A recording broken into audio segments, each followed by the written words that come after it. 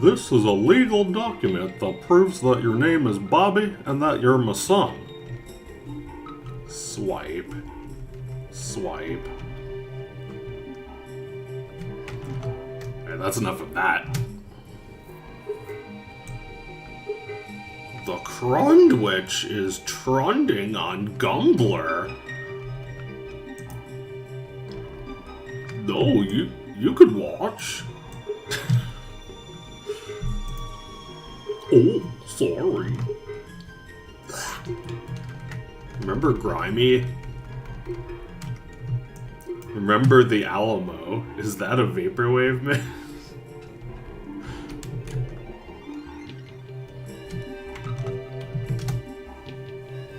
How come portraying Homer as the soy and himself as the Chad did nothing to keep him from killing himself? The world may never know.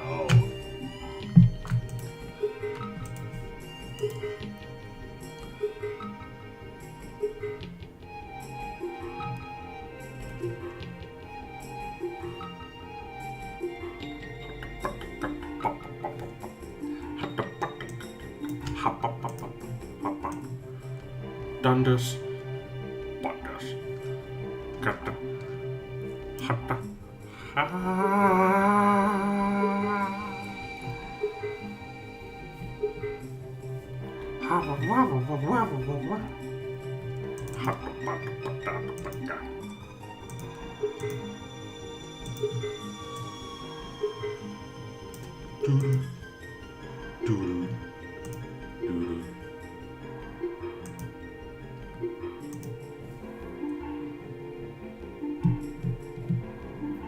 Whoa.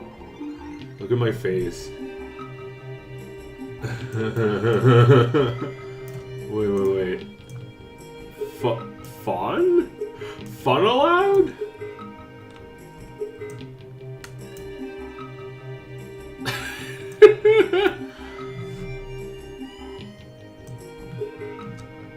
Wait, can I do it the opposite direction?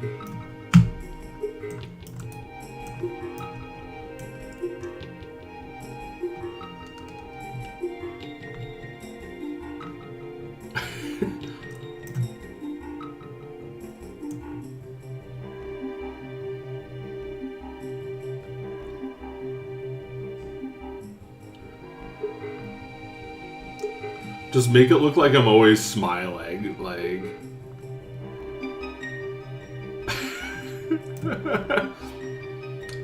So, how are we doing, everyone? I'm in a good mood. How about you? I'm just puppeting myself. I'm cute! Cute! I'm cute, really cute. Very cute. I'm so cute. I'm so cute that I am cute. I'm cute, really cute. Really cute. Cute and cute.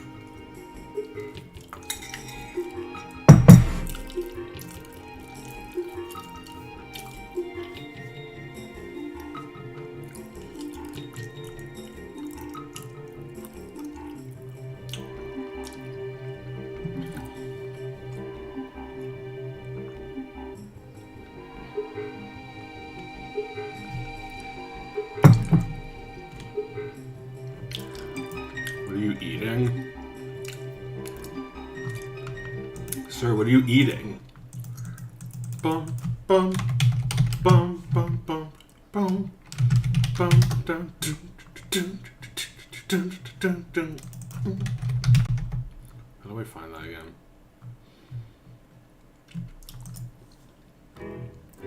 All kids out of the pool. All kids out of the pool for Adult Swim. Sir, what are you eating? What are you eating? No eating in the pool. Sir, what is that? Pimento cheese? Sir, what is that? There's no eating in the pool. All kids out of the pool. Adult Swim.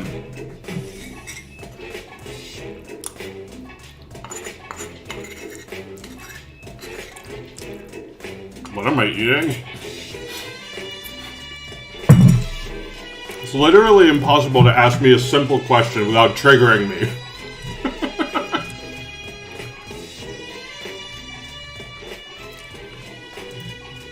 Sir, what are you eating?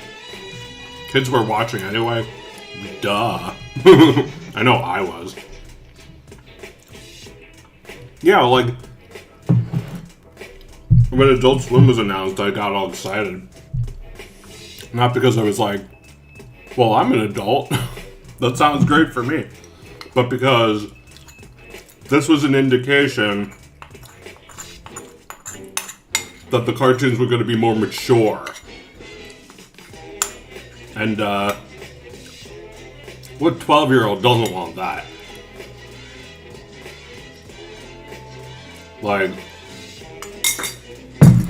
when you think about cartoons, and like, cartoons that are made for kids, you know, unless they knock it out of the park, like with Rugrats, it's gonna bore the shit out of, like, any child over 10.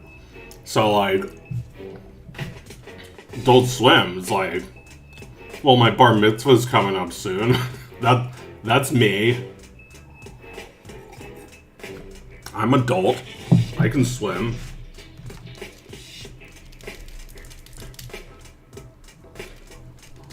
I'm using my, like, tablet pen and my vape to drum.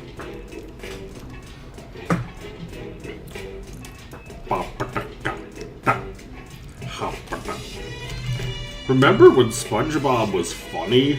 It's funnier now. They foolishly only used funny expressions when it was really worth it. But now, they're smarter than that. Now they make funny expressions every other frame. And it's better because people hate it and talk about it more online, which generates more interest. Duh.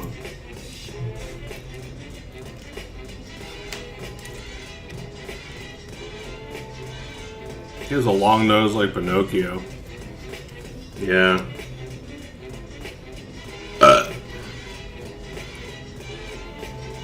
Which increases ratings. I mean, probably not. It's probably like this little graph I was drawing before. The graph probably looks like this. Like, they're able to generate a minor amount of interest every time they do something stupid. But, like, overall, it's going down, and there's no like, reversing it. Television is toast. We don't want to watch TV. I mean, maybe not.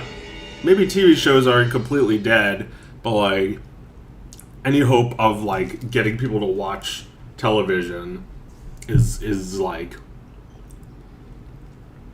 you'd have to have something that everyone's going to watch, like the Super Bowl. You're going to decorate that Christmas tree. Well, it's a spruce, not a pine. I don't know if it matters. How old are you? I'm 13. 15. Okay, so the average age of viewers is like 15. So, if you're like 15, why aren't you in school? You know what? Don't answer that. I'm not a cop. I'm just me. And you should probably be here on my stream instead of at school. But since everyone here in the audience is children, and, you know, 15 is a child, that means you like this, right? I'll play some McDonald's commercials for you, because kids these days don't know. Ronald McDonald and friends and can't wait for dinner. Hi! We're ready for dinner at McDonald's, like you promised. But it's not dinner time yet. But we can't wait for those cheeseburgers. Milkshake. Maybe I can hurry things along. I'll get it. Hello? Will you help me make it dinner time soon? You got it, Ronald. See you tomorrow. This calls for a little dinner music. Let's bring on the stars. Stars are here.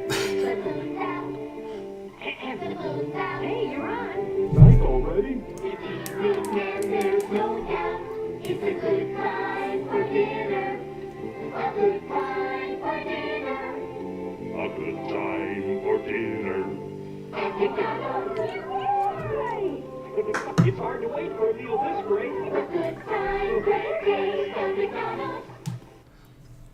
Okay, so I'm like starting to watch all these like old McDonald lad commercials, and it's like these are very powerful and conflicting feelings.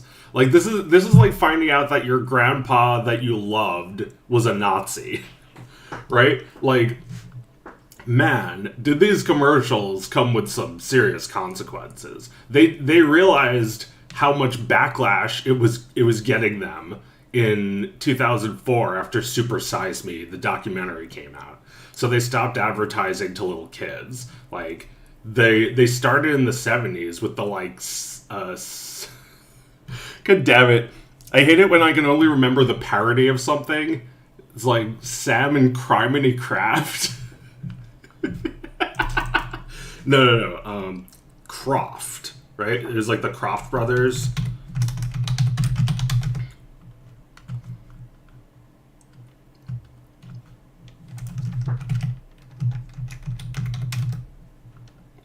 With two F's? Sam and Criminy Craft. Oh, Sid and Marty Croft, that's it.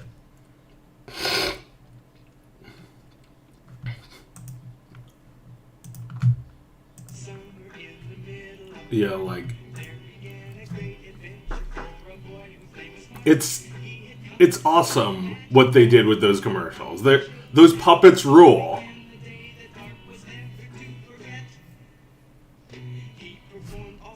This was what we had. You're too young to remember, but this is what we had before there was any CG cartoon mascots. Man, there's a long ass intro to this.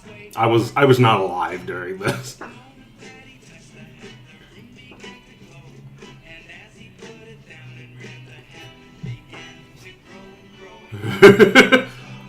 Oh my god, it's the 70s. The 70s hair, 70s music, and of course the psychedelics.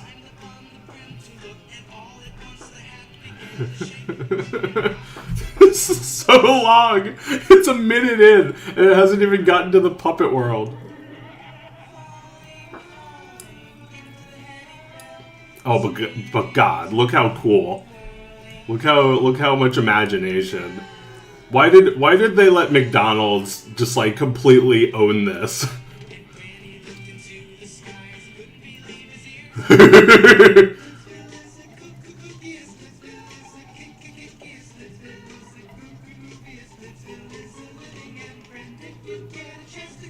A part of me wants to make something like this.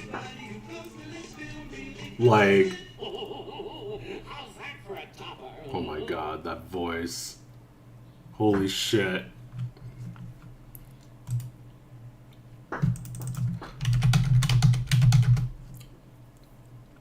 So like let's see the like really old McDonald's ones that they worked on. They eventually got rid of all of their mascots. Oh, this is cool. This is not puppets, but it's still cool. That's my burger machine. With the broom and a brush. Clean it up for the rush. This is funny. This is like this is another thing that you'd never see now. It's like dancers. Like people dancers dressed up as like regular people and then suddenly dancing really well. At McDonald's, it's clean. Alright, can we talk about McDonald's' marketing? It's always been successful, but they've never landed on something until now. Now they do I'm loving it. Probably since most of you were born, they've been doing I'm loving it. I'm loving it.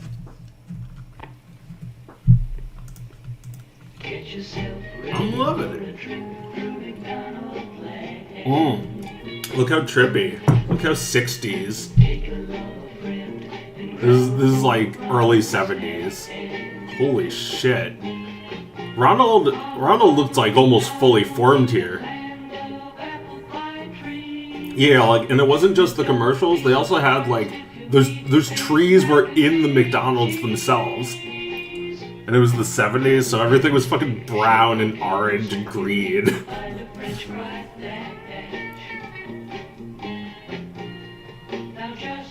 It's just so dark that this is what all these great puppets were used for. That part is dark, but should not ignore.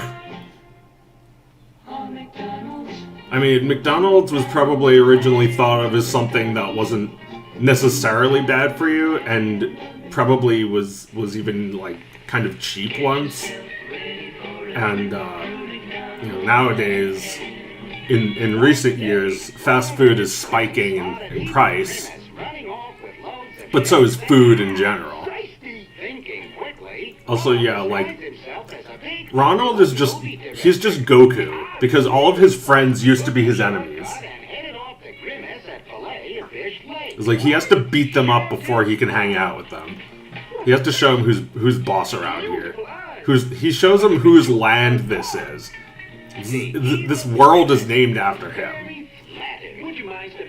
But just like Goku, he would never beat someone up just because he didn't like them. He would always be nice to everyone until he's very dumb, so it'd take a lot of convincing to actually beat somebody up. Look how he just owned Grimace. It's not Grimace Land. It's not McGrimace's. Look how old! This is in black and white. In 1971, not everyone had a color TV yet. Those delicious McDonald's French fries. There's no way to stop them. What do you suggest? Well, if you can't beat them, join them. Maybe that's what they thought about McDonald's.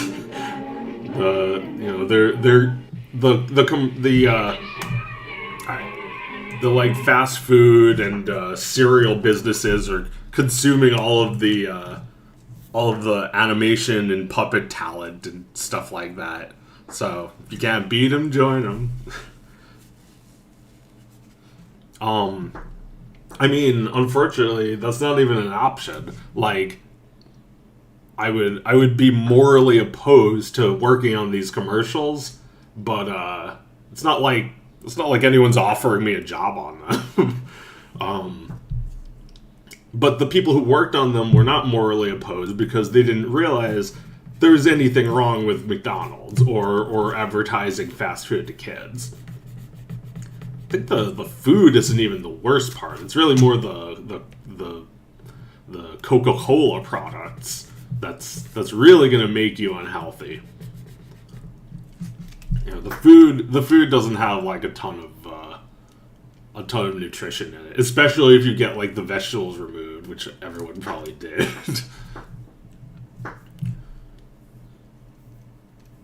Today, adult guy in clown costume among kids is nothing but disturbing.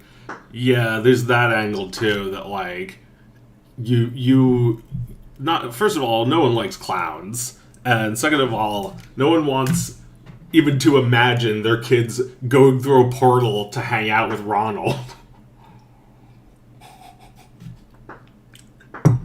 It's like, that's where that guy was from To Catch a Predator. There was an episode of To Catch a Predator where they caught a guy and then they let him go because it was the first episode. It was before they were working with the police or anything. So they just let him leave and nobody arrested him. And they caught him again the next day and he was at McDonald's. They caught him at McDonald's. And Chris Hansen is just like, how many times do I have to tell you this? And the guy sees him and he's like, I'm just here to get something to eat.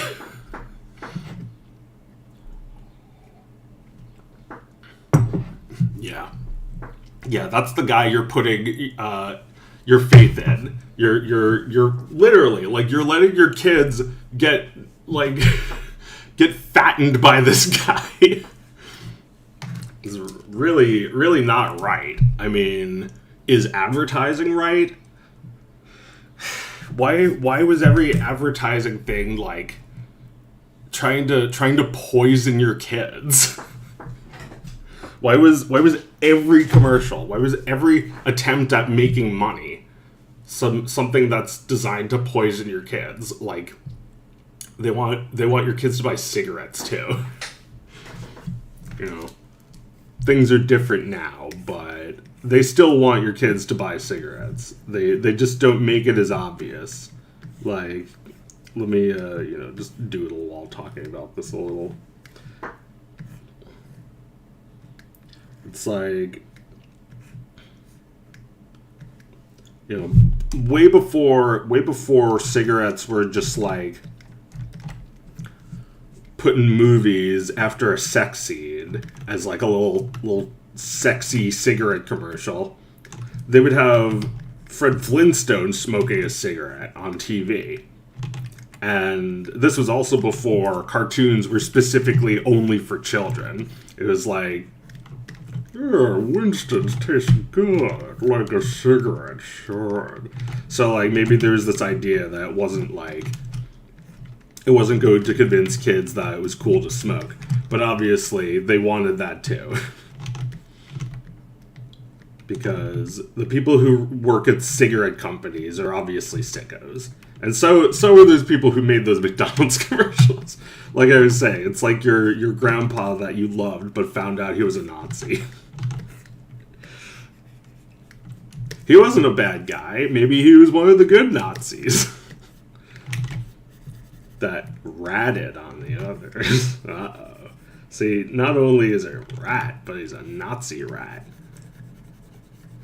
He's a rat Nazi. Alright, he's got a necktie. Cigarettes taste good, like a Winston should.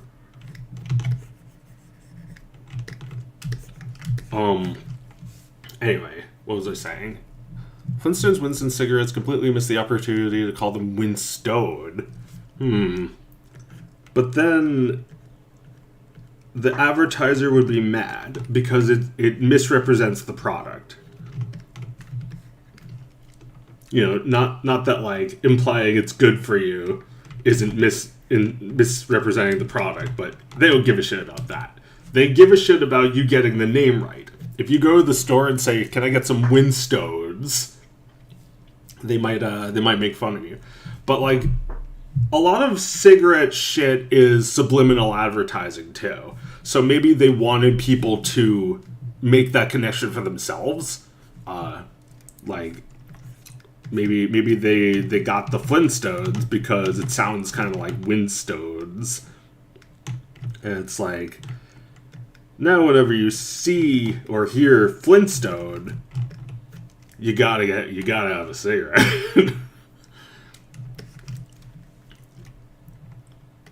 It's just a cigarette.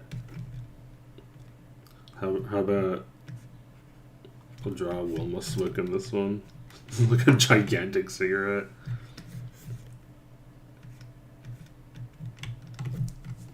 It's like using a gigantic lighter to light a gigantic cigarette.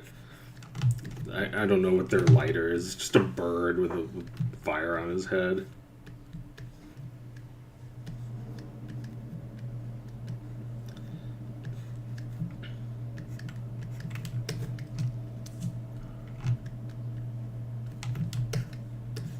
And like has like a helmet, has like a turtle shell on top of him that keeps the fire out, but then you like pick it up to light the fire. I don't know. 2 rocks for a lighter. Oh yeah, what am I saying? They could have just used Flintstones, which are a real thing. You just bang 2 rocks together.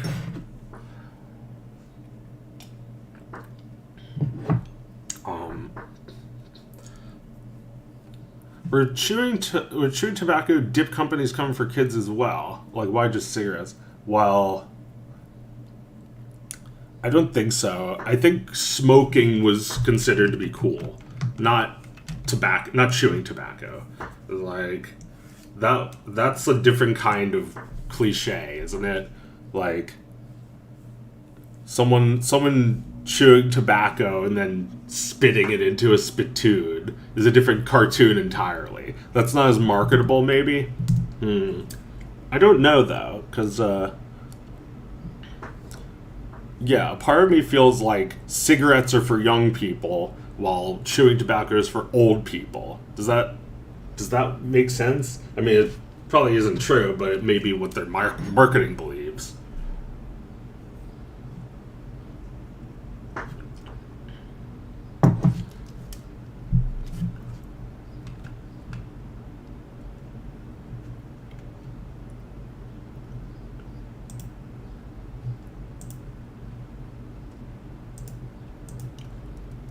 Speaking of marketing, there's a McDonald's spam bot saying free burgers.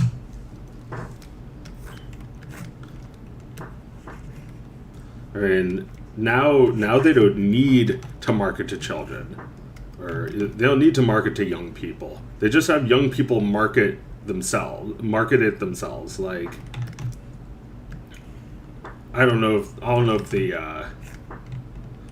the Grimace shake was really like their idea, or if it was some people on TikTok, but that was their marketing for like an entire year. That was McDonald's marketing.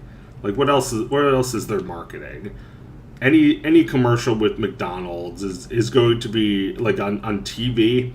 It's going to be given like 30% of the attention that used to. And like,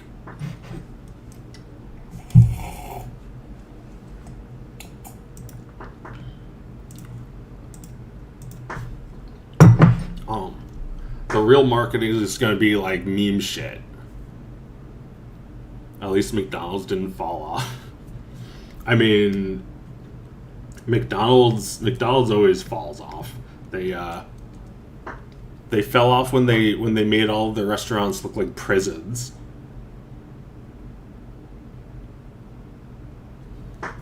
What the hell was that Grimace Shake shit about? I wasn't paying attention. It was just a stupid joke. It was just like a dumb meme, and it's like, how can people look at this and like think like, wow, this is really good, about like something that's just so obviously like a marketing ploy.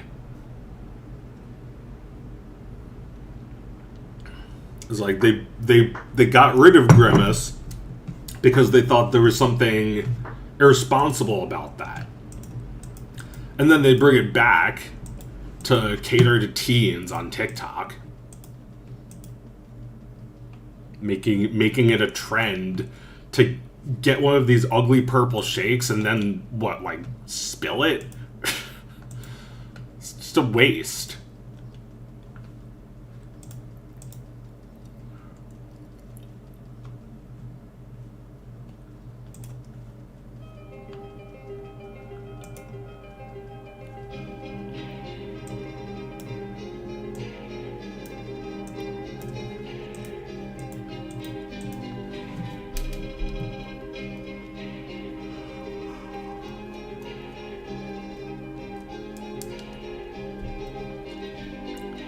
I loathe fast food these days. It all just tastes the same. Well, yeah, I mean, think about how like corporate brands do so much like crossing over now. It doesn't feel like there's any difference between anything that is like from like a big company like that. You know, with fast food, you have your choice between McDonald's, which is also Burger King and Wendy's, and like Arby's, which is roast beef. So like you have you get to choose between burgers and roast beef and like fried chicken. Yeah, that's a good thing. Time to learn how to cook. Yeah, they wanted their restaurants to look like prisons because they don't want new people coming in. They're getting too much sued for that. The childhood obesity epidemic probably lost them too much money in marketing dollars. So like, instead they're going after the people who are stuck there, which, you know, makes it make more sense that it looks like a prison.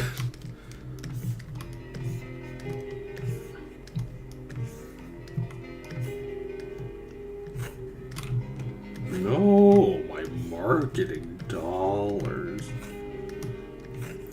I mean, I don't think that they actually don't want to appeal to children. They just don't want to look like they do.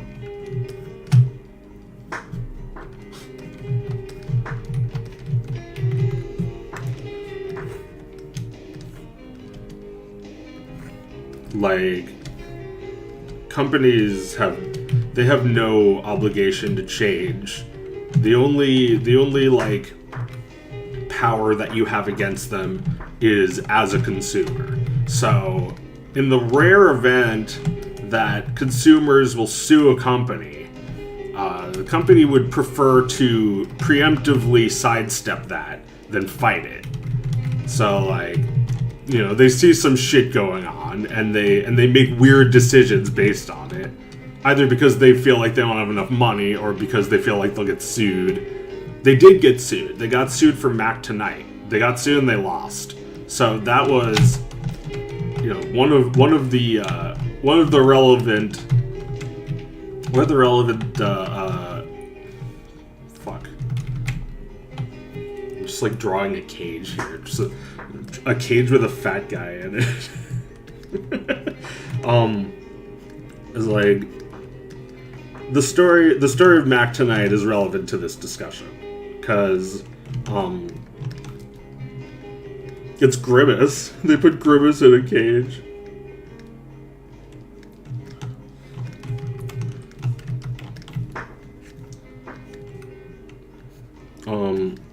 Because Mac Tonight is also in this cage.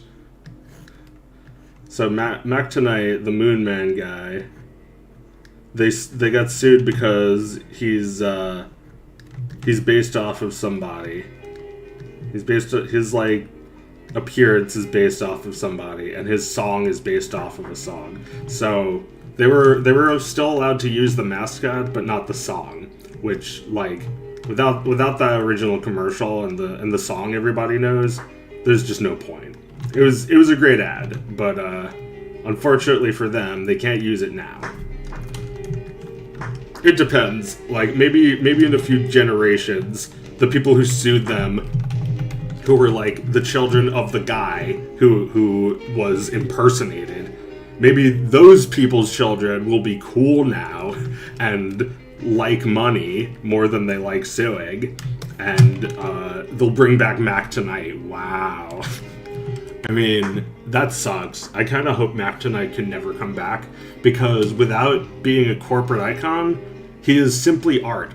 Just like how I can look at these old McDonald's Land videos and think, wow, with cool puppets, it would have been so much fun to work on that. As opposed to like, man, this childhood obesity epidemic sure is ruining our country.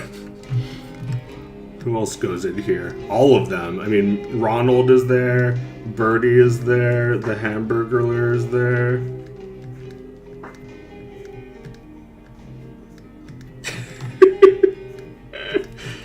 They still own them, obviously, but they're not going to use them for anything.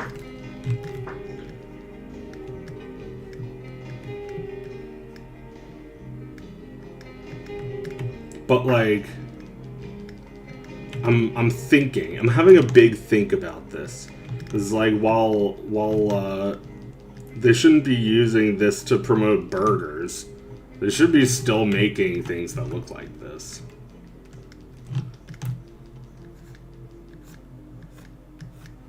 Because it's fucking cool. It's like, you know, actors have like a different reaction. They act differently when they're talking to like a realistic looking puppet with actual movement. There's like a person in there, as opposed to like a golf ball and a stick. They don't really act correctly if they're not fully immersed. And if they're not fully immersed, neither are we. Here's some chicken nuggets, all sad.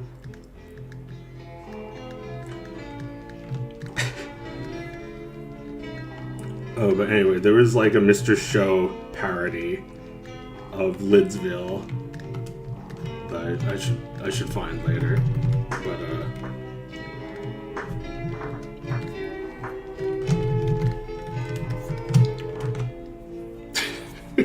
Who am I missing? Oh, the Hamburglar. Maybe he's not in there. Maybe he got out. He broke out. He always breaks out. Ooh, who's rumbling now? It's like at least 75% of people grew up with this shit. Right? Well, maybe not anymore. Maybe not ever.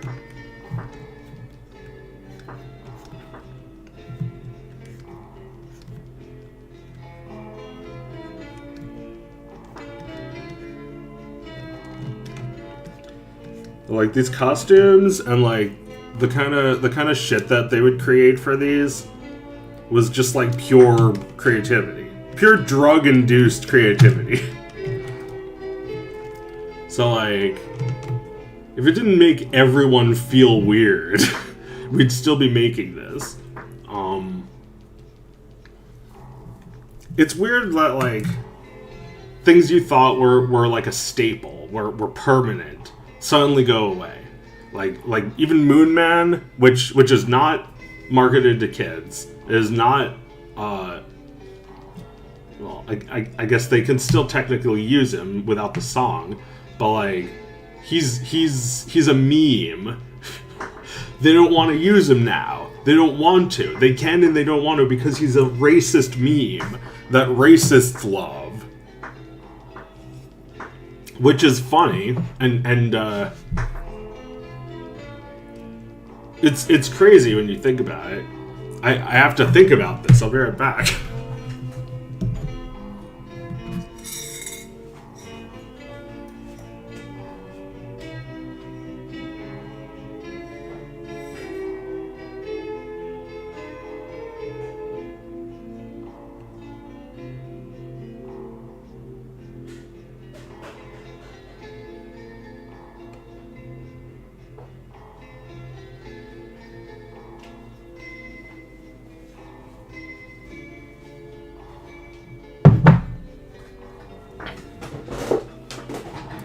Envision Colonel Sanders as the Clancy Brown Shawshank Warden swirling the key ring. Yeah, let's see if we can draw that real quick.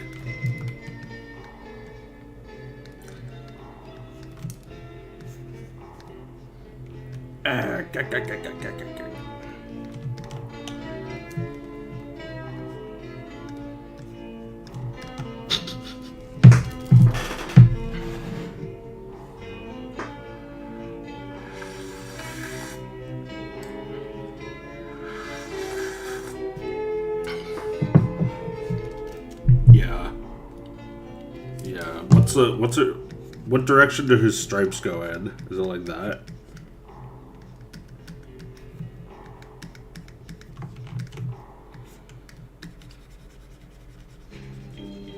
Give him like Pepino pants. Just like pants that become the shoes. Don't they have a cape?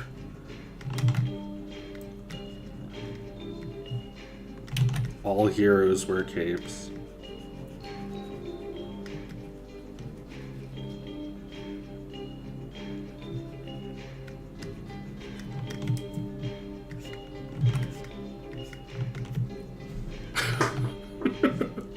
Okay, so where was I going with this? I was saying that Moon Man, they don't want to use him anymore. Ronald, they can't use him anymore. Or I guess they don't want to use Ronald either. They can use him. It's because they have too much guilt. Everyone has too much guilt. Wouldn't you say? It's like, what else are we feeling guilty about? It's like, you know, nobody wants to do this because it's racist, but it was. Everyone fucking loved it once. It's like, look at me, I'm black. And it's like, now that's like, like doing that is like stabbing someone now. Because someone will see that, think, well, this person with influence is going to spread hatred on X.com with their racist charades. It's like, it's true. It is harmful, but like they never saw a problem with it until the age where everyone could get in trouble for it. Why am I stressing about these details? It's a shitty drawing of a blackface guy. Racist charades, my favorite parlor game. Well, I feel like you could probably trace all of marketing and all of mascotting back to like minstrel shows, right? It's like, you know, there's watermelon ads where it showed a black baby eating a watermelon, and it was like, it looked just like any other detailed illustrations that they would have made back then. You know, probably not even thought of as hateful. You know, what's hateful about this person that isn't a person? They didn't see them as people. So, like, big F for Aunt J. Yep, Aunt Jemima was like a whole like, let me see if I can draw little Audrey's mammy.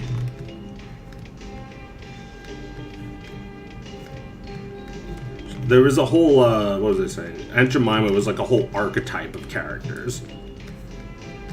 Just like you know, friendlier looking than this. This is kind of a deconstruction, maybe.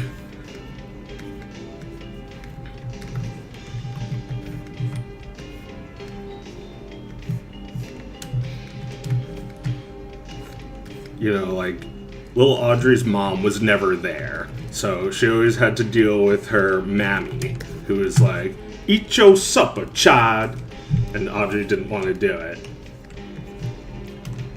And you know, that's a stereotype, but it's kind of a funny voice, kind of a good character, honestly.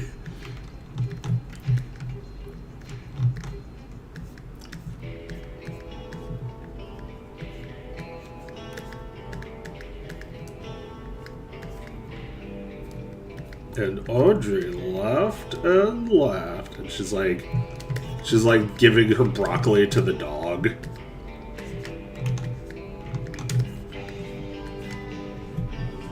Law have mercy.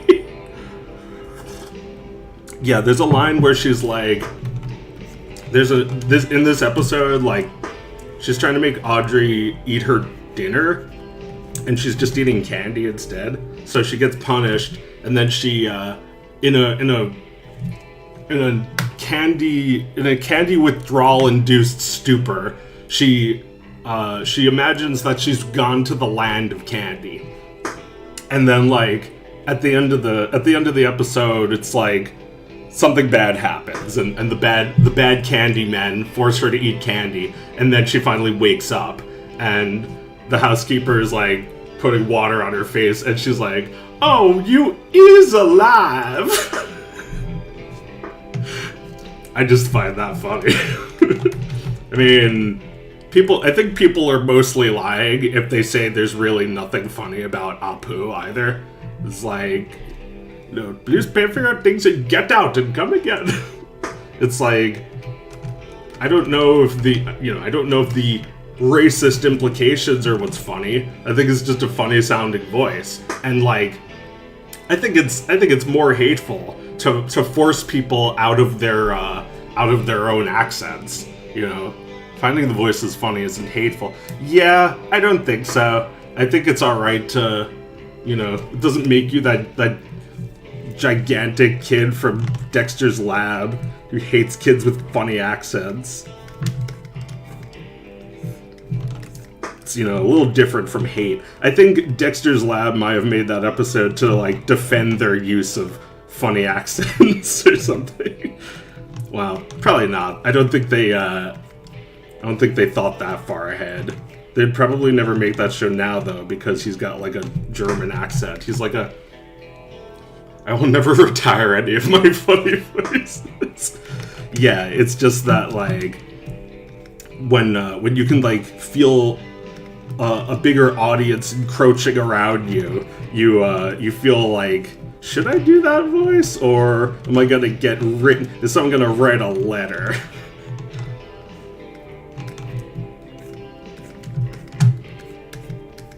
Just says hate.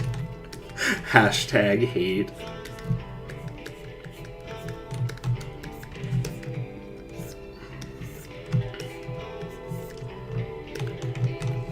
Yeah, I mean, I'm hoping that as a human race, we will come to our senses about all this, and we'll be able to talk about it more lucid.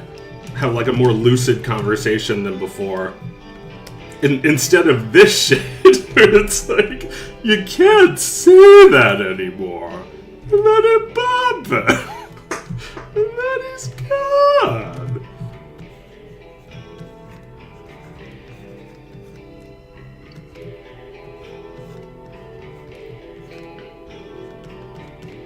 Like, you know, that works when you're looking to impress some boys.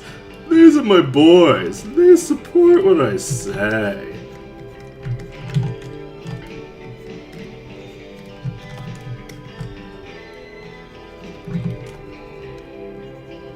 It's like,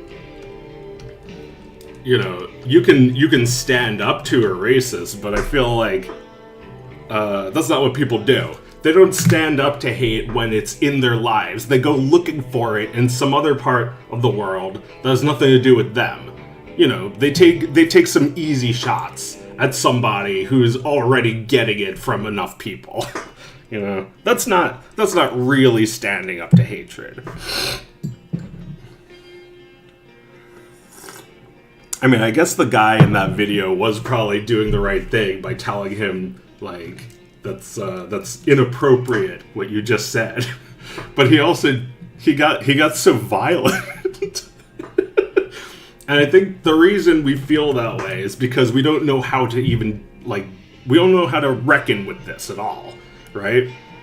Like, McDonald's would rather just, like, pretend McDonald Land never existed because of its problematicness. It's like, dude, your whole business is problematicness. You need to close 99% of your restaurants to cleanse McDonald's of all sin. Like, you would have one restaurant where people go to once every 7 years. That's the only way you could continue to have your business and make it, like, as innocuous as you imagined it when you first started. Like, they aggressively expanded to every country in the world. It's like, stop virtue signaling. You're never going to cleanse your sins. You're never going to become unproblematic. Calvin got a job. Oh my god. They will never, what's the word? They can never find forgiveness for that. And yet, I'm sure plenty of black people still go to McDonald's and have that in their head when they go. Right, so that Calvin Got a Job is kind of like, that's kind of like the 80s version of a minstrel show, right? Just black guys being black. But it's all to, like, make billions of dollars for people. And, like, what billionaire black people do you know? Not Calvin. That's the most horrible thing they could do, too, is lie and say, like, you work here and you'll eventually be CEO.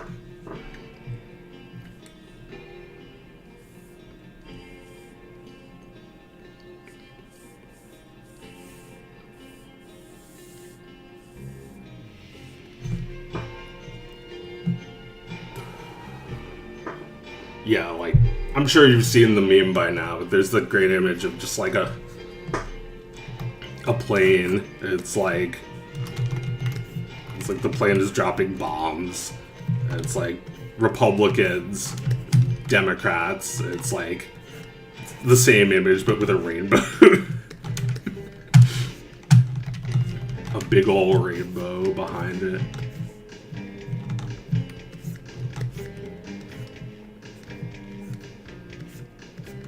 It should be dropping a rainbow of bombs. Maybe that was the joke.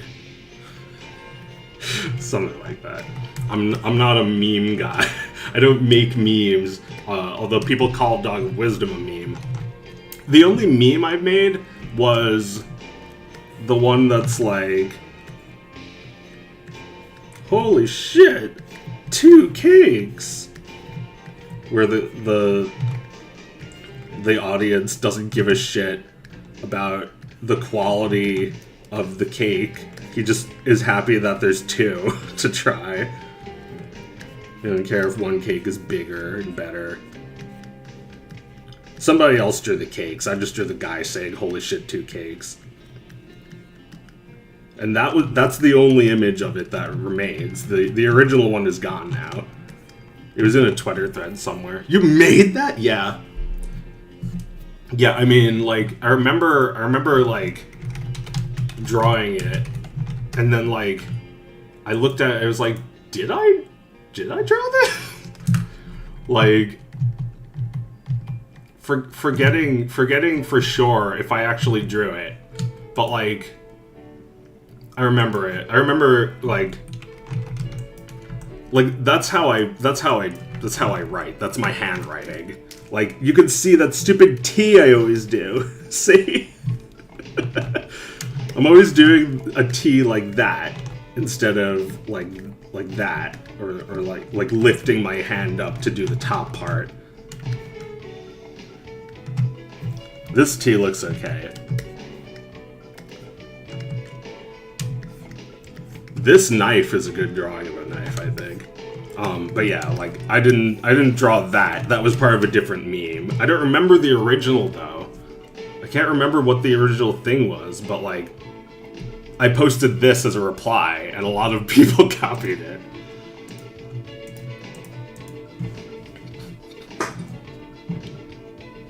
Yeah, I mean, it belongs to the internet. It's really, like, I really am, like, did I make this because of how popular it got? I mean, you know, it's not the only thing I've made that got popular. Yeah, the shitty fork also kind of looks like mine. Like, look how it's like higher up on this side than it is on that side.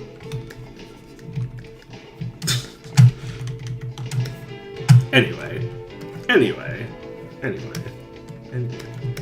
What were we saying? Oh yeah, we were talking about racism. Well, you know, the word of like the word of the century right now is woke, but nobody fucking knows what it means. You know, when I think about woke, I think about this guy with the blue vest. It was like the first time I heard the word woke was from the Ferguson Black Lives Matter organizer. It was like not the first Black Lives Matter either. This was Ferguson, right? So that was after oh my god. What was his name? It was someone in New York got killed by cops. And then, like, a couple of years later, someone in Michigan? This is American history now. I should know this shit. But, like, woke means you're no longer denying the idea that racism exists. Like, you know, like, maybe some racist would, like, see this and then point to the big Obama in the sky and say, "Didn't you hear? Racism is over." Obama McDonald.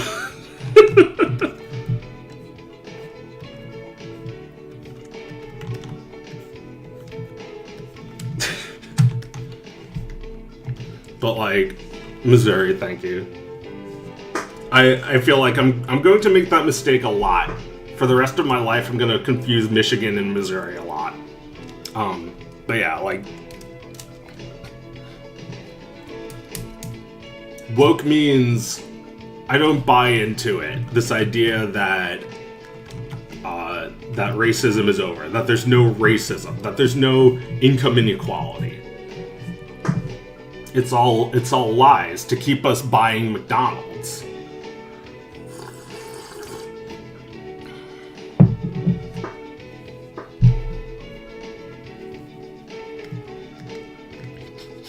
Is this character hateful? I don't know. I wonder if it was hateful at the time, and I'm thinking maybe it wasn't at the time, but it is now. Like if you were to perpetuate it now, it would be hateful. I don't know. I think we should bring back Little Audrey. Little Audrey is public domain, so you can upload to your own channel if you want. If woke was a good word, stay cool.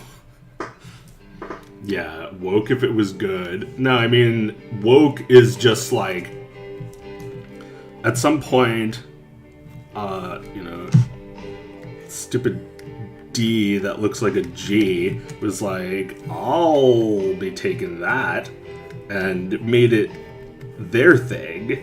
This is why people really hate woke, because it represents Disney. It represents everything Disney has made for the last, like, 15 years now.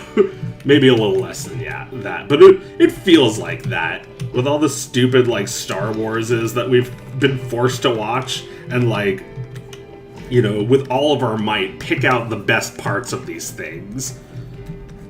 It's like, yeah, like a woke Star Wars is like a salad, and it's like, how's the salad? It's like, well, I like the croutons, but I don't like this I don't like this dressing that's all over fucking everything.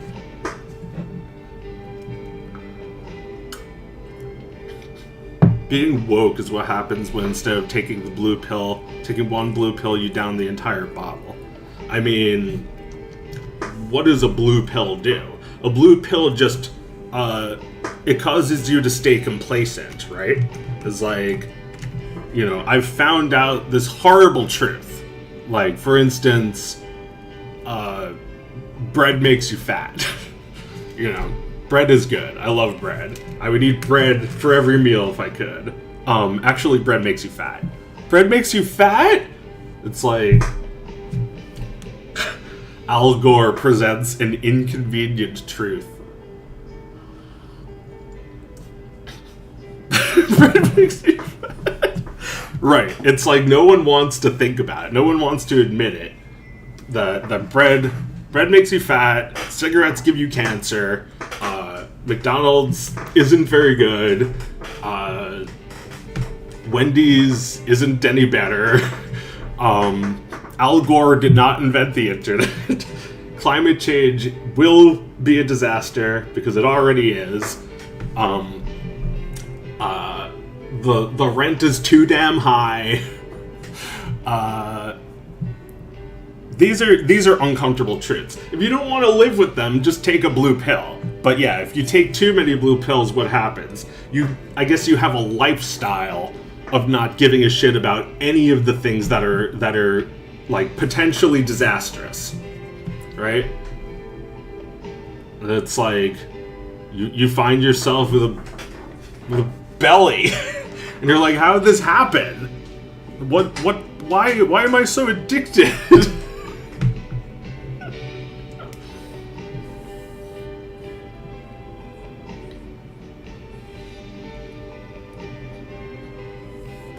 I thought it was from 4chan. No, it was some shit from Twitter that I made. I'm sure 4chan has made porn of it though. It's like the guy with like the good cake is fucking the guy with the bad cake, and the audience is just like, holy shit. I love my cake bread. I hear when you take a blue pill, you have to go to an ER if an erection lasts more than 8 hours. What a belly joke. No!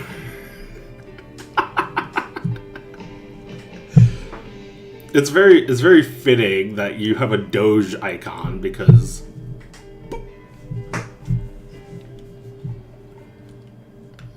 love from Israel. Yeah, hope you don't get bombed. Which is what I would be saying if I was better at expressing my feelings about Israel. I probably care more about Israel than Palestine, but if one dies, they both die.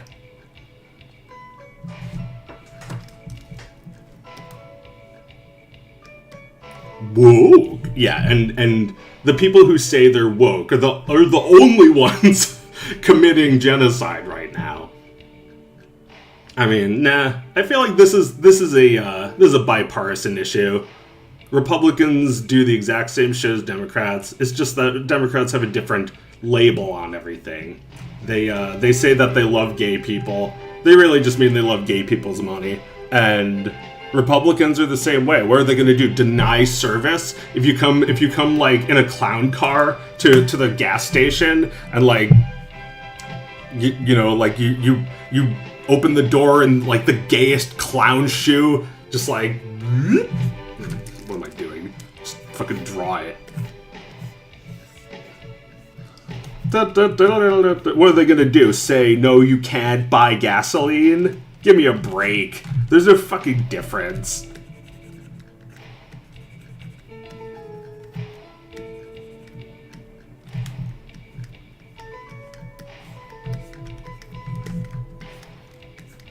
It's like we have to fill up our tank so that we can make it to the gay orgy, and the Republicans are just like, yeah.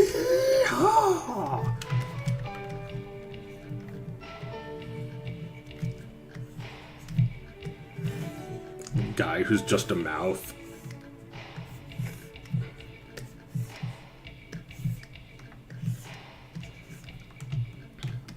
Is like they will work with Republicans. Democrats will work with Republicans on any bill that gives money to Israel. They're not really against each other. It's just a way of turning stupid and poor folks against each other.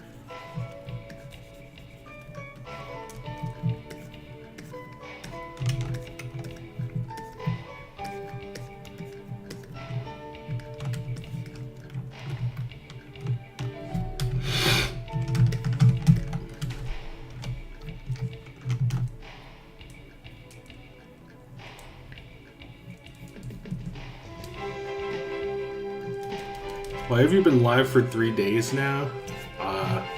Because I love being live. It's fun.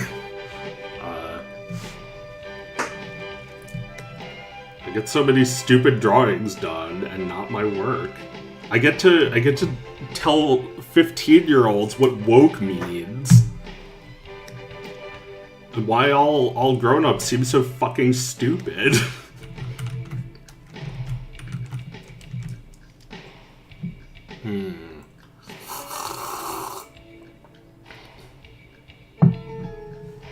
Have you ever played Hypnospace Outlaw?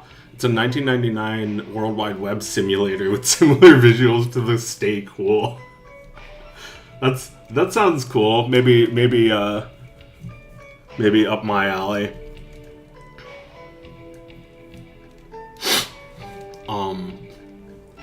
But yeah, like it's interesting. There's a lot of these different factors, you know. Think about billionaires, right?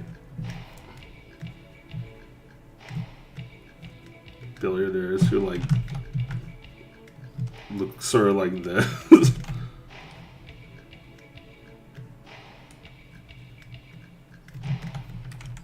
Think about how billionaires are. Like, let's for a second compare two very different billionaires who both have had the title of world's richest man.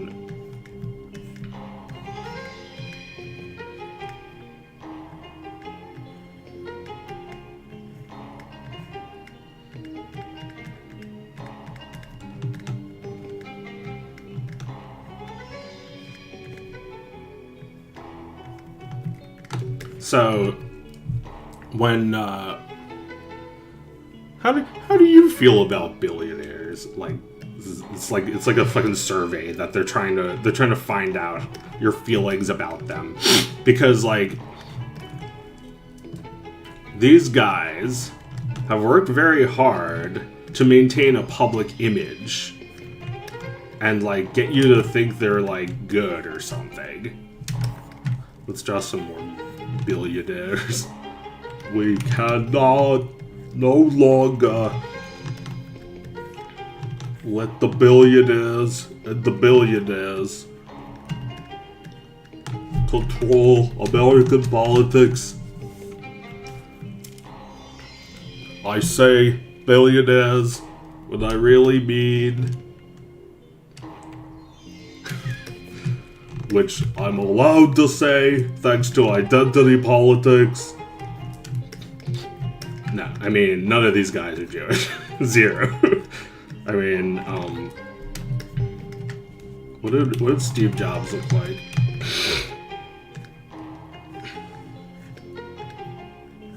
Oh shit, I was supposed to let you guess, damn it.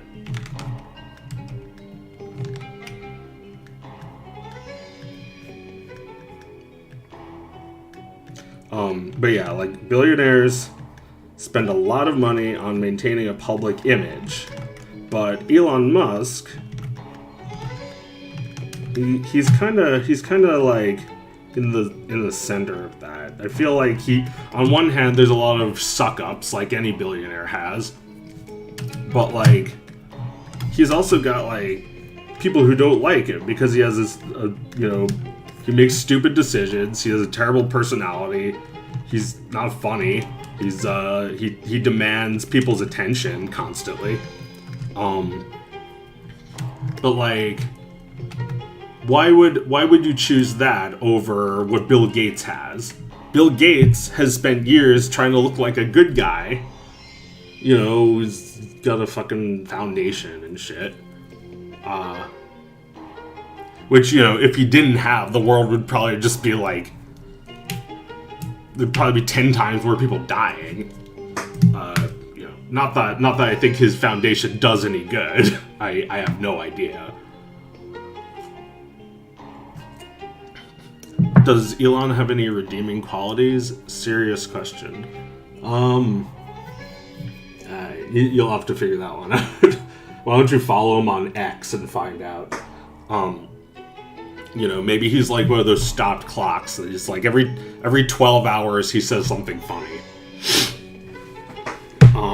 But like that's not why he matters. He matters because he's a billionaire. He doesn't matter because he can make you laugh once every 12 years. I mean, if you're one of his suck-ups, you'll laugh at everything he says. That's not what posting is all about. Oh, Elon, that's not what posting is all about.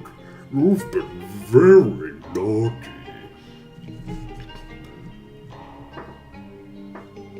I mean, like, he's kind of turned people against him, but Bill Gates has too, without doing it on purpose. People think that he's like a blood harvesting pedophile. People have like this idea of him that's very counter to what he paid for people to think about him. They think he's like controlling the weather. They think he unleashed the pandemic. I mean, I guess there's a part of me that's a little conspiracy minded about him. I can't say if any of any of these lies are true. What I can say is that they're right in thinking that he's doing something immoral. Just being a billionaire is immoral. And I think Elon has probably seen that happening around him to other billionaires, and it's like, you know what? Fuck it. I'll be like Trump. I'll just be Trump and get everyone to hate me. Because people reveal a lot about themselves when you reveal a lot about you. But like it's all a lot of bullshit. It's like you get a lot of people who love you And they're just trying to make money. So, like, obsessively hating Elon Musk only makes him more powerful? Sure. And it's so annoying to listen to those people. I went on Mastodon and thought I could get away from those motherfuckers. But, like, they left Twitter just so they could talk about him more. It's like, I know things are bad over on Twitter.com. That's why I left. That's why you left. What are we talking about this for? His involvement with IMF and WHO stuff has a lot of people sussy of him, especially based on his policies monopolizing with Microsoft. Oh yeah, you ever use Windows? It sucks. It's fucking annoying to use his shitty software because, like, you know, we should be using like some open source thing by now. Hot take: if you hate something, don't talk about it constantly. Yeah, but it took everyone. I think everyone had to be on their own journey about this. Everyone needed to learn this slowly. Like the obsession is going to drive you mad. You know. I think it's healthy to just like make a little joke about him every once in a while. It's like, you know, he's if he's relevant to the conversation, if you got a good one. But like desperately hating someone is totally what he's trying to get you to do. If someone fucking sucks, don't give them endless engagement on socials. Yeah. But that's what we've been conditioned to do. So that, I suppose he looked at that, he looked at this, and thought that sucked, while this, dun da da dun, da da da da da da da da da. Like, this was what was winning, right? This is what is getting more hearts and minds.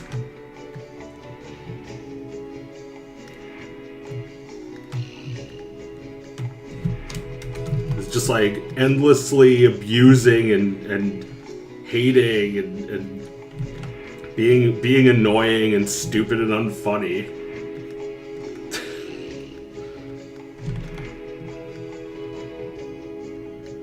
And it's like, this is the formula.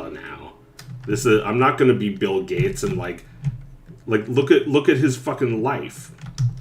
He's he created a pandemic. His wife left him. He tortures children and drinks their blood. It's like Trump doesn't do those things. Or like, you know, when Trump does those things, it's good.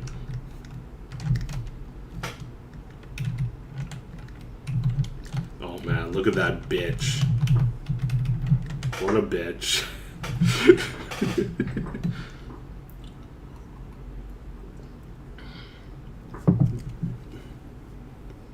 God, I love these little caricatures. Yeah. For those people, wait, I guess they need to feel like they have a purpose more than they need to be happy. Maybe for those people, their purpose is to endlessly hate. Yeah. Yeah, but like hate is what made us mad about him in the first place, that he seemed like such a hateful person. It's like, I don't want a president who grabs him by the pussy. You know, that's extremely hateful. But like, when you hate him instead of love and support the vulnerable, you're really just following him, I think. That was the, you know, I didn't want to explain it, but that was the reason I made that bad man video. It's like everyone saying bad man is really just another one of his supporters, another one of his followers. Bad man.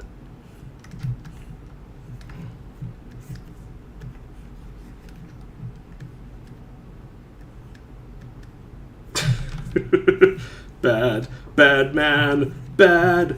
And like looking at other sheep like bad man, and like, you know, getting the herd's opinion at every turn. Bad man. And it's like every time, new bad man just dropped. Lay Muskrat. I mean, you know, he is a bad man, and he's pretty fucking ugly, too. But I'm not gonna let that distract me from my life. People make it their whole existence to just be like, bad man. Because when they do that, they're locking themselves into, like, these toxic relationships with their followers and followees that, like, they need to constantly be, like, putting out more hot takes. I mean, they're not even hot. They're cold as hell. They're like, bad man. That's not a hot take. It's like, I got some cold takes from my followers who've been sticking around for 15 years. Bad man, bad. It's like, while you're technically correct, why are you repeating this like it's unknown? You're really just like, if you're doing that, you're really just like underestimating your followers and insulting their intelligence. It's like they're following you to get away from bad man. That's why they follow you. But if you can put your followers into a state of panic 24/7, then Twitter can make a lot of ad revenue. So it's a win-win for Twitter. If you want to punish Sisyphus, take away his rock. It's sad, but people would rather torture themselves and others just to do nothing all day than just do nothing all day. Yeah. I mean, that's some sick shit.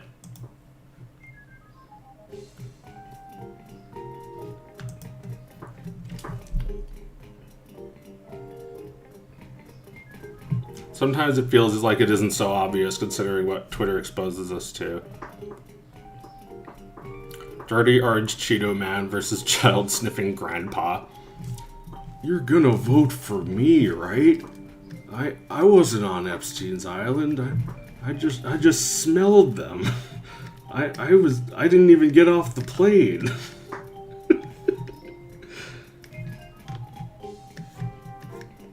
I have hair, man. I'm not like Trump. I have hair.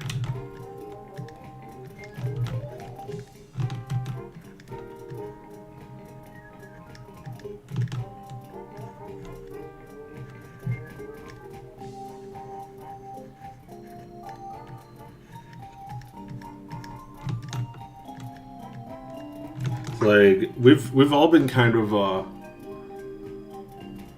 maybe it's not all of us, but I've been guessing that like Biden's just gonna like die while in office.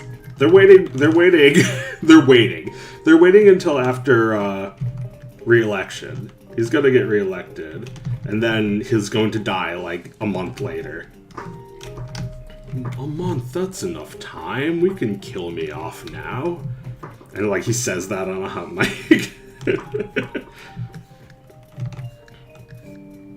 I'm planning on dying next month so we can have a new president.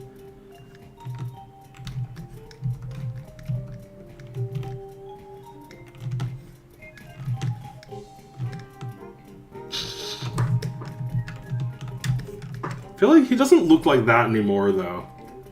He looked like that when he was running the first time, but now he's like, let's see if I can do it. Like he looks like really weathered. Like I've noticed that like every president has gotten like old after a few years of being president. But like Biden was already old.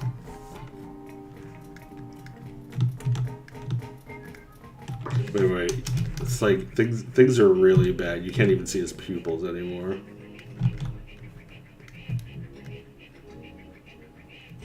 He's just making this face constantly.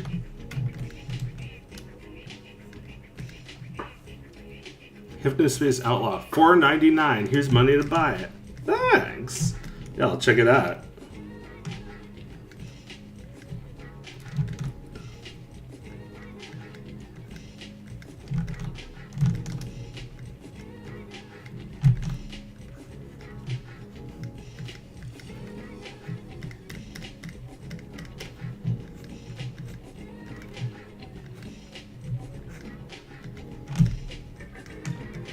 Remember January 6th? They tried to win, Jack.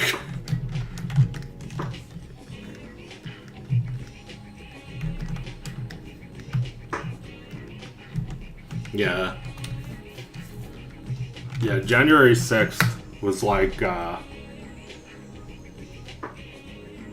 know, it was weird, like, I feel like that was Trump finally reaching the breaking point with Twitter. You know, in my opinion, he's not going to win. He's not going to win because he doesn't use Twitter. I guess Elon's plan was for him to come back to Twitter. But he's got his own grift going on. He's got his own Mastodon instance where he gets enough likes there. So, who cares? Who cares about Twitter? But at the same time, like, he can't win. And I don't think he wants to be president anymore. I think he just wants the grift of running. I just realized I haven't done any work. It's been like an hour and a half.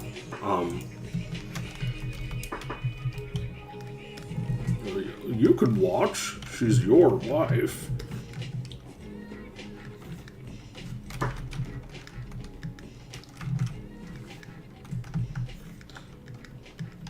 But where was I? What was I saying? That like he's gonna just like if he doesn't become president this time, that means he gets to run every 4 years forever until he dies, which might be better for him. Like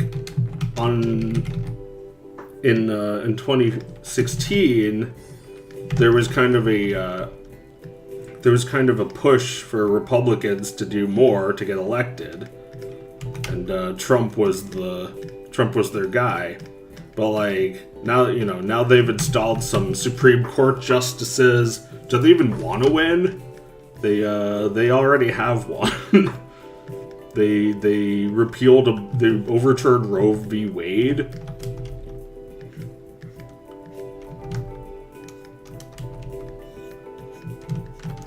It's like there's not much of a it's not much of a desperate need to win.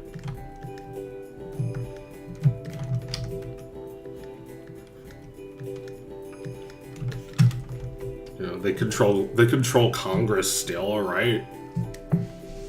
They still run the Senate. Sorry, where was I going with this? That Biden is gonna win, because there's just no social media presence anymore. There's just no, like, I feel like everyone's still having political discussions or bots talking to each other, and they're stupid, so they don't pass the Turing test, and the people they're talking to don't pass their Turing test. So these bots think they're talking to a human, and it's just another bot.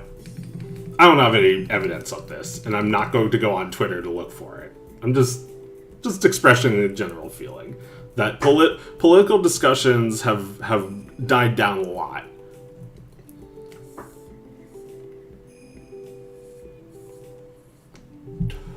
Nobody thinks that they can win anymore.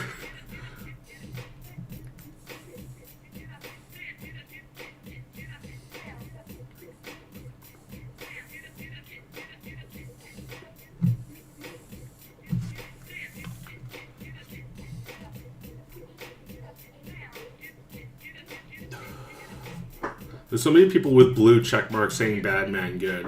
I know it's a minority, but that's been artificially amplified by the platform, but the effect is real. Well, yeah. It's going to take a lot of personal fortitude to stand up to that kind of level of bullshit, because it does feel overwhelming. But once you start to do it, it gets easier every time.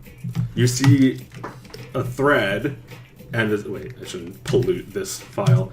You see a thread is all just check mark after check mark, and without even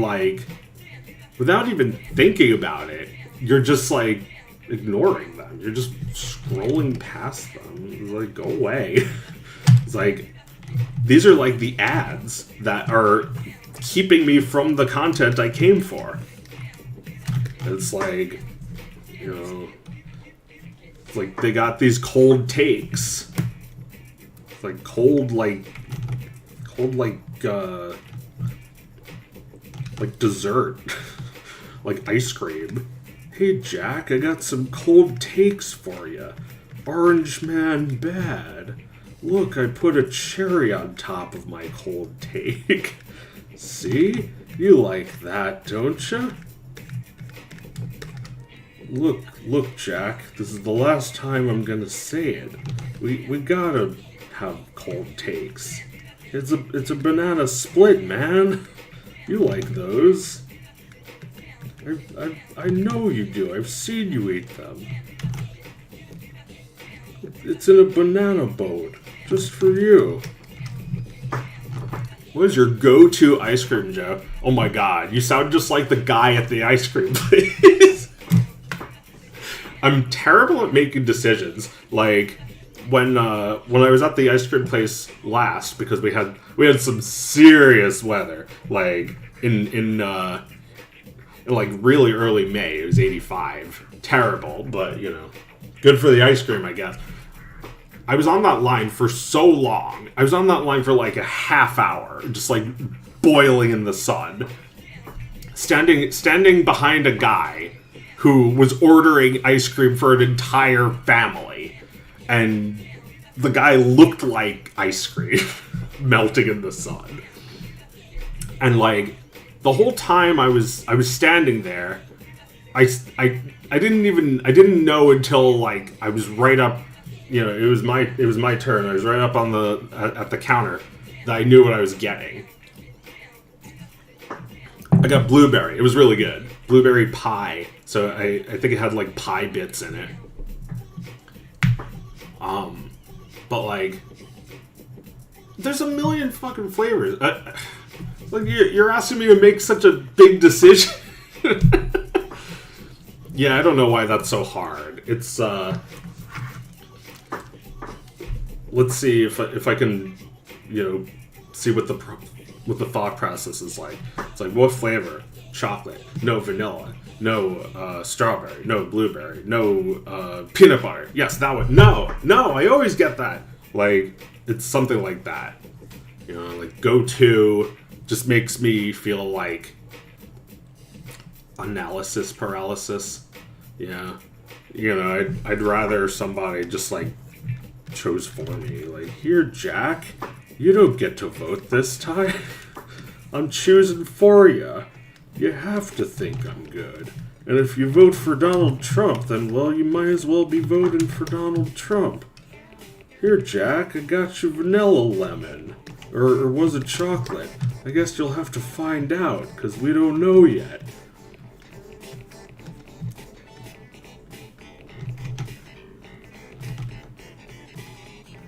Look at me, I'm Sinfest. Or no, what's that guy who does like awful Joe Biden like turning into a monster? I mean, they're not awful illustrations. It's just like the joke is kind of on the same level as Sinfest. You know, I feel like making fun of the president is your civic duty, but at least don't bore us with fucking formulas. I asked Tom Hanks and he said it was okay. You're allowed to have one ice cream cone. Once per election cycle, Jack.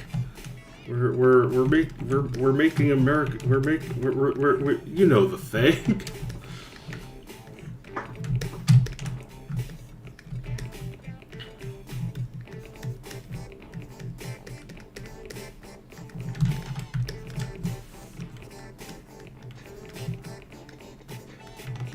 Yeah. Couldn't stop doing the Trump voice, and now I can stop doing the Biden voice. It's like...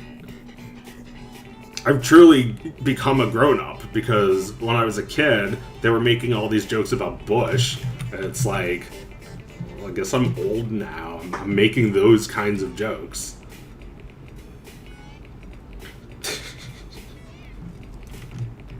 We're gonna cease fire, Jack. We're gonna cease fire with all this ice cream. We're gonna put the fires out. Next election cycle. You gotta vote for me a third time, man. Okay, I drew one half of a Goofy.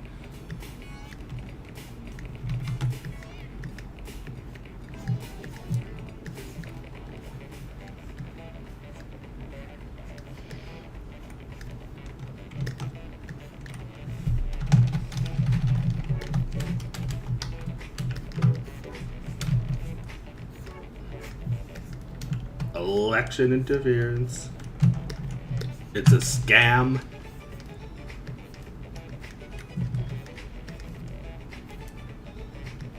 I would know. I've run my fair share of them. This is not a very well-run scam. I would be better at running it.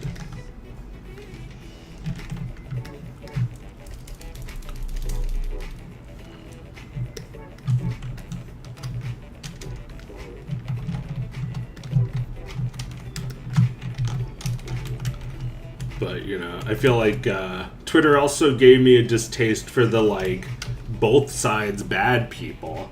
So, like, that kind of contributed to everyone's insanity, that, like, literally everything was such a serious issue. Like, you know, let me think of it like an example. Like, sure, like, Donald Trump looking like a toddler with his arms crossed.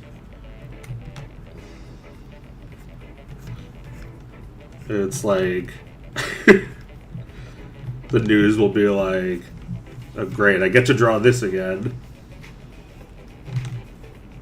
The news will be like, Trump refuses to wear mask at event.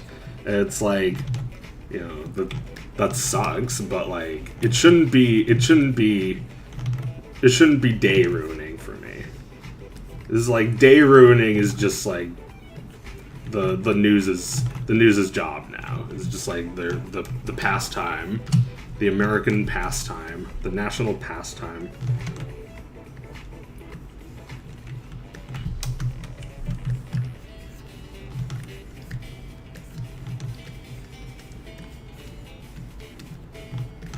Looks a little like Pete.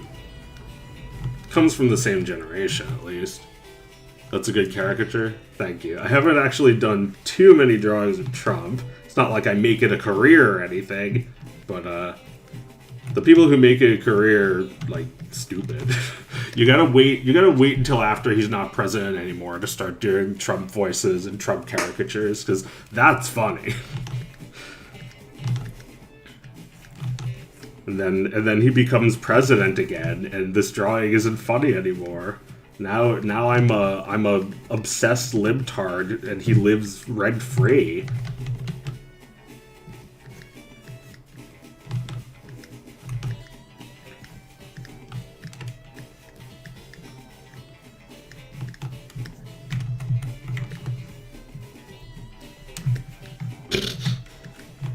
But yeah, like, this is what I was trying to say is that this is kind of funny. And we're forced to see it as dead serious. You know, like, he's the president. Like, can we, when Trump wins again, can we not do the he's the president thing? We don't care. It doesn't matter that he's the president. It actually doesn't matter that he's the president, because like you're giving it such importance, such gravity, such doesn't need to be treated as so important. It's like I saw Trump in his car driving by. Who cares? You were near him. Who cares? Yeah, we know. We live on the same planet.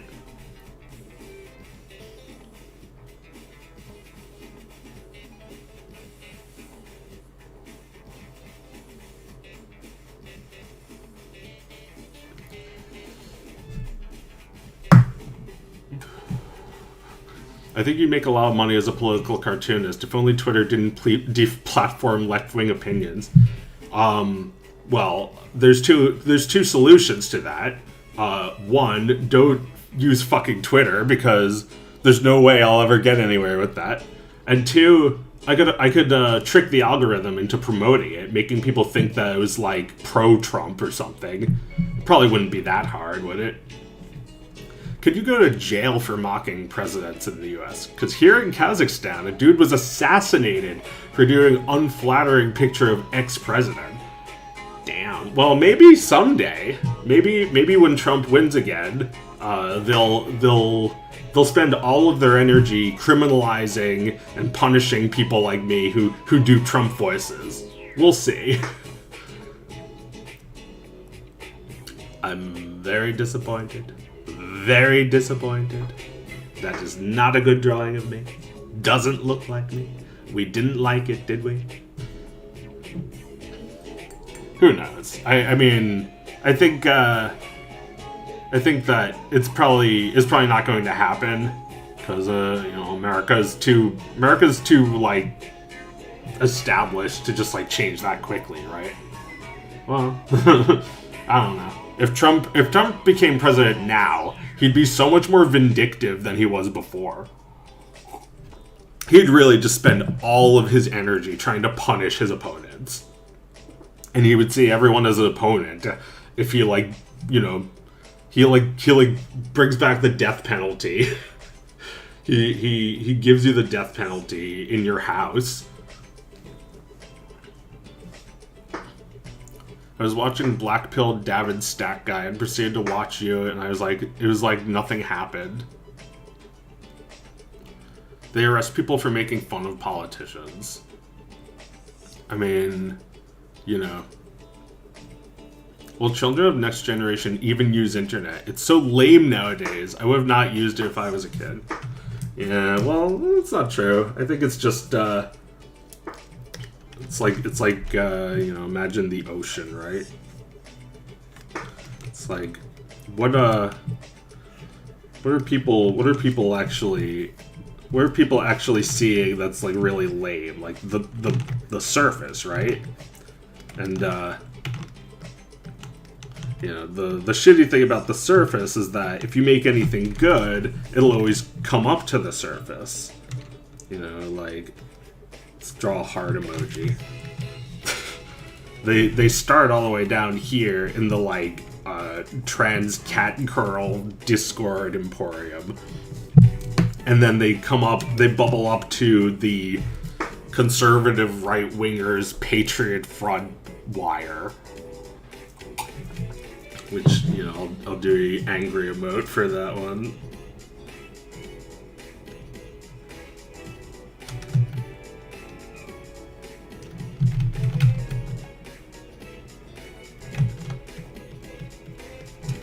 It's like, have you seen this meme? It's pretty good, without realizing where it actually came from.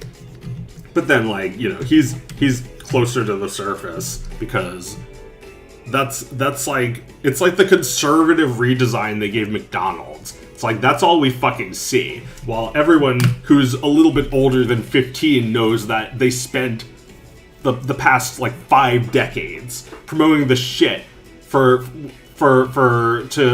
catch the kid audience and like get them to be lifelong customers. Like if McDonald's was the ocean, you'd have like I'm loving it at the top, and then we love to see you smile down here. And like anything else, like at McDonald's it's clean. That's the problem, though, isn't it? That McDonald's is too clean. It's like they virtue signal so hard with that conservative design. Anyway, I'll be right back.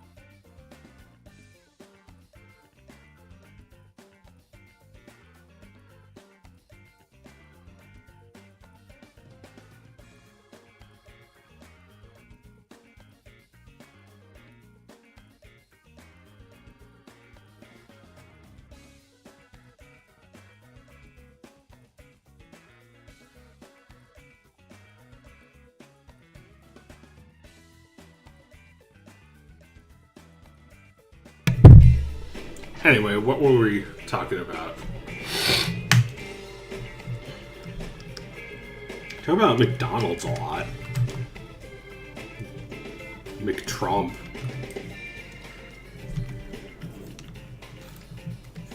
We're bringing back McDonald's. They took it away. Sleepy Joe got rid of McDonald's. He changed Coke. Gave us new Coke, and we did not like it. Even when he's happy, he's angry.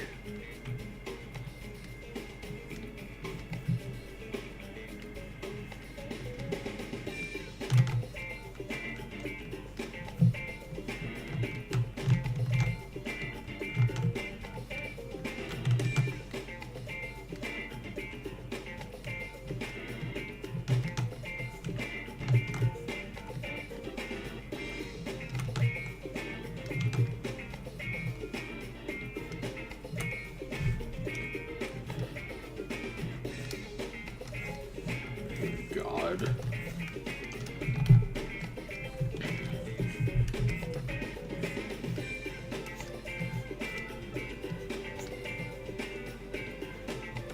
And it's like every step of the way, it was just like, I can't believe this is the reality I live in, where the president, something hamburgers, you know, whether it's him offering hamburgers to a sports team or spelling hamburgers wrong. The sentiment was always, I can't fucking believe this is the reality I live in.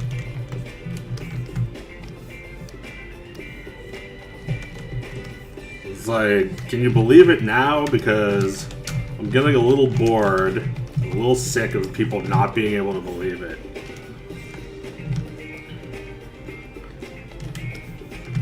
Like, doesn't matter.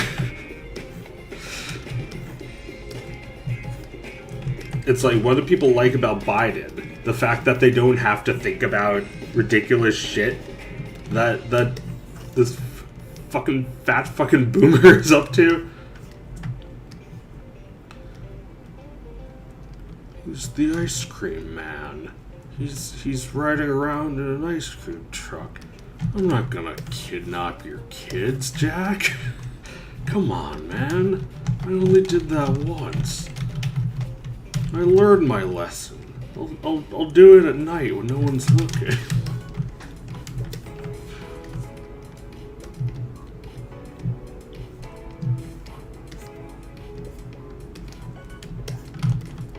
It's like, got like massive piles of hamburgers behind him.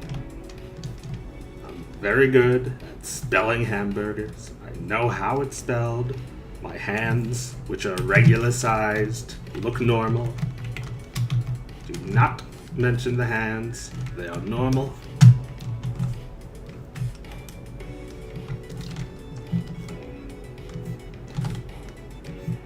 There's plenty of burgers to go around in this great country. This great country. I love it. I love the American flag. I wipe my hands on it because I love it.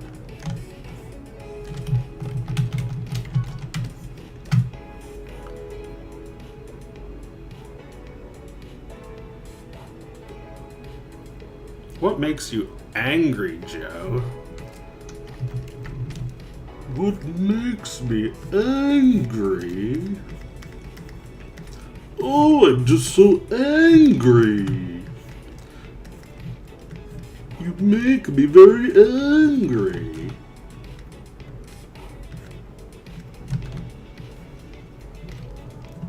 Very angry.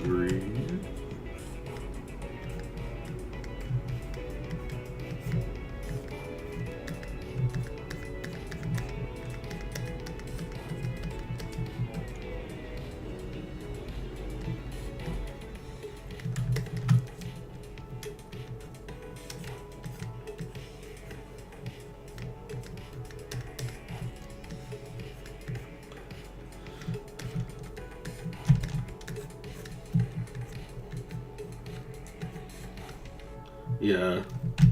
Chuck Jones was great.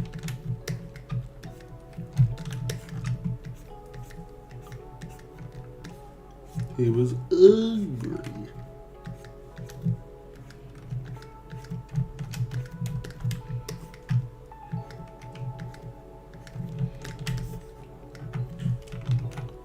I thought you were drawing Angry Joe. No, I'm drawing Marvin the Martian, which according to Meredith is something they only started calling him to market him as like a thing, and the only people who collect those date 17-year-olds.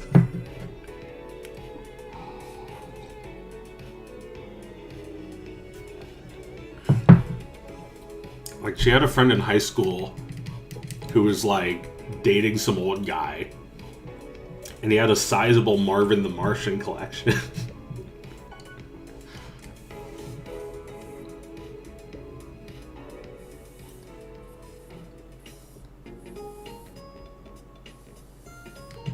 Isn't Marvin the Martian racist?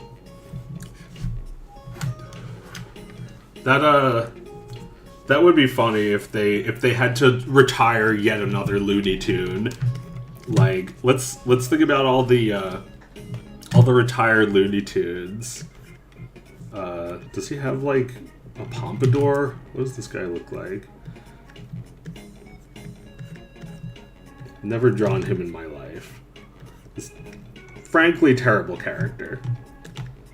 I was just saying how great Chuck Jones was. Well, not this time. Pepe Le Pew is stupid. I mean, you know, there's probably a few classics with Pepe. I'm sure if we go to space and have to leave Earth behind, there's going to be a few Pepe Le Pew cartoons. What do his ears look like? Oh my god, are they small? I don't know. Ping Pong the Asian Cat. But, like, this character sucks because it's just the same thing every fucking time. And now he's problematic. And companies are too stupid to even make a joke about how he's problematic. They tried that and then it got cut. Oh wait, there's like a gif of that. There's like a gif from Animaniacs. So that's all they can do, is joke about how he's problematic. Well, yeah, because they treat cartoon characters like the real people that you can meet. And like a person, he's canceled.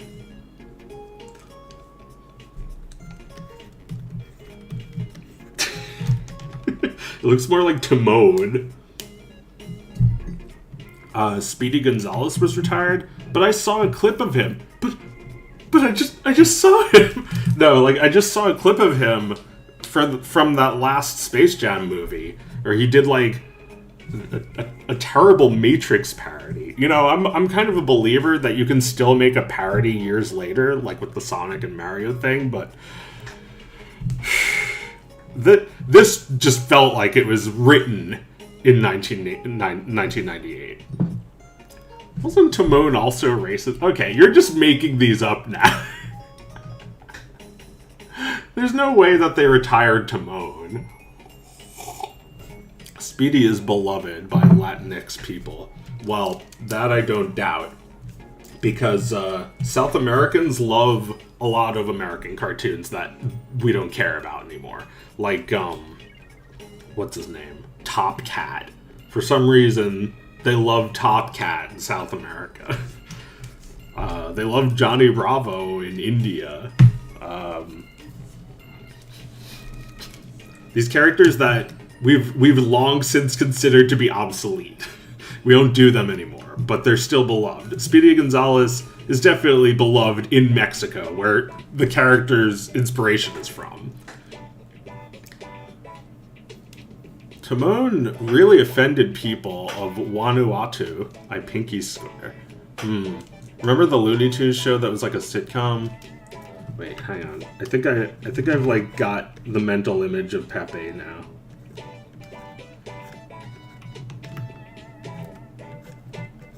I'm cancelled?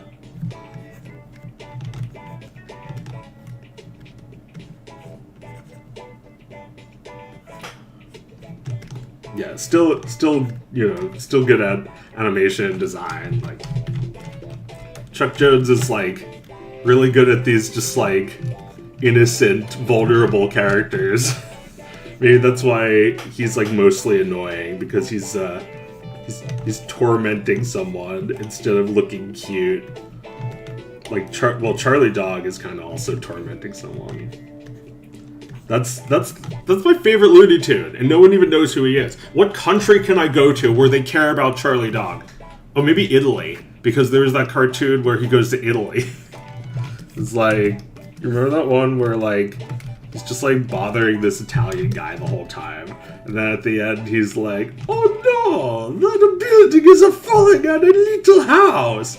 You hold it up, I'll go get it to help." And he just like puts Charlie Dog there to like hold up the Leaning Tower of Pisa, and he just like leaves him there all night. Charlie Dog, great character. He's like, "You mean I get to sleep in a sleeping bag?" And like he puts him in a sack and mails him to Scotland.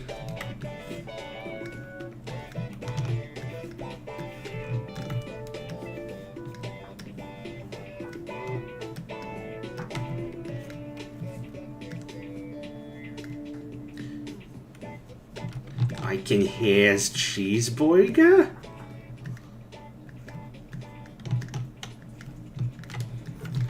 Like, that's not what he looks like, but, you know, also draw Porky Pig as not what he looks like.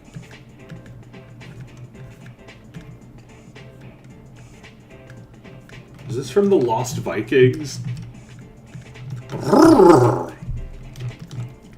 Mario's father fought in World War II.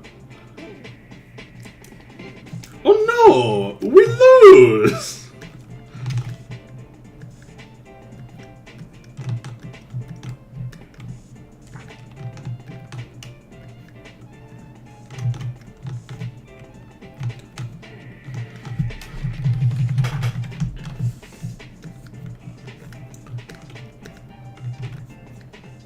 So, is Porky problematic? Yes. He's also retired. Like, there's no way they want to be associated with that either.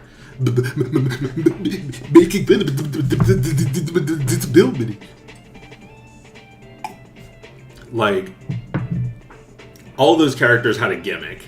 Porky is ableist, yes. Porky is ableist. They can't use him anymore. Retired.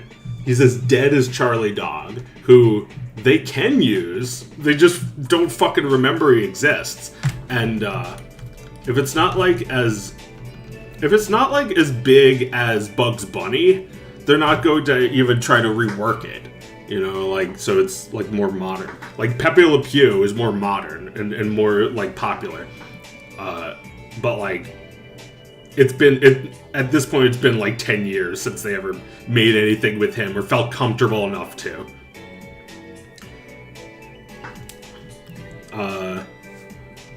Daffy, problematic. He's also got a speech impediment.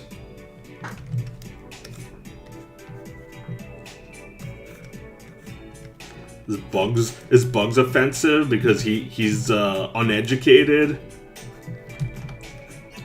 It would make fun of our poor audience who don't know shit because they're poor and don't have the Cal Arts educations we all got.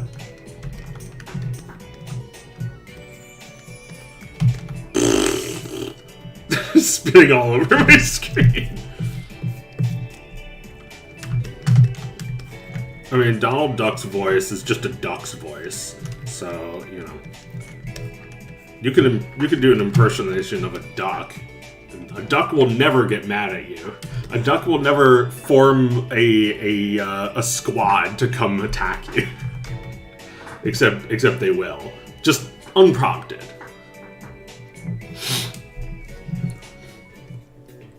Someone said they thought Lola Rabbit was Jessica and Roger's offspring. Cursed.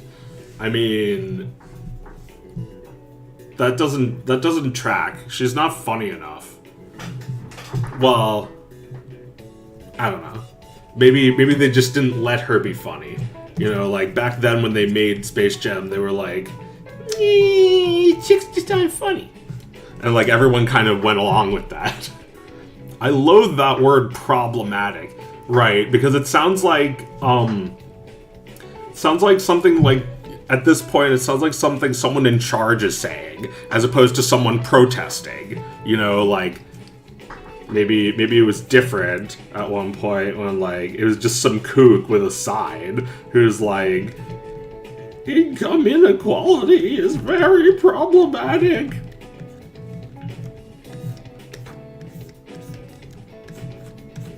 Problem.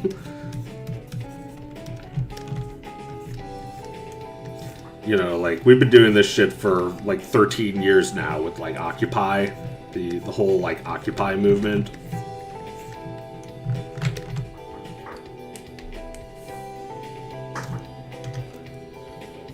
But now that's some shit you'd hear from your boss. Just, you know, same fucking Mr. Slate that it always was. Except now he's trans. He's a black woman now. He's got like a short black woman haircut.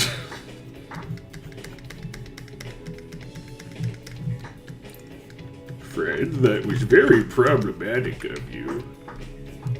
Like, we associate it with this feeling of something that's above you, not something that's trying to create grassroots organization and systemic change. We're thinking about the status quo keepers, right? You know, like, ooh, that was very problematic. That's kind of not monetized. Yeah, I don't know if we can put ads on that one. I don't know if we can charge $4.99 for that. Yeah, can you change that? Like, that's a problem for our bottom line. That's just what you think about now. It's not like, you know, maybe at one point there was legitimacy to it. Because, like, I feel like I was listening when Anita Sarkeesian was like, look at all these games that have the exact same story. Isn't that problematic? And it's like, it is problematic. It's like, you know, I'm not like a feminist essayist like her, but I care about video games. And if it's like someone has pointed out a terrible stagnation that no one else wants to talk about, that's problematic. You sound like Bill Lumbergh. Yeah, except she's Billy Lumbergh now. No, it's not even that, like, the CEOs are going trans. It's more like they'll just, like, put a woman between you and them now. Just, like, creating more bullshit jobs and middle managers. And, like, now you'll always talk to, like, some sensitivity reader. If you do anything problematic, you won't get fired by your boss. You'll get fired by them. True, there are a bunch of dude bro morons taking seats in the video game industry. Just look at Blizzard. Right.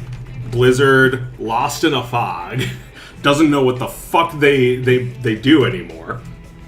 They just slap the Blizzard logo on some shit. And, like, they I'll be honest, I don't actually know, because I haven't bought a Blizzard game even once in my life.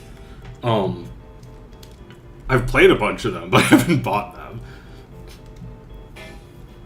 Yeah, no, there's too many games where your wife gets killed and you have to rescue your daughter. She's right. Those things are problems. You know, problems for who? Not for the people who buy those games, I guess. Although once you start identifying those problems, those people who hate Anita, suddenly can't enjoy those games anymore. It's almost like they agree. It's almost like it's kind of a normal thing to say that something is problematic. But now, because people have such thin skins, the second something is problematic is the instant it gets canceled. Because we can't actually work through these issues, like, with our therapists. We have to allow Twitter to be our therapist, our life coach, our social life, and it needs to raise our children. So, like, I don't even watch TV shows anymore. All my entertainment is video games. Well, yeah, and that's why video game discussion is more of a thing now than it ever was, because they matter so much more than, like, shitty sitcoms. You know, back in the 80s, before anyone had video games, or when they were just like a niche thing, or you know, video games themselves were canceled because they didn't make enough money because of fucking E.T. The big thing to do was to try and get a job as like a writer on a sitcom, right? You get your own sitcom. That's the dream. Now people don't want to make a movie. They don't want to make a TV show. They want to make a game because that's the only way you'll ever reach any audiences. And for dude bros to be like, well, that's my industry. That's just an impossibility to keep a lid for the biggest companies to keep a lid on the biggest industry. It's everyone's, you know. So, consolidation of wealth and pay inequality between men and women. Those problems are problems for everybody. It's not just a problem for my bottom line. It's not just a problem because of my morals and ethics. It's a problem all around. I mean, I think the way we're expected to engage with this problem is itself problematic. Like, people hear the word problematic and suddenly they're triggered. Like a whole decade of internet argument just like comes right back when they hear the word triggered.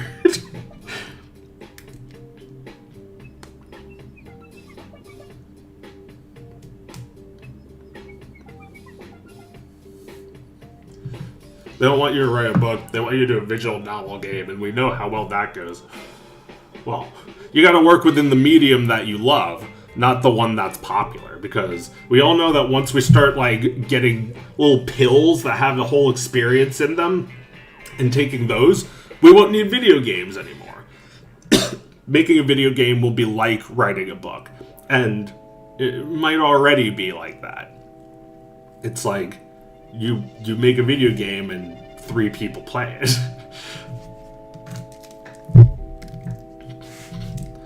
It's the same with like Disney parodies. It's like I need to form my own 700 club just to finance my stupid parodies because YouTube no longer wants to pay for that. Rumplequest needs to be retired. It's basically just colonial racism. That's true. But I knew that when I made him, and I will continue to know that in even more horribly greater detail as I continue to make him. I know he's racist. He's racist and rapist. He's making fun of colonizers, but he's also the main character. There's a little bit of that where it's like, it should be written as if I'm oblivious to it, just like it should be written as if I don't know how to pronounce conquistador.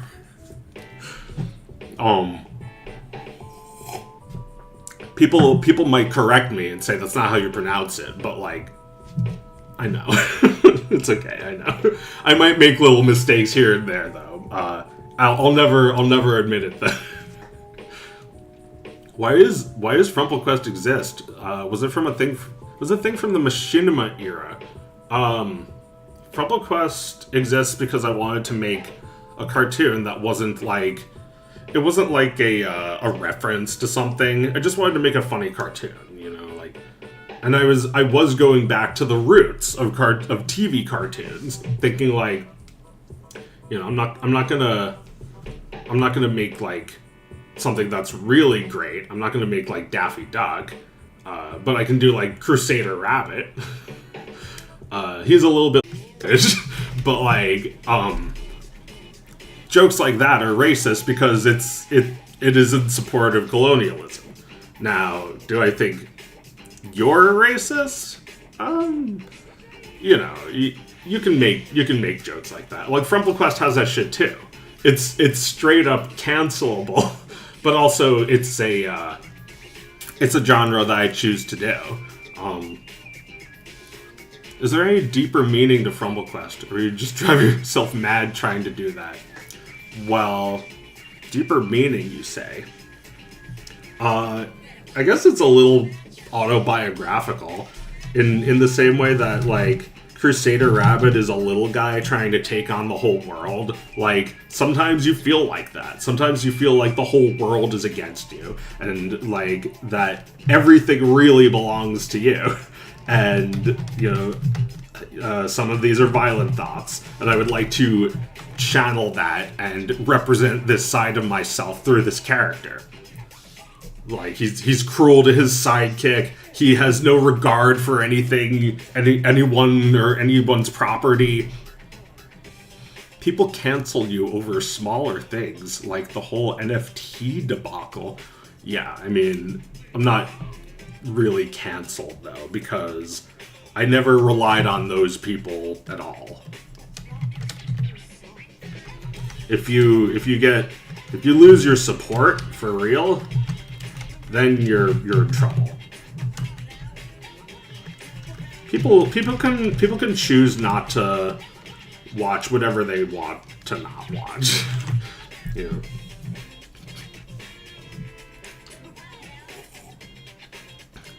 I mean, you know, I'm not going to condemn racists for making racist jokes. I'm going to say they're not funny. But it probably also has more to do with how you tell the joke. You know, any joke can be not funny. And I feel like racists spend most of their time being mad, and like when they try to turn it into humor, it's like it only resonates with other racists. It doesn't ring true.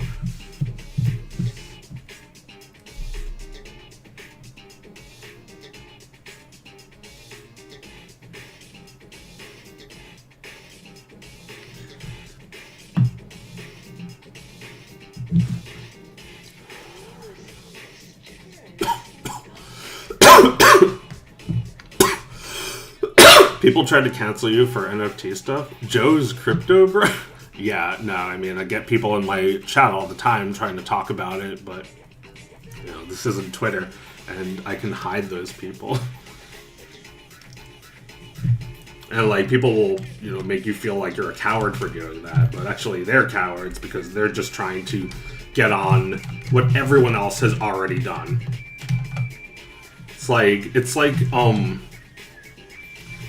that picture of, it's like that picture of Mr. Krabs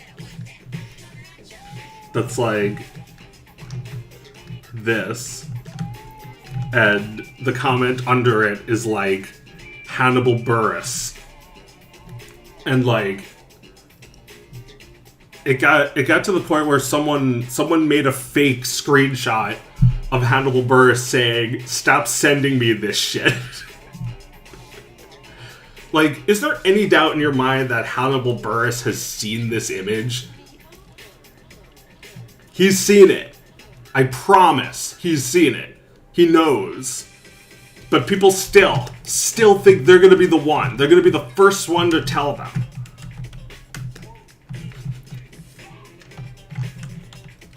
It's like 20 million people tried to make me feel like shit over NFTs, but like I don't care because I didn't make it for them.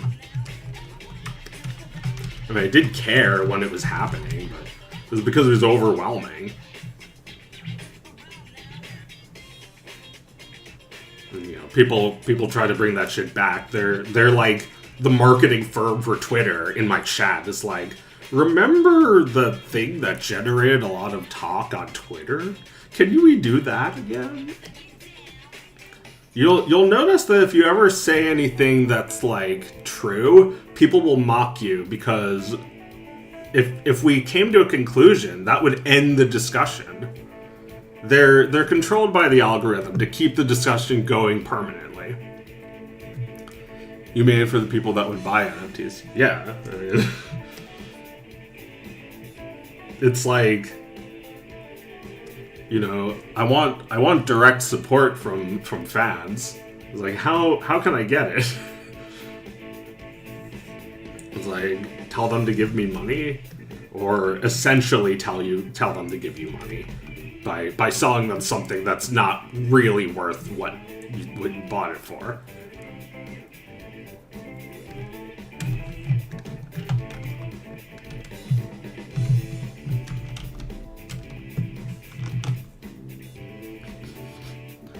Remember when there weren't algorithms? Yeah, it was like people told you about where to go online. You talked to people about that shit. Like, people would send you a link, and it's like, wow, my new favorite website. It'd be like that every other day. Until we stopped doing the website thing. Is it me, or have you gotten less depressed and more happy in the last 6 months? Maybe. I think I've made some strides in the last 6 months. I'm not doing good. I'm not doing great, but I'm doing good. Maybe. It's like, you know, there's things before 6 months ago that I did that I wasn't proud of. You know, like all the noise I made over the NFTs. You know, I also wasn't happy with myself. I just wanted money at all costs. I was suffering. But now look, I have things I'm proud of. like this drawing of Pete's ass. I have things that make me feel better about myself and respect myself more. You know, I don't want to. Because like when you make an NFT, you have to use social media to confirm that you really made it. That's why it's so fucking toxic. You know, like, it wouldn't be worth anything if I didn't stake my name on it. So it's like all the toxicity of social media that was building up was unleashed on me.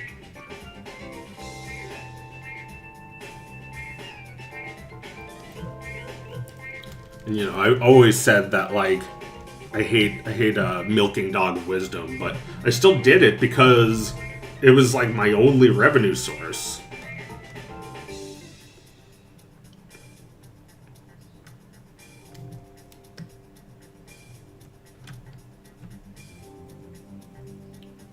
I won't lie. This hurts. Let dog of wisdom rip. Well, I was thinking about, like, after in 1 year, it'll be like the regular like Dog of Wisdom 4 on April Fool's Day. But then like the day after that, there will be Dog of Wisdom 5, and then Dog of Wisdom 6, and so on. It's gonna be Skibbity Wisdom from now on. Like, if Dog of Wisdom was a stock, it would have been like it would just immediately drop off after the third one. Although, like that would be another thing that people would kill me for, is if I generated 365 Dog of Wisdoms. But I would only have to do that if my other plans don't work, and it's been going pretty bad the last few years. My plan to make Pete the Power Cuck and like get millions of fucking views doing it didn't go so well. Instead I had some mental breakdowns and I made an NFT. Well, I made the NFT before that. I kind of used the money to make Pete the Power Cuck because I had to pay a lot of people. I spent like $2,500 or something making that, which was roughly what I got through selling an NFT. I would do it again if it actually funded my shit, though. I don't know if anyone's ever gonna pay that much for it again. I wish I could sell all my drawings. Like, this is worth at least $350. It's great. This is why I have this. This is why I have this as I have this overlay shit, because I don't want anyone stealing my great art. And then like I upload it and you right click it and save it. No.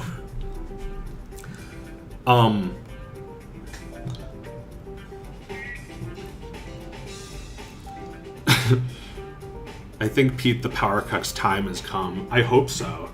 I mean, I'm not working on it right now. I think it's really good. I think it's like this perfect, like, it's like the eclipse, right? Remember that eclipse?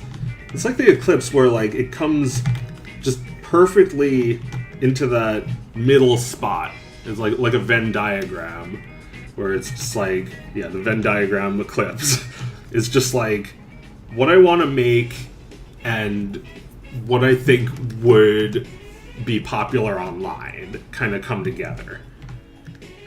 Or maybe it's not even that. It's like when making a parody, there's the idea of it being popular online. That definitely generates a lot of the income. That like people are going to recognize the characters and click it without thinking, and they're, you know, their deep sleep when they're on YouTube. But the other end of the spectrum is what do I really want to make? You know, not just something that's a parody.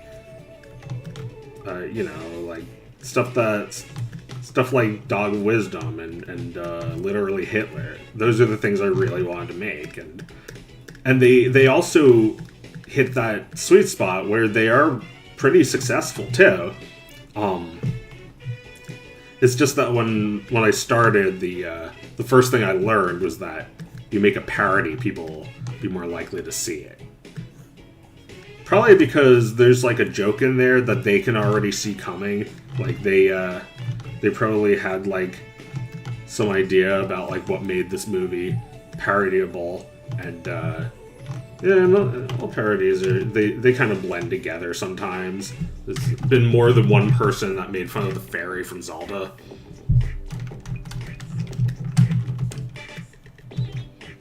But nobody's doing this parody. I think other people are doing this parody, but they're making hentai. They're not making this. This is the kind of art that I want to make. It's just like absolute realism for a parody of something. Like it just like rings true. It's just real. Just like Disney didn't make it, but it's a real cartoon.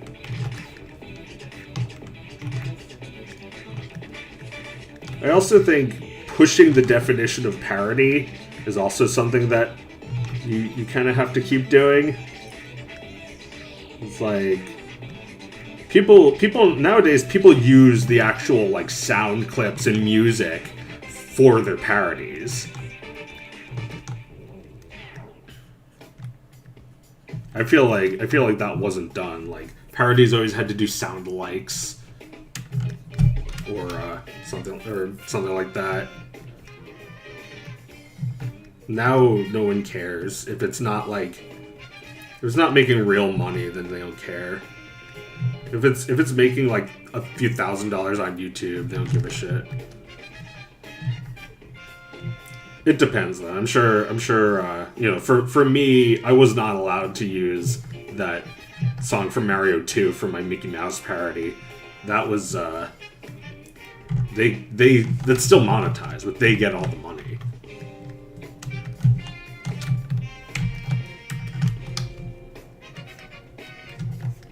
Why, she's your wife after all.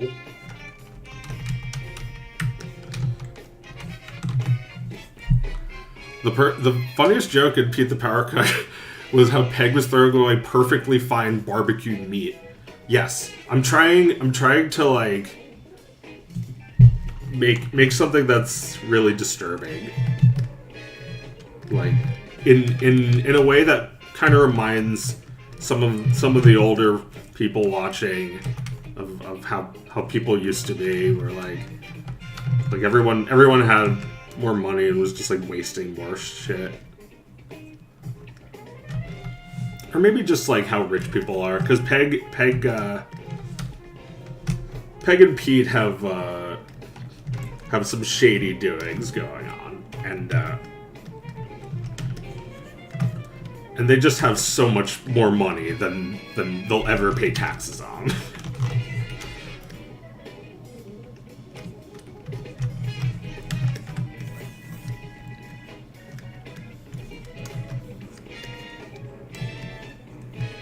Pete going off model is really funny.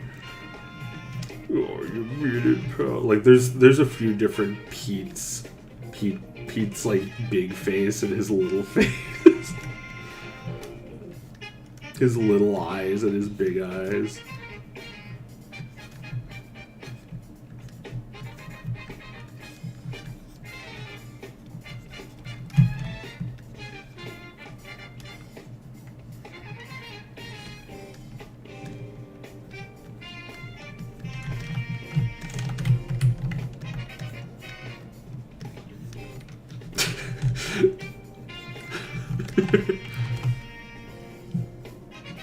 Peg and Pete are pretty wholesome pair. Well, I don't think so. I think that there's always been a lot of darkness surrounding their relationship. It's like back in high school, you could tell this is already bad. That's when they met, right? So there's no way that's gonna last, right? They already had 2 kids. They have a mortgage and a yacht. But, I don't know. That doesn't matter. Where is she in a Goofy movie? Where's the other kid? Where's PJ's sister?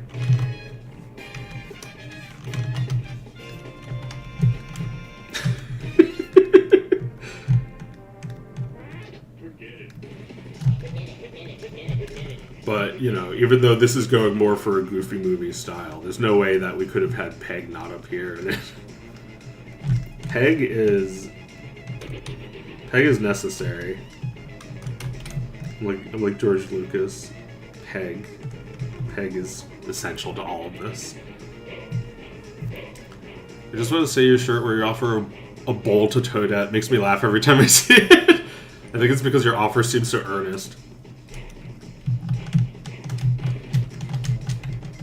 Yeah, I don't usually make shorts, but I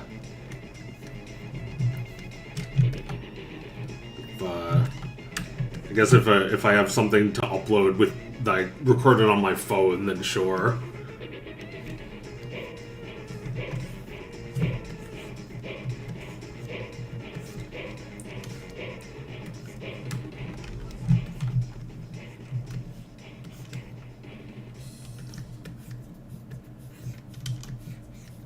He's too real looking.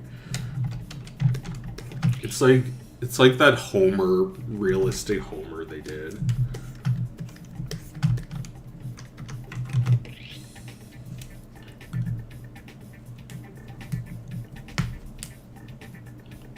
Definitely divorced.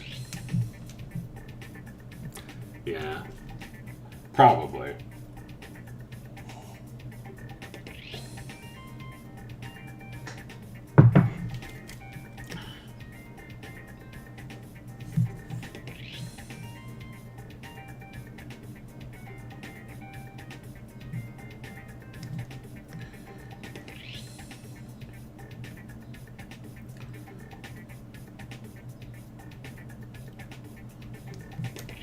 Maybe I can have him morph into Big Eyes Pete.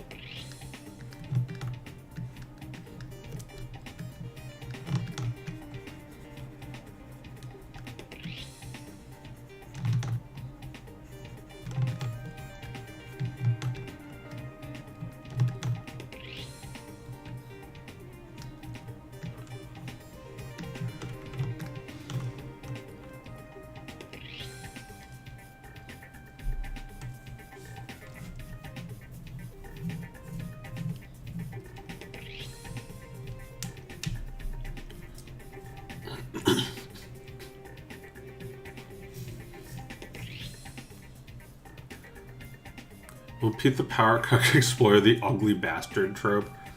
He's probably into all sorts of things. Like, you know, I might do the guy where Goofy takes his shirt off and he's like really hot.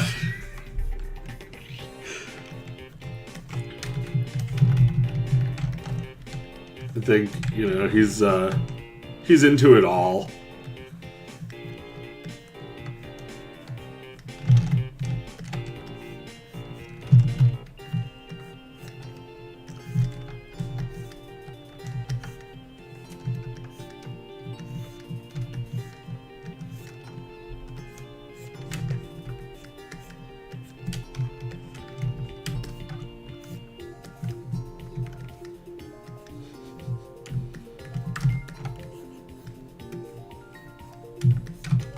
I mean, he's kind of an ugly bastard. Who's uglier than him? I guess that like principal.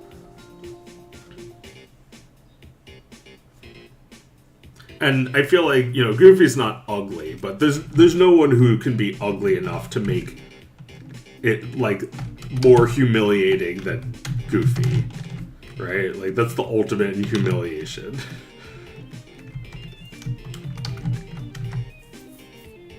He's Goofy. Gosh.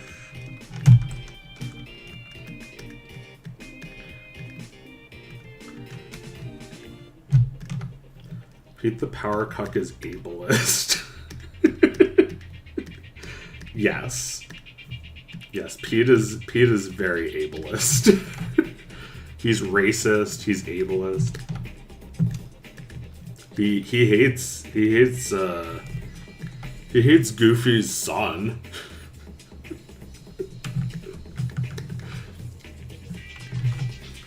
Goofy is a bull in this scenario. Yes, that is the word. I mean, speaking of bull, I feel like Pete looks more like a bull than a cat. And so does Bowser, who has like the exact same face. Bowser is definitely inspired by Pete. He's very similar, isn't he? Also a great character. He's Mickey. Mario is Nintendo's Mickey. So like, this is their Pete.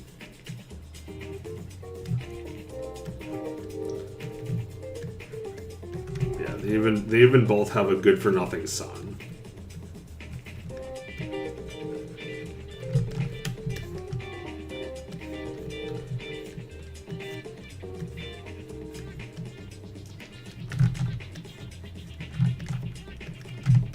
It's like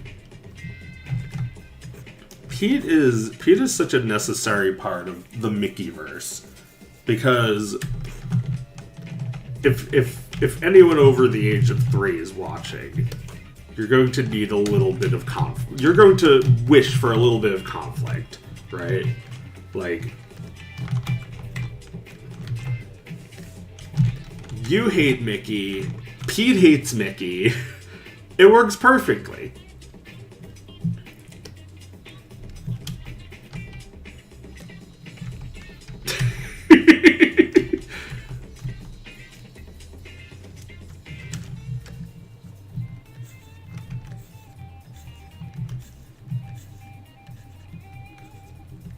He's the Bluto to Goofy's Popeye. Yeah, and Bowser is also kind of like Bluto. He's like, let's get married. No, I don't like you. Big rubber stamp. Problematic. They like in the Mario movie, they're like, you really thought this would make me want to marry you? And Bowser's like, kinda. It's like, Bowser should have been like, what do you mean, want to marry me? I thought you were gonna marry me no matter what. And she'd be like, no, that's problematic. You have to make me want to fall in love with you. Oh, that's gay. Can't I just beep you? That's what we've been doing for centuries. in stories, you know, pretend. It's like, no, it's too much like the real thing, Bowser. You can't force me. Not in the real world, not in this world. It's problematic, Bowser. Because Bowser, and this hurts to say, but it's because I like you. I want people to see you as human. I don't want them to really see you as a giant monster. You would never bleep anyone. No, I'm a nice guy. That's why I always lose. Yeah, they've done too many fucking cartoon movies about video game bad guys being woobified. Like, Ralph is gonna wreck it. Why do we have to redeem him? I guess that's the moral of the movie, but...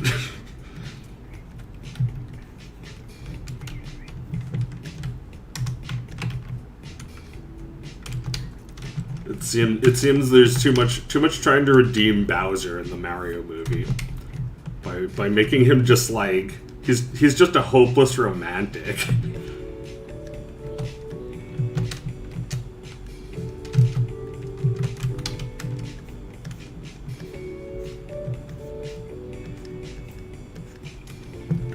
I mean, I won't lie, that does make it kind of funny that he's a hopeless romantic.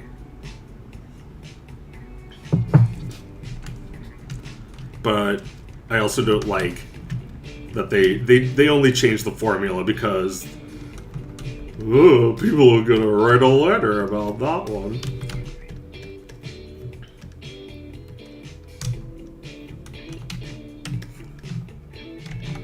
It's like they never have him do the thing that they do in every fucking cartoon where he's like mwah, mwah, mwah, to the princess. It's like we can't show bad people anymore.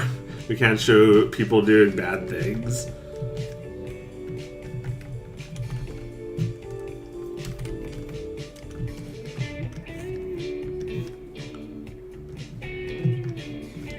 I mean, he still kidnaps her and tries to force her to marry him, but like, it's not. He doesn't think of it. He's not really trying to force it. He thinks this will impress her.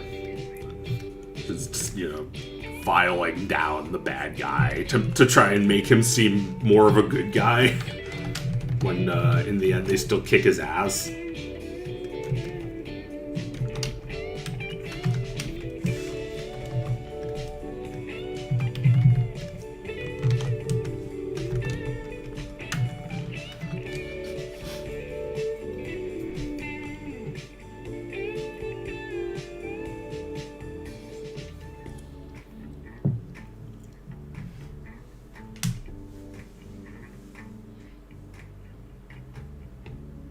I thought it was fine.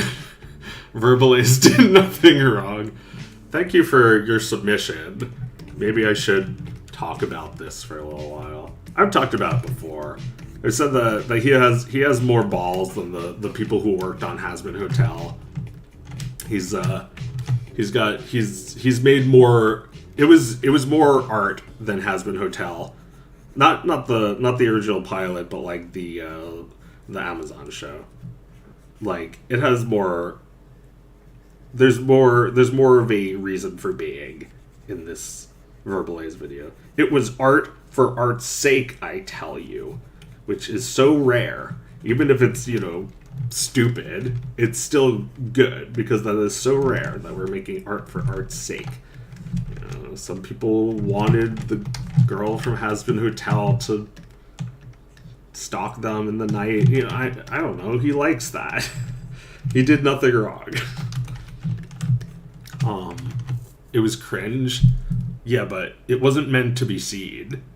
So I'm not sure it works the same way as cringe, where it's like, you know, that was cringe. That thing you tried to get going. You know, like the new Coke. Remember the new Coke when they changed the Coke formula? They took what was classic and beloved about Coca-Cola and they completely just like turned it on its head and ruined it. It's like this perfect symbol for marketing is just like this 100-year-old bottle of Coke, and then like they just like they get rid of that. They get rid of the like classy logo. Blah, blah, blah. They just change it.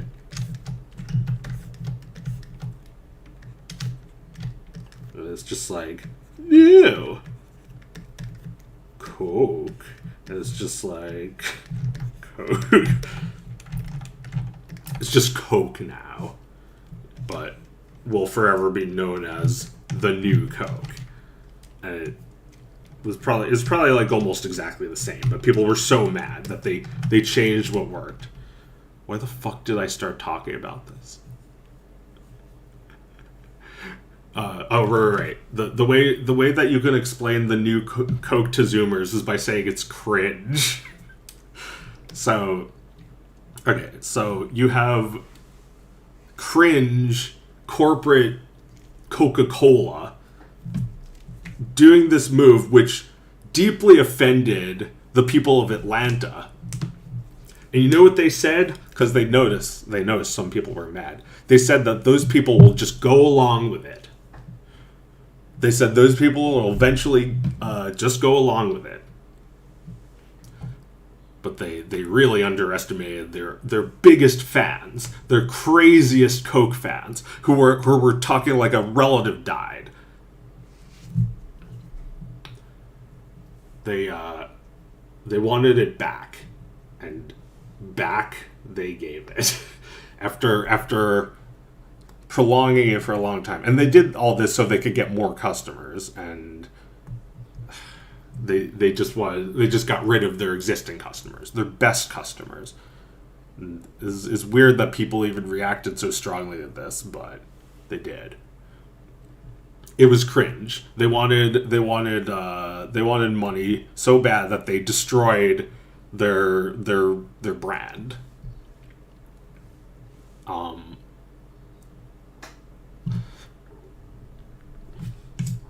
Some stupid shit that they want everyone to go along with. But this is just somebody's hentai. All hentai is cringe. All of it sucks.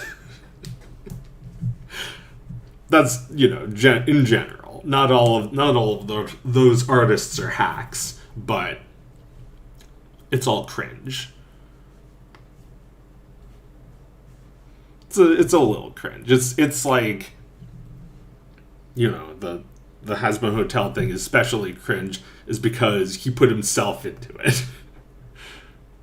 It wasn't even hentai. It was charming. No, it's not hentai. But it was like, it was meant to be just like, personally enjoyed. It's not something that they're pushing onto a giant audience of millions. Like Hasbro Hotel, which is like the new Coke. That's cringe. That's like actually fucking cringe. It's just like trying to make everyone watch your shitty shit. Who cares? We don't want your new Coke. We gave you enough attention before. I like the old Coke better.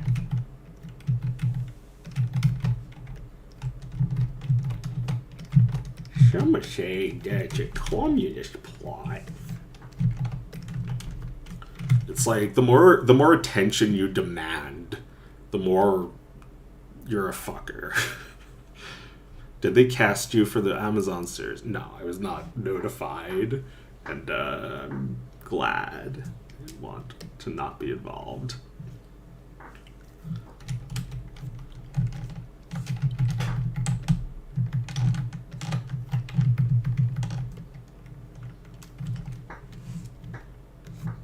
I want to live in an RV like Pete after his wife divorces him.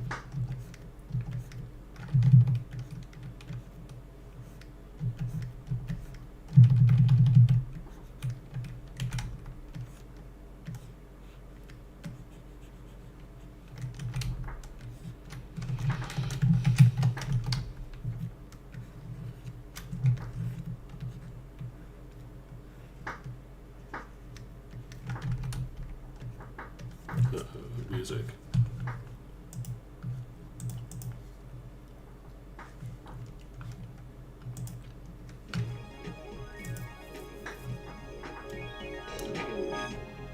Donald lives in a trailer. I mean, he lived in a boat, right? That was his home in the original Donald cartoon. Goofy lived in a trailer. I remember that.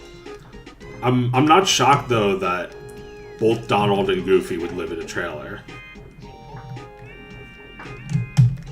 Goofy's like Andy Merrill. He's probably doing Amazon deliveries now. It's like you think about Goofy as being like a millionaire, but he's actually just some bum. He's just a tramp archetype.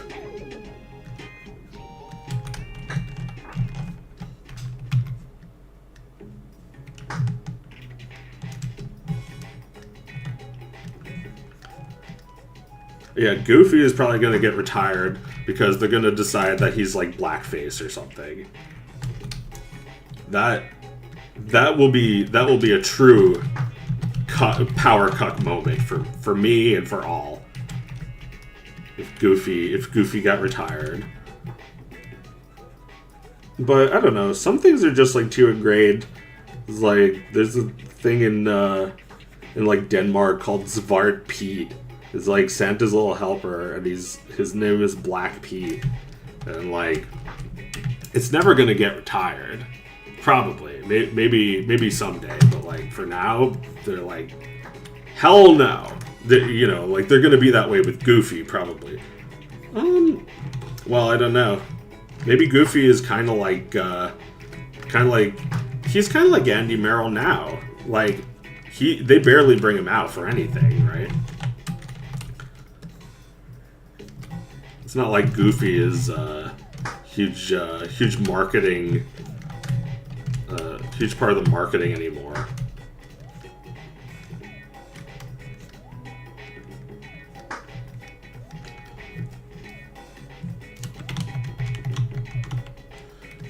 But Pete's name was Black Pete, so that's also very cancelable. They changed it to Peg Leg Pete, probably in like.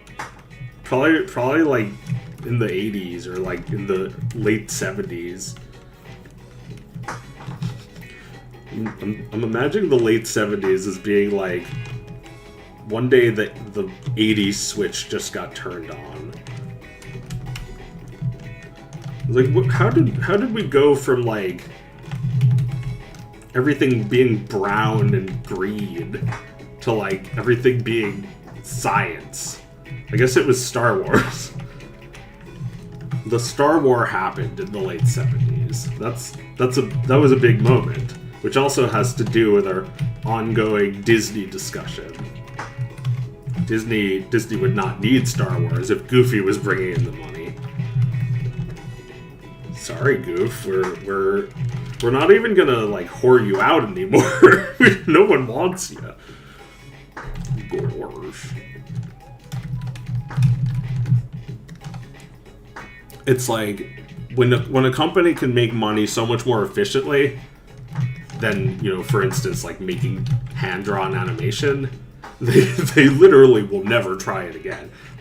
Like imagine being someone who works at Disney and getting like a reaction every time you try to pitching to an executive that you want to do a 2D animated film. Like they would just like sigh loudly at you if you even gave them that as a potential idea. It's like, do you realize how much money that's gonna cost me?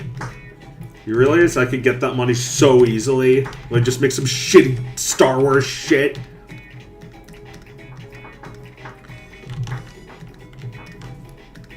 There's whales out there, and I think it's time to milk them again.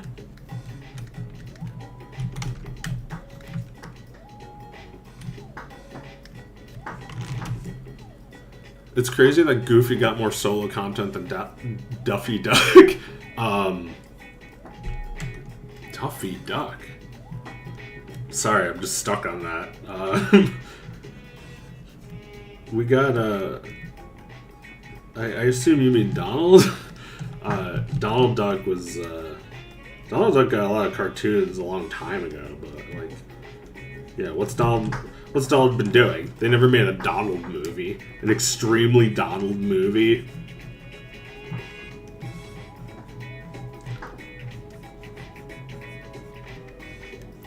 There were real tears in his eyes.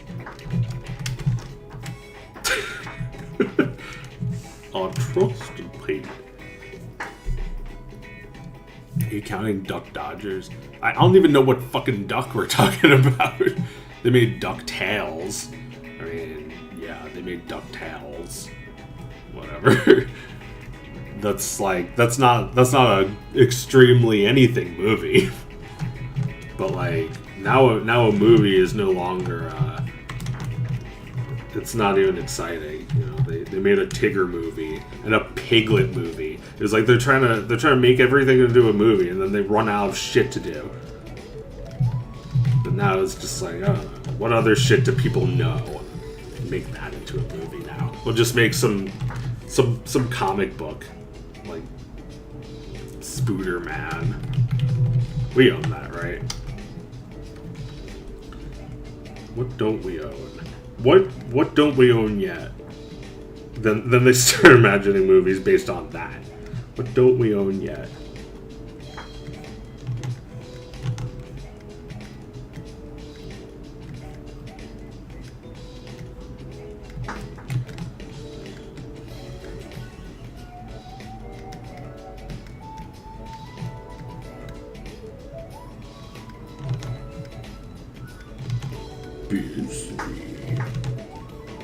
Yeah, I mean, if they were cool, which they're not, because they died, and the cool people are all dead for 50 years,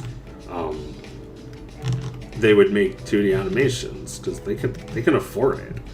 They can afford to take a loss on a few fucking movies. Yeah, like, why don't you make a new movie based on like a fairy tale and start it with a short about Pete?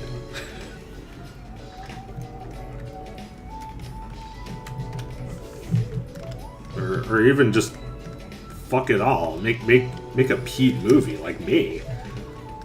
Make an extremely Pete movie.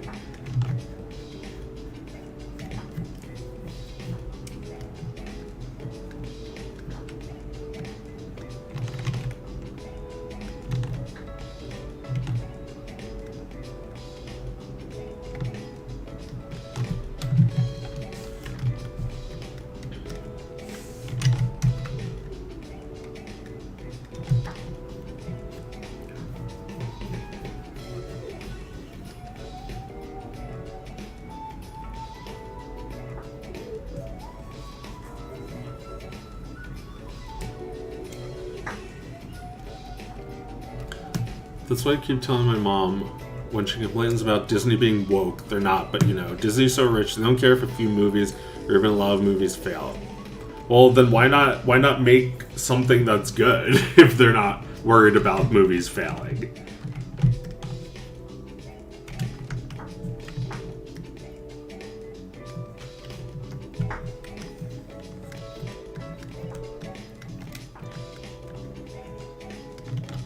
Like, when they make a computer animated, when they make a movie, like an animated movie, it's computer animated, so it already looks like bargain bin trash.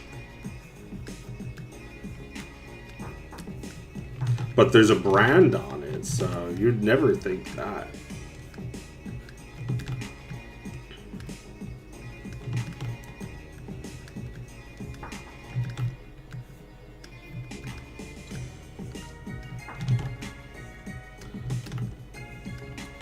So like they'll make a 3D animated movie that looks like a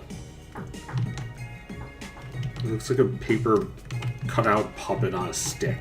Looks like ass.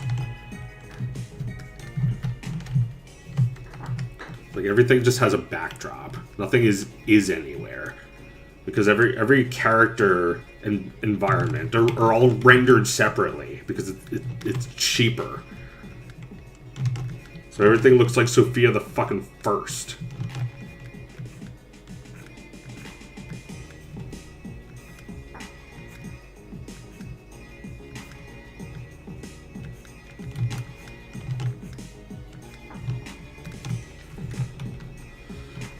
Thanks, pal.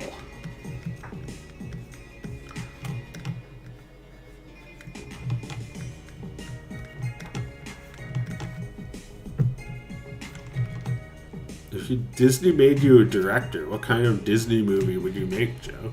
One that sucks. Because they wouldn't allow me to do anything as director. I would just be allowed to tell all of my friends on YouTube or Twitch or Twitter, and just tell my Twitter followers that, like, my friends, I've got a job. Like, yeah, you're just like Calvin. Calvin got a job. Like, are we doing that still? Where it's like, oh my god, this is so good for likes right now. I got a job. I'm a director at Disney. Yes. And it's like, what does that mean though? It to people it means now a guy I like has all the power. He can wield all the power of Diz, but they're not going to give me any creative freedom. Also, I wouldn't just get hired to direct as someone that they want to direct. They would hire someone from within who spent years of servitude in their positions to get those director jobs, and they would not take kindly to some fucking internet guy getting in and starting to boss everybody around. You know, they used to get kooks to direct, like Brad Bird, but I don't know if they would do that anymore. They would want somebody from within. No, I think it was better before.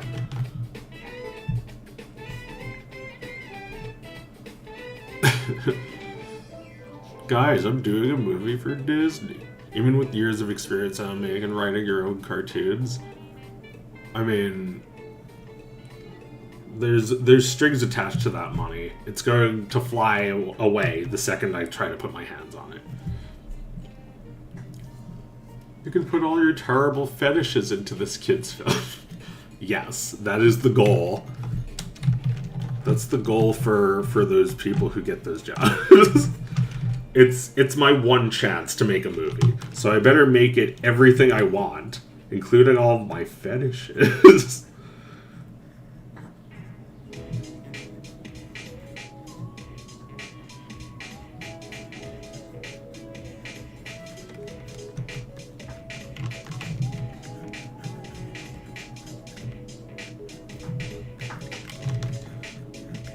That's not a fear you should take to the job of director. That the idea you'll never get to direct again. That's all fucking movies, right? It's like, I'd like to tell you a little about myself. Here are all of my fetishes.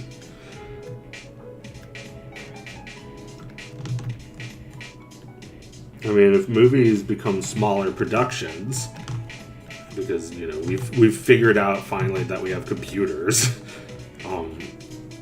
We could just, like, do this shit at home now.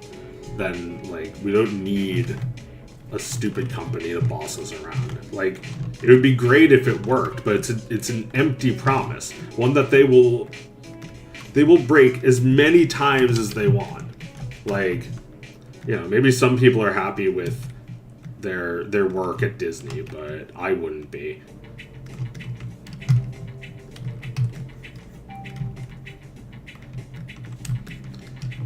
It's like, you think about where the big bag of money comes from, and you realize that it's got a million strings attached, that it's being made purely to make money, if it's from Disney.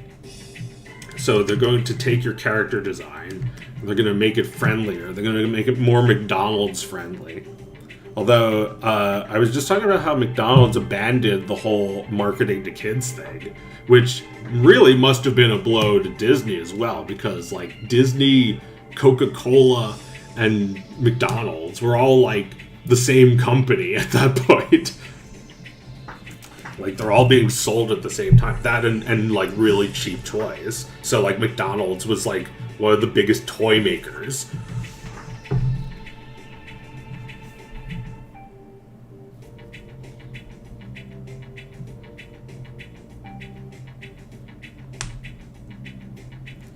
Let's imagine that we live in a Kirby dreamland.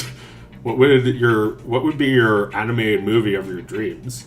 I don't know. You mean for me to make or for me to watch? Because there are some things that people make that I could just never imagine myself. And those are the kind of things I'd like to see.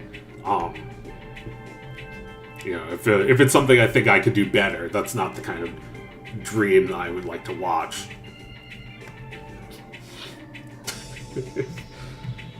For the most part, I feel like when I'm making something, I feel like as if someone's already made it. Somebody should have already made it. And then by the time I've made it, I can't believe I've made it. Because it feels like this joke was obvious to me and no one else. But I thought it was obvious to everyone. Michael Bay directed Frumplequest Trilogy. Yeah, that's a good prompt. But unfortunately, no one's going to make a AI model of Frumplequest because nobody's attracted to him. Well, no, that's not true. There's one person who's attracted to him. It's problematic to be attracted to Frumplequest because don't you realize that he's a genocidal colonialist? Problematic to think is hot. All fictional characters need to be upstanding moral people, especially the ones that you masturbate to. You'd never masturbate to Pete, would you? I knew it. I knew you wouldn't.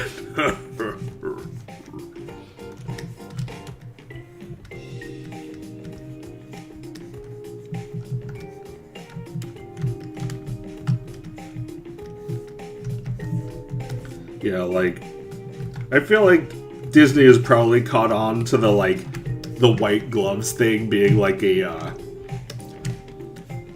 minstrel show relic. And they had some conversations and the topic was, is Goofy racist? And everyone was just like, gosh, when they all decided that Goofy was potentially racist. So they had a little funeral for Goofy. Only about 30 seconds though. It's not like he's worth a whole lot to them. But if you try to do anything with him, suddenly we want him now. We own him now. We own him and Pete. Don't you dare. And, they can't do that with Mickey anymore. But they'll act like it. They'll act like they do own him. But they'll act like you don't. And that's not true.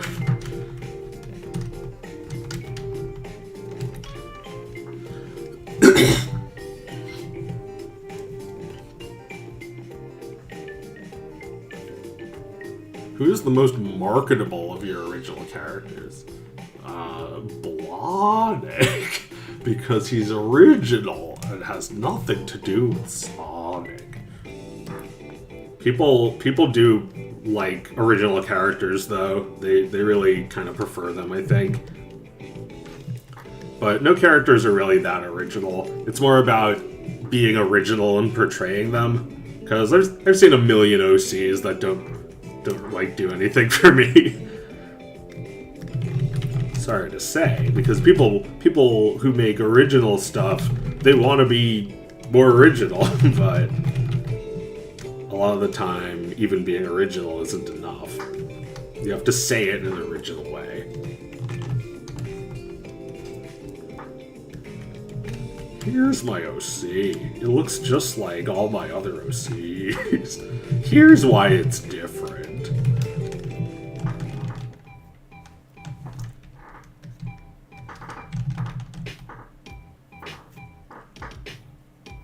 You're playing DDR with your feet while I'm Yes. My feet are going really fast. Link was based on Robin Hood, and Mario was based on Popeye the Sailor Man. That makes sense. It is a bit like Robin Hood when you think about it. I mean, Link looks like he's based off of Disney's Peter Pan. Like, he looks exactly like that.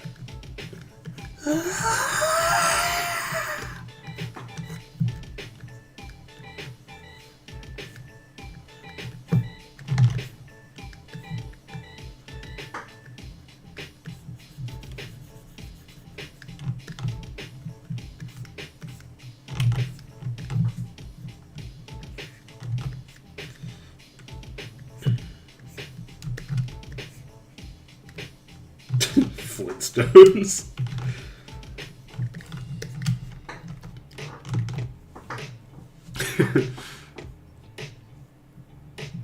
I should have been drawing instead of partaking in this demented stream. I blame you, Joe.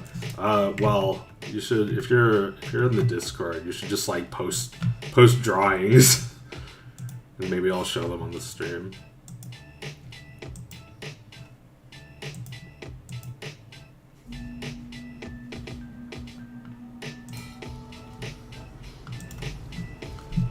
To make an original character today is to pretend it's not unoriginal.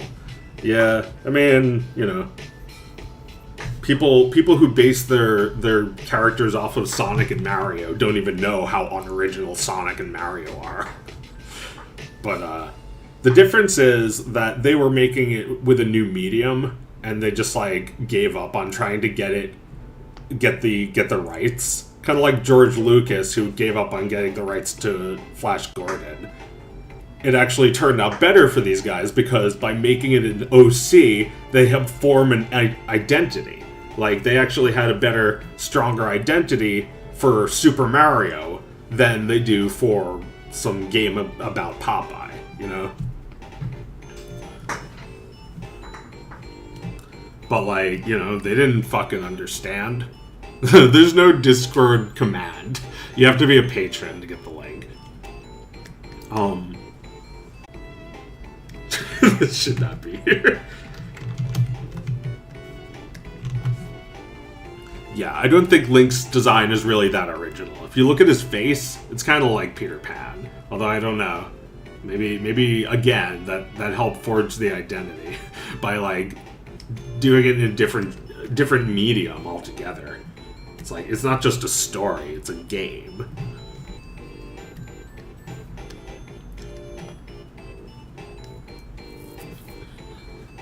I guess we've been trying to, like, for years now, since they made the first Zelda, they've been trying to give the right balance of game and story to games. That, like, you know, this might not even be that interesting of a story in a different medium. I wouldn't read a book about Zelda, probably because it's not made by the person with the vision. The vision was a game that you could become Link. Peter Pan, you just look at him. What was the other guy you said he was based on? Robin Hood. Yeah. And like, Robin Hood and Peter Pan are public domain, but they still did not make games based off of them. I mean, there was a Robin Hood game for the ColecoVision. Oh my god. We should play that on Thingus. I don't think there's a whole lot to see, so I'll just get a video of it. I feel like it didn't work. Like, it was one of those cartridges that didn't work right. Oh wait, this is a review. Go away. I just want to see the game with nothing else. By Funky Game Jams. This is it. This is the Robin Hood game. It's just like chaos.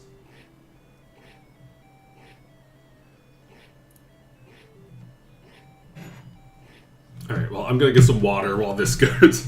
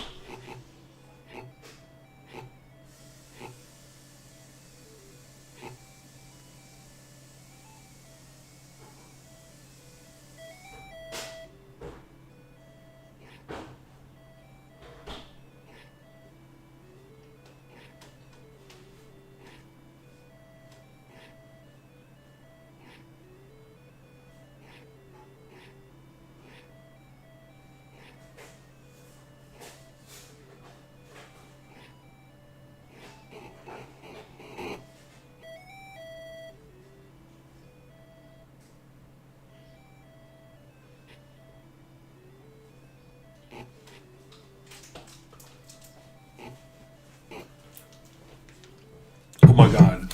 I didn't even know there were other levels in this. There's only one song, though. All Nintendo games are for children. Wow. It's like a need to pause moment. You know, like you take a big bite of a Kit Kat, you know. Wow.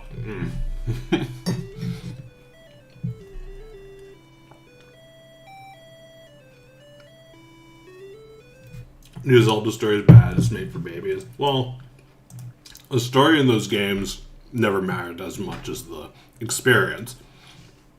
The premise, I think, matters. The idea that you're this green dude in this green world.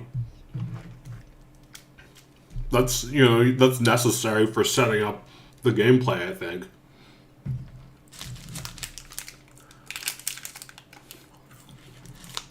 And then, you know, you talk to NPCs, you do missions and shit. And it further makes you realize your goal, realize your role. The Hero of Time is such a badass title. Yeah. Yeah, Link also has to realize his own role as a hero. And it's based on really old myths, so it's kind of straightforward. So far, I don't think Zelda has done a feminism. She always gets kidnapped. Always. Although, it didn't make people nearly as furious as it did in Wind Waker. When they start out with her as a feminism and then reel it back in. Favorite Zelda game? I probably played Ocarina of Time more than the others. But I think the best one is, unanimously, I think we all agree, the best one is Link's Awakening. Right? Let's do a little poll.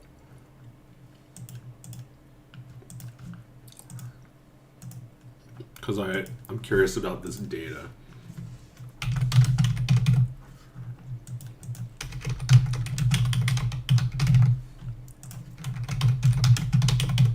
Alright.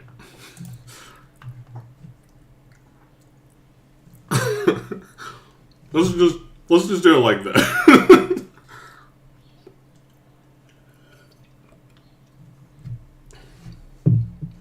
Link to the Past. Yeah, I've heard people say that one a lot.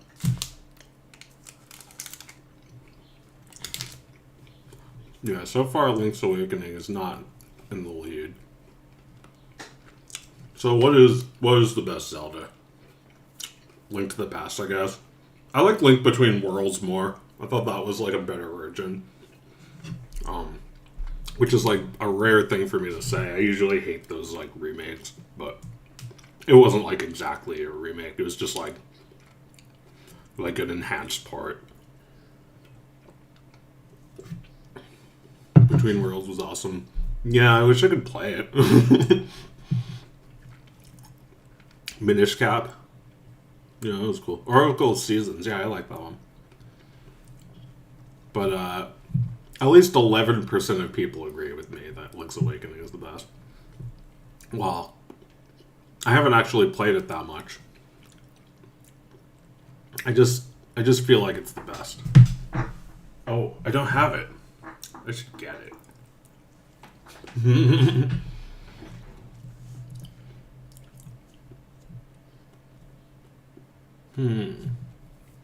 Alright, where was I?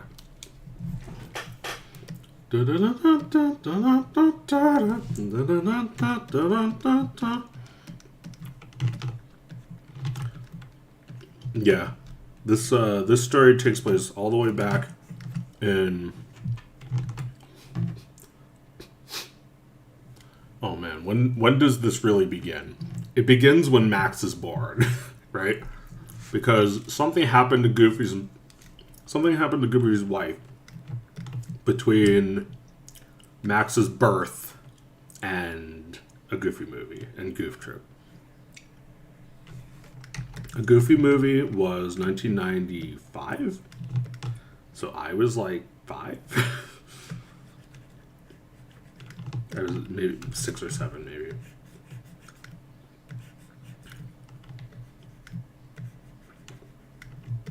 So Max, I guess he's probably like supposed to be like the same age as my older brother. So, yeah, if I was like 6 or 7, he would have been like 14. Yeah, that makes sense. He's born in 1980 then. Just like Bart Simpson, who's also a bad kid. Also, part of me believes that the whole reason they made Max was to compete with The Simpsons. They wanted a character that was exactly like that. And over time, they had him grow up and become interesting girls, and then they made that his whole personality. But like, Max was. I mean, you know, you see some of it in a Goofy movie where they call him a gang member or something. He's a prankster like Bart. So like, same character, same show, same birth date, same year of birth, 1980. Yeah, he's like it's like 15 years later. He's in high school. Yeah, it makes perfect sense. Totally ripped off. But anyway, 27%. Wow, Link's Awakening is doing better than it was before. Even in this extremely biased poll, which did not even bother to list any of the other options.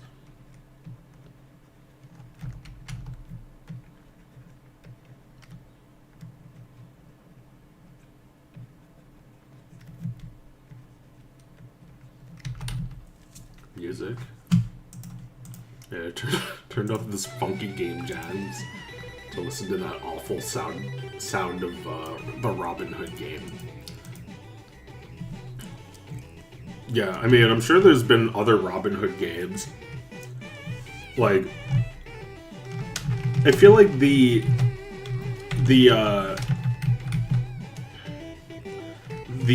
am I trying to say? Like, the concept of a game, you know, whether it's like based on something, is usually not an indicator of its quality. So like, if I said I wanted to play a game based on World War One, and you said that there are thousands of games based on World War One, that wouldn't be that helpful. I wouldn't know where to start with them. There's just too many that, like, you know, like, I guess maybe it is a little indicator that, like, if somebody wanted to make a game about World War One, then we connect in that way because we're both interested in it.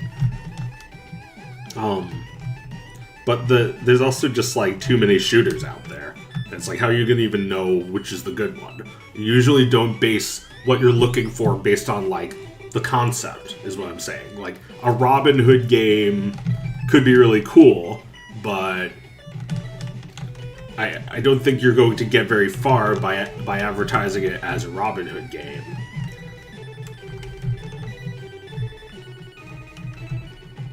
Because the concept alone is not that exciting.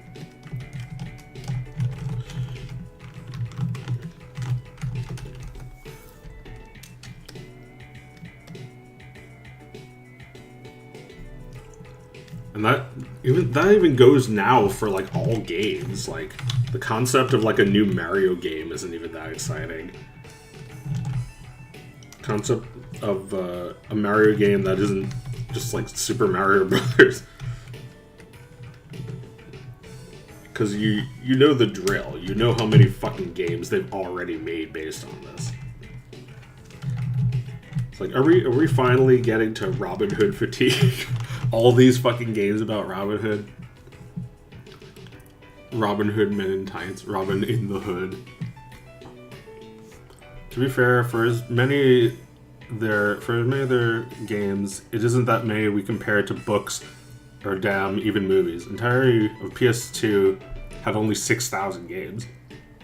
I guess that's true. Like, I do think of the PS2 having, like, trillions of games, but 6,000 doesn't sound like, you know, like the immeasurable amount I assumed it was. Like, if you'd asked me instead of told me it was 6,000, I would have said something like, the PS2 had 186,000 games. Something like that, because that's how it felt.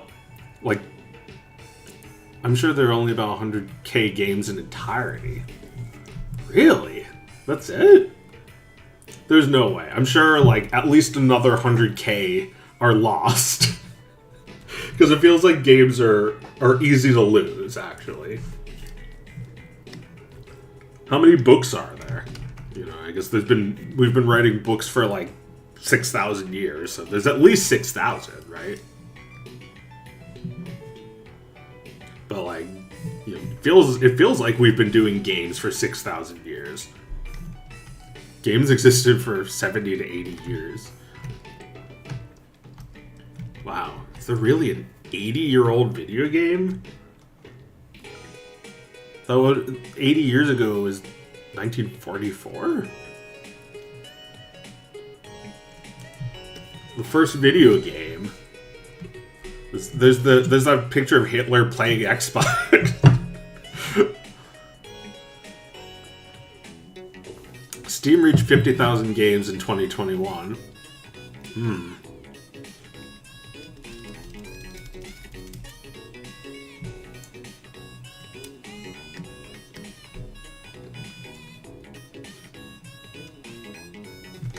Just copy and paste this.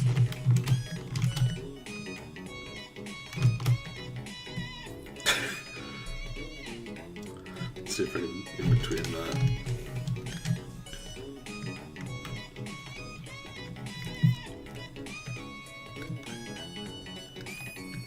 Or, you know, not in between, break down.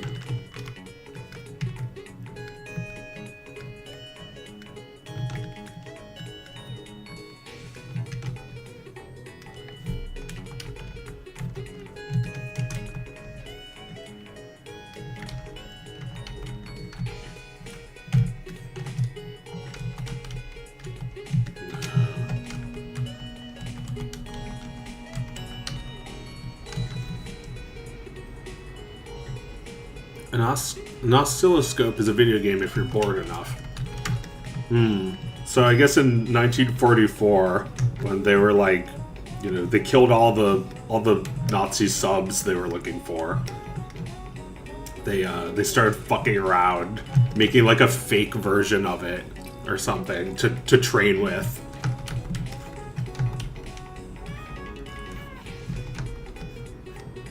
I mean, the computer was kind of forced out as an invention. We were kind of forced to use it to fight and win World War II. So, like,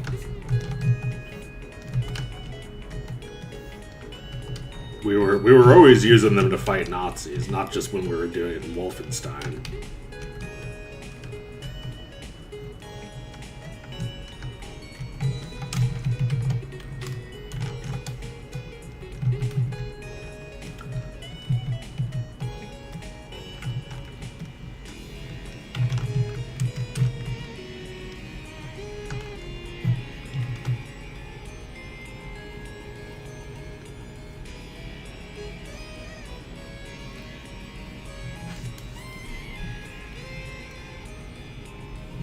When I say game, I mean game, not unfinished prototypes. Straight up actual games. 10K variants, connect 3 dots don't count.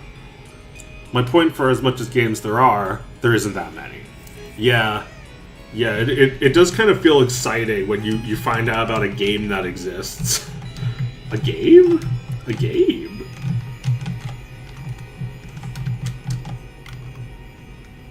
Like, yeah, like whenever we're talking about games on Thingus, we're like, so there was this game, yeah. Like, it's always exciting that a game exists because it does feel like there aren't that many. Maybe you know, like we were talking a little bit more about the, like, you know, gatekeeping and like the problematic aspects of game design. Like, people designing their games to appeal to only a specific audience of males, and it's so problematic-y.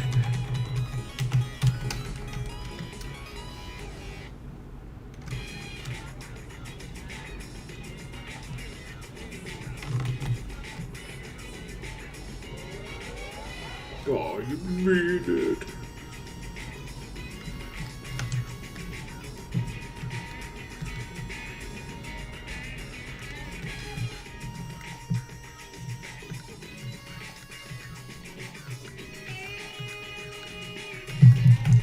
Yeah, I mean, I do think my takeaway is that more people should be making games. You know, we shouldn't be canceling the people who make them now. We could just, like, make our own. I mean, if you want to cancel Blizzard, cancel your, like, subscription or whatever. Like, you're never going to convince other people over social media that they should, for some moral reason, stop consuming. It's like, there's no ethical consumption under capitalism. They say in one breath, and then don't support this, you know, sexist game or whatever. It's like, no one's even saying that anymore. It's just like companies preemptively neutering everything so that they don't get that shit.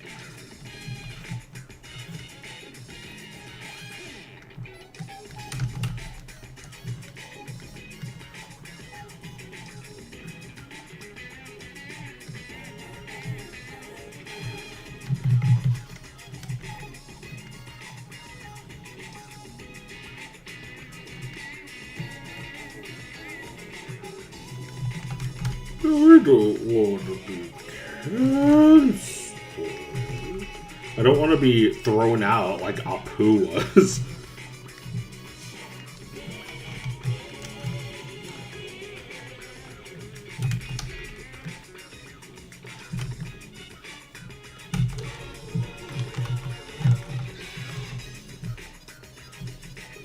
Man, like, imagine being canceled, like, your whole life is thrown out because you're racist.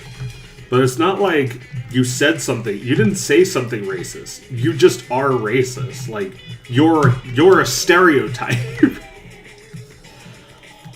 That's Apu. That's his life. He's a stereotype.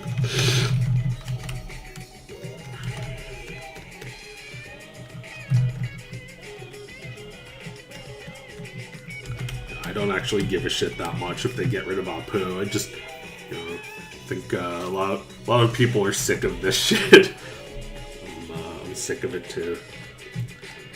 People want change, and not the kind that lets it make so that everything can stay the same. You know, like, they really should have canceled the whole fucking show. They should have ended The Simpsons. They cling to it.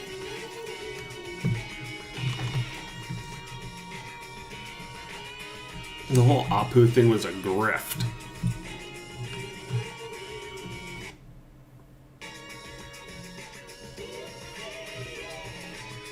Joe is my favorite racist guy.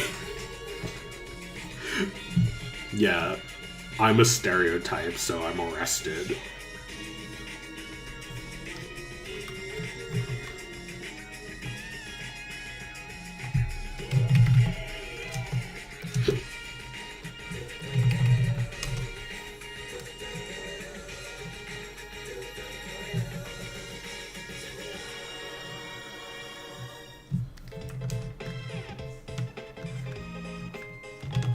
I'm just straight ahead doing this shit. You muted, pal.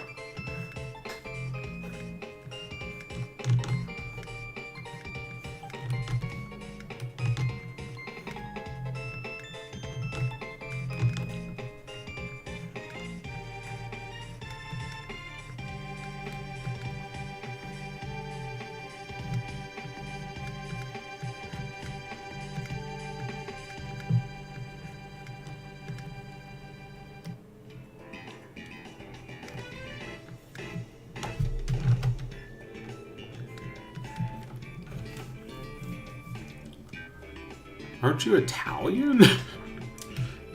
Yeah, I'm an Italian stereotype, like Mario. No, I'm not Italian. What make you think that? Well, you not like me. I mean, almost. I'm from New York, so I can pass as Italian.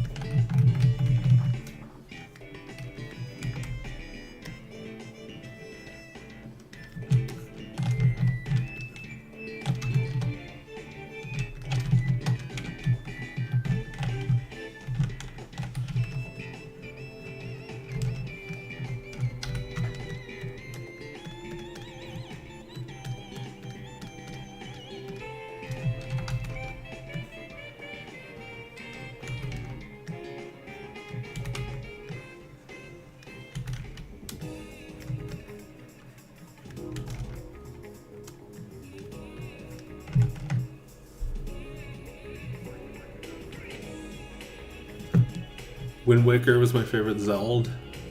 It wasn't bad. It's alright.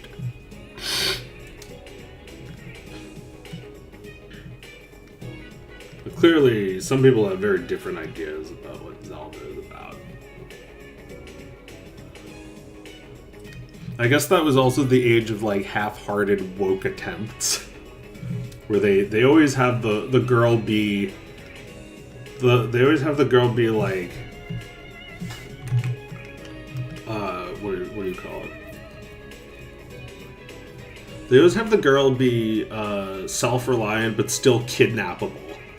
I was just watching Prince of Egypt and that happened, where it's like it's that girl from everything and from this era. It's like, get your hands off me, and she like kicks butt. There's a little butt kicking, and it's like this girl that we're going to bleep is she's so cool. So like, you know, it's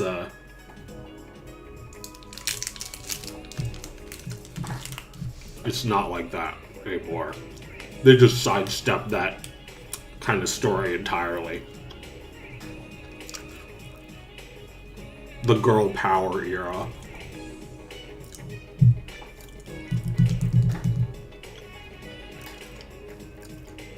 They don't say girl power anymore.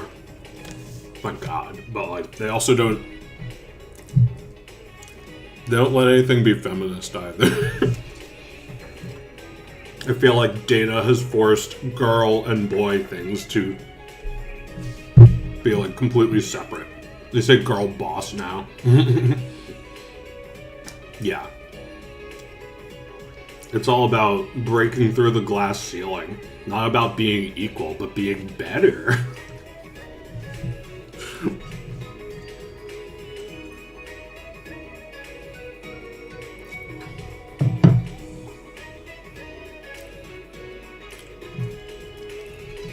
Speaking of girl boss, Peg.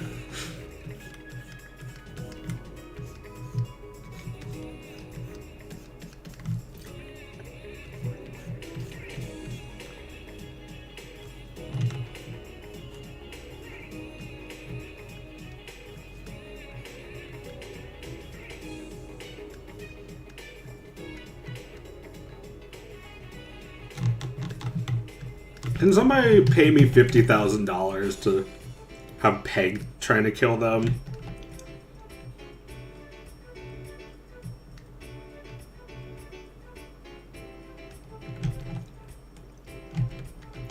You know, like, I'll draw your cringy shit for $50K. It's not cringe if no one's supposed to see it.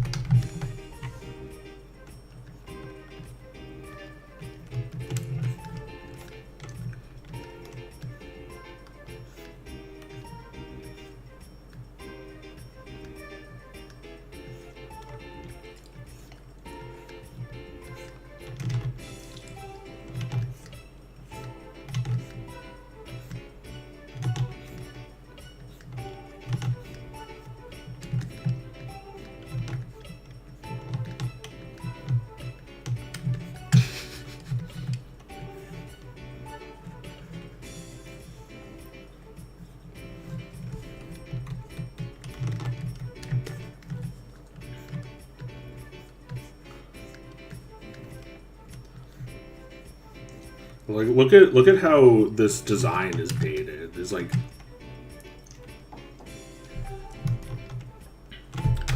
it's like hair that you'd never give to a character now.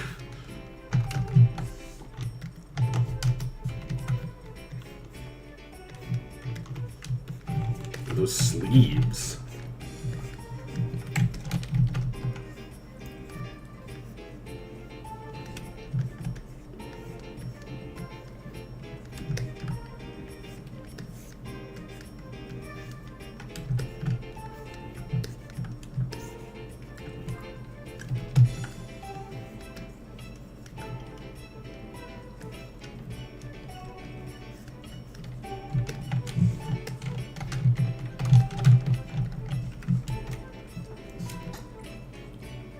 Alright, this poll is pretty much decided.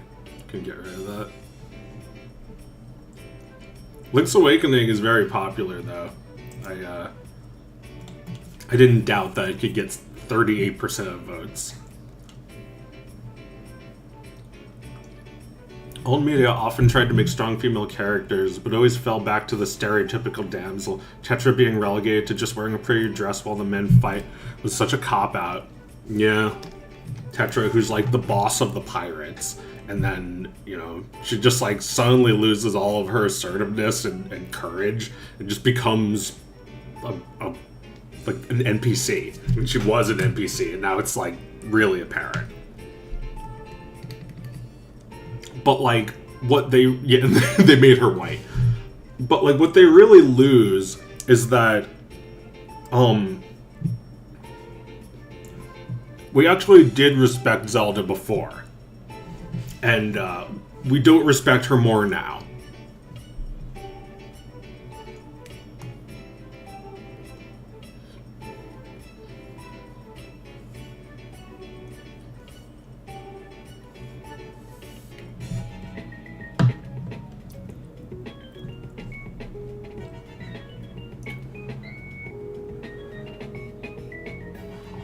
Like, by making her into a girl boss, it just delayed the damsel situation that is the formula for her character every time. It just delayed it.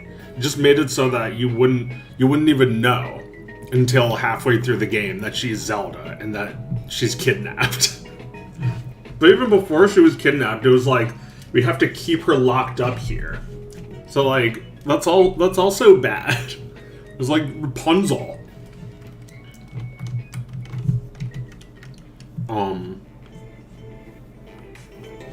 But yeah, Tetra was like, I'm girl now.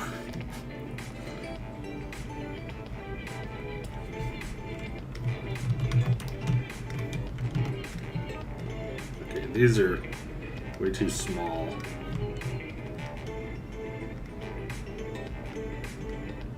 What am I doing? I could just reduce these 2 instead of all of those 6. That's better. Apparently there's a talk of a playable Zelda in the next game. I guess there's always been. Well, I do kind of think that by making the girl character playable, you grow a little bit more respect for her. That, you know, that respect that you definitely, if you're some woke company, you're just like desperate to get. So like, you know, I'm not saying every company did it wrong. Like when they make you play as Toadette, I stopped hating on Toadette so much. Because you're actually her. Same thing with Toad himself. Like, he's not a girl, but like it works the same way. Where like you kind of can't stand Captain Toad, but then you play as him and you realize how hard his life is. How much it sucks to be a Toad who can't jump in a Mario game. It's rough. So like, even if you didn't think you cared or respected that character, like, you know, imagine how hard it must be to be Zelda. They do explore this in Paper Mario, and it's like the best way you can possibly do it, right? Like, Paper Mario is still woke. It was woke then and it's woke now. not fake woke, but real woke, by giving the damsel some agency. That's all you had to do to make her more respectable. Like, you play as her a little bit. You have to do some sneaking missions because you're not strong. You can't fight the enemies. That just makes it so this character, who was totally sidelined before, has a little bit of agency. And that's all Mario has, is agency, because he's not an NPC like the princess usually is. I mean, they also let you play as the princess in Mario 2, but different character, I think. Kind of different.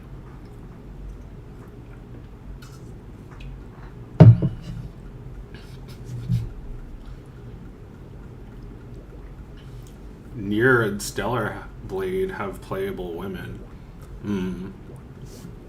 Yeah, I feel like that's part of it, making the girl playable. But like, if you just turn the girl into a butt-kicking character instead of like exploring the life of the damsel, that it is the thing that was considered to be problematic, then you're not really doing much. You're just doing like what Metroid did, where you're just like, surprise, it's a girl.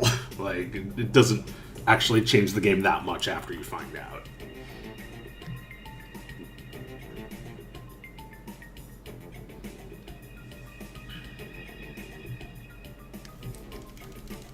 I hate Korean games so soulless. Kind of like the approach of Bayonetta. Well, yeah, there's something there that's like, you know, one of the other criticisms was that like women are just there to be decoration, and they're usually turned into damsels and tormented. But like, what if the playable character was the decoration? What if you were the hot one? There's something interesting about that, right? You get to be the hot one instead of the little bald mustachioed Danny DeVito.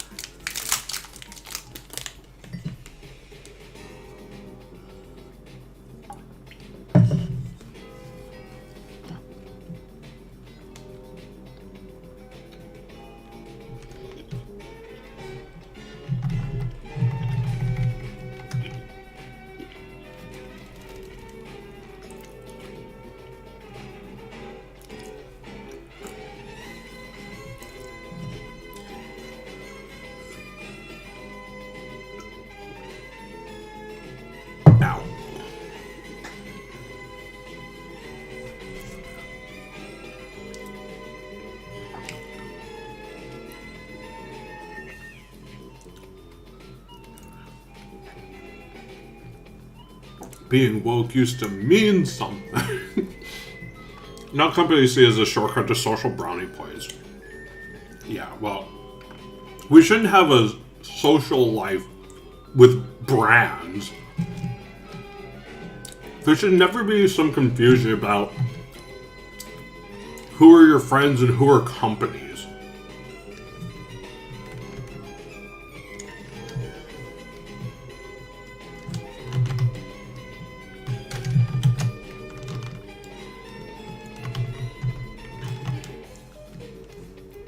Yeah, it's like,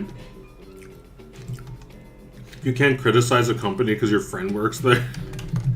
Then suddenly the company is your friend.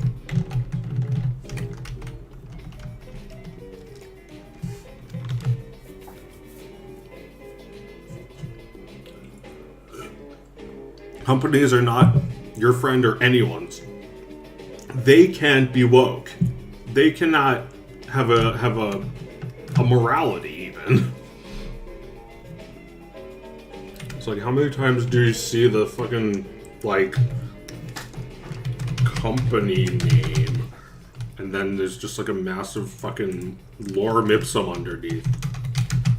Ipsum, jupsum, cupsum, fuckson, guckson, cuckson, stumple, bumple, dingle, dongle, dingle, dongle, dooble, dobble, gooble, gobble, stumpy, lumpy, you kids, and so on. And then it's just like, do better. It's like, we promise to do better. It's like, the point of this is to apologize to money. Come back, money. I need you, baby. Please. Just let me smash, just once. We promise to do better.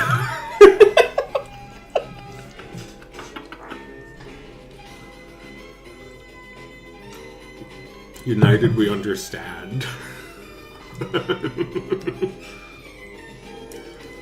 But yeah, like, your friends and your companies are not the same. Like, then, you know, like, person name. And, you know, next to them is, like, a soy jack, because that's them. There's a check mark. It's like lorem ipsum gypsum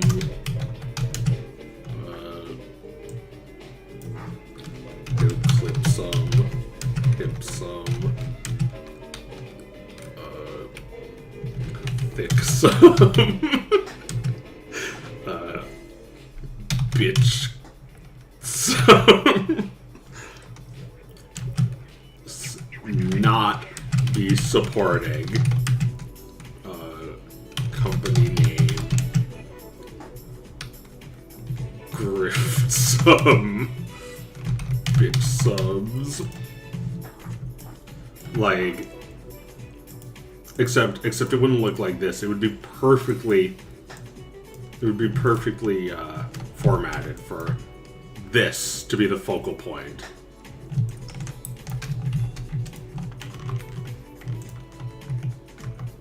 Supporting company name? What'd they do? It was just like, what's they do? And the person replies, burgers.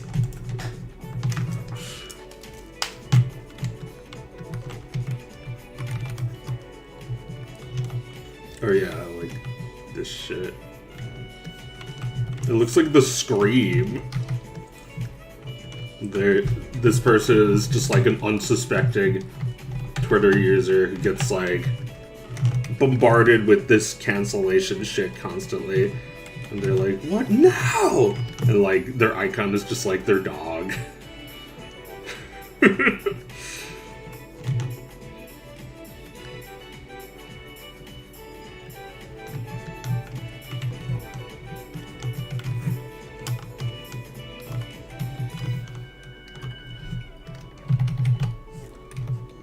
This person's name is Fred. They also have a check mark, so you know it's really your friend.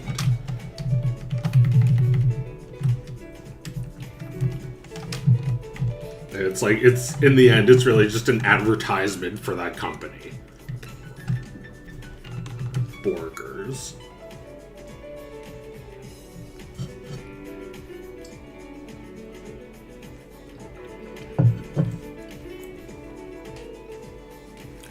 No company is your friend. They all want to squeeze you for money. I hate how people fetishize Valve as this some bastion of honor and decency.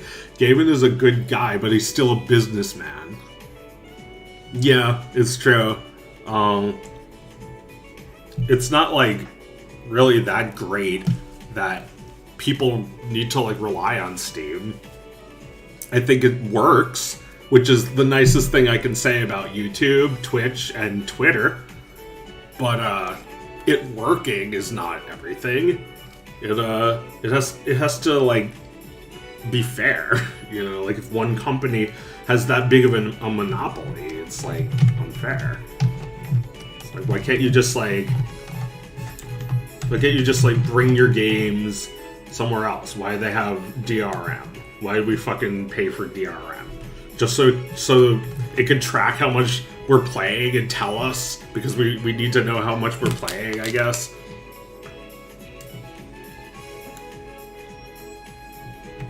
I'm like fixing this like like fixing the formatting of this shitty image that I'm not posting anywhere. Alright, anyway. Yeah, but also it's like this thing that was like, we promised to do better, was like how person name even found out about this shit. So promising to do better is just like, it's just part of the same grift. As a game developer, Valve provides so much value. Game distribution is a hard problem. Yeah. No, I mean, it's like having it in a store. You know, maybe you don't love Walmart, but if your shit was in Walmart, lots of people would buy it. I will say, though, it's probably better to buy games over Steam than at Walmart, or even, like, through Nintendo's, like, online store.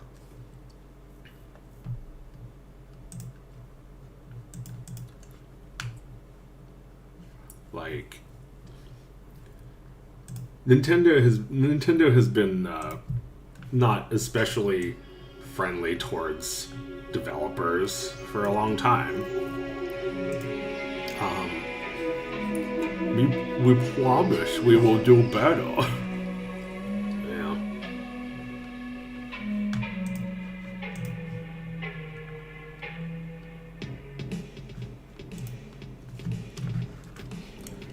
I'm a game dev, and I'll be releasing my game on Steam, but I don't like Valve, and I will be making sure my game can be taken out of Steam and played without it.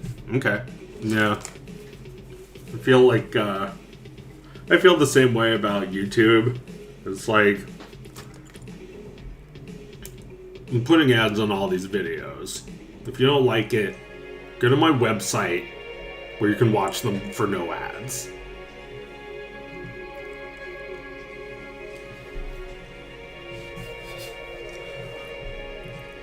You know, even with NFTs, I felt like that was kind of similar. It's like, if you really want to watch my movie for free, you can just sneak into the fucking theater.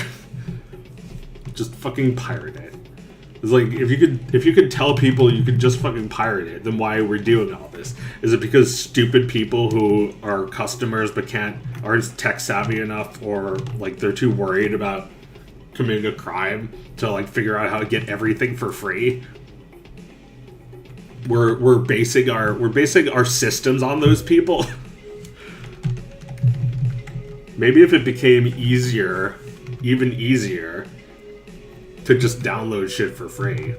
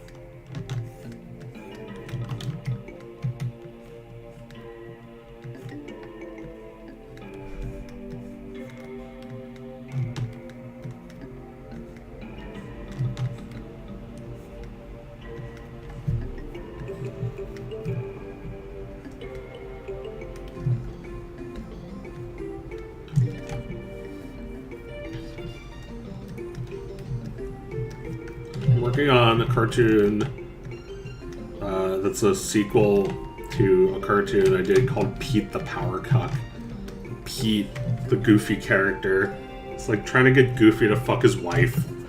It's like he's like pulling out all different tactics. Like first he tried making him feel sad about his dead wife.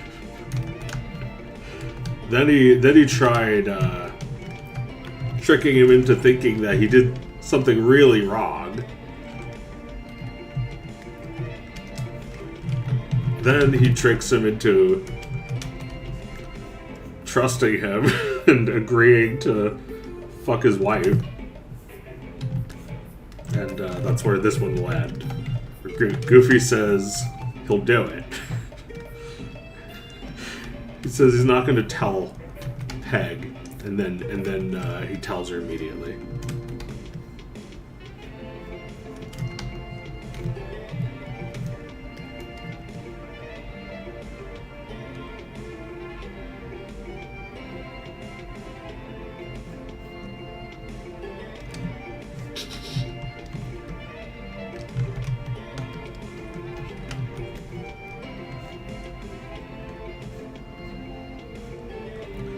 But yeah, I don't know if I should say anything in the story that happens after this episode. Leave that to you. Give me your predictions. You can make bets on what happens.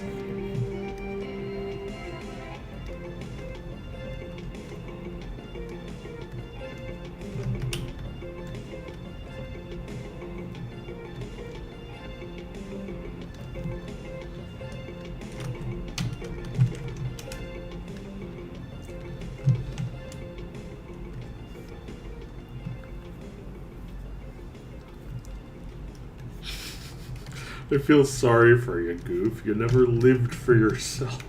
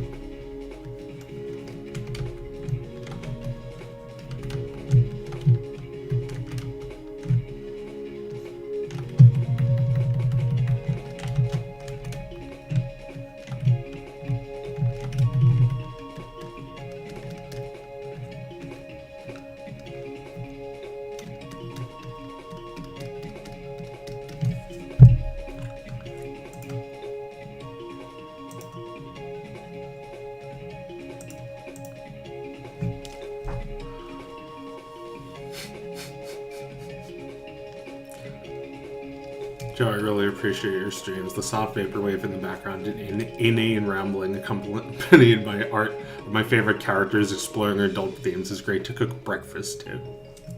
Thank you. Thanks a lot. I appreciate it, pal. Remember John McCain? You're too young to remember. But John McCain was like, my friend. Hello, my friend. It's me, my friend.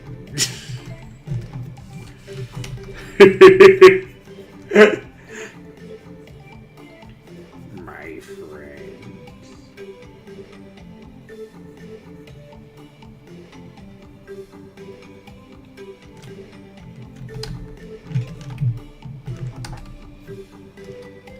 John McCain had a crooked skull. Yeah, he looked like this.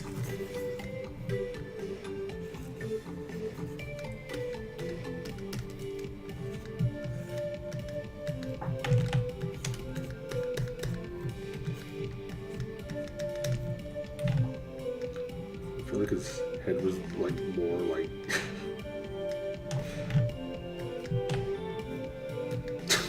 bald.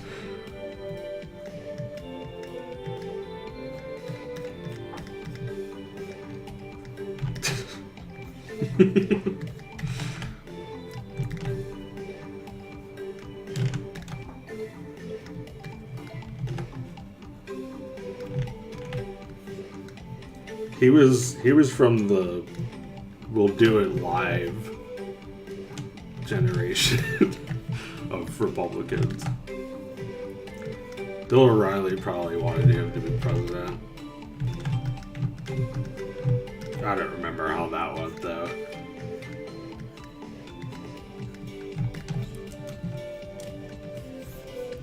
This is Quasimodo.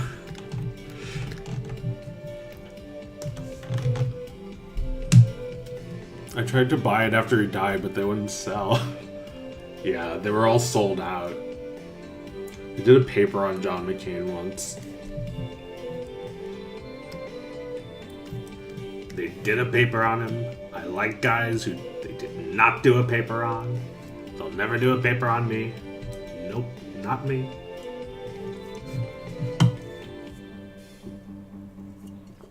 At least he was respectful to his opponents. Yeah, he respectfully lost.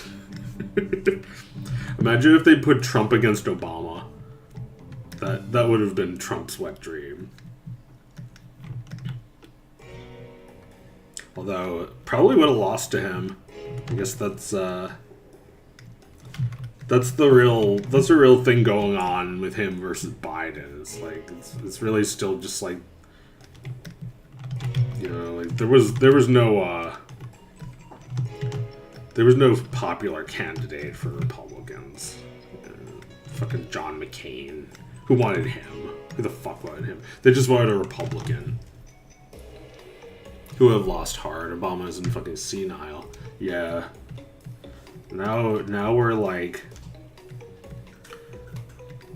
the people in charge now are like the people who wanted Obama before, and they're still clinging to Obama with fucking Biden. They should make Obama the vice president because it'd make him mad.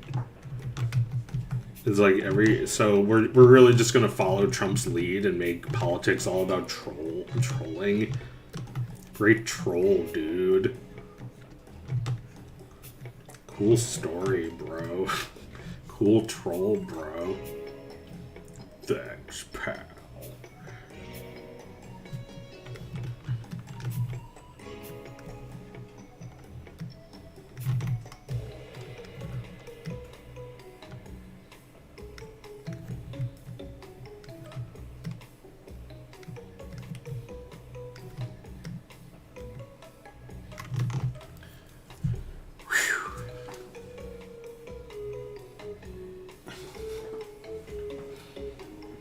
I ordered 2 Dog of Wisdom shirts yesterday. Thank you.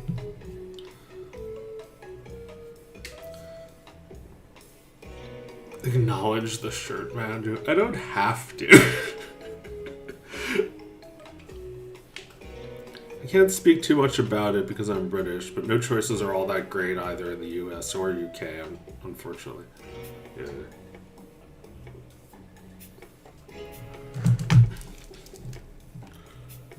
It's like, what is the, there's no ideology behind voting for Biden. It's not about change. They really don't give a shit. It's about staying the same now. Right, because the message, the pro-change message, is coming from the Republican side. It's like, we need to execute people. that's their idea of change. We need to drag out Mike Pence and hang him at the Capitol. That's the change that we're looking for.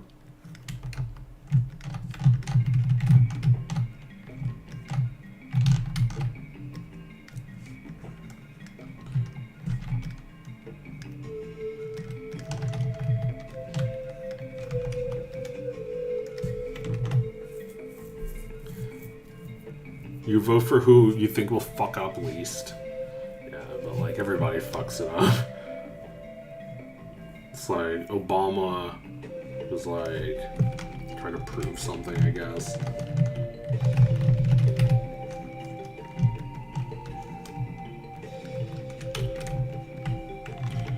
It's like what we were saying before, like, I can't believe this is our reality.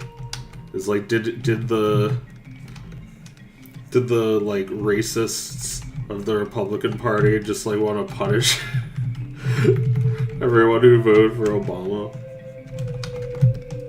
Because like they were like that with him. It's like, I can't fucking believe this is our reality. We have a black president. It's like, why does it matter so much what the president's doing? He's not the only person.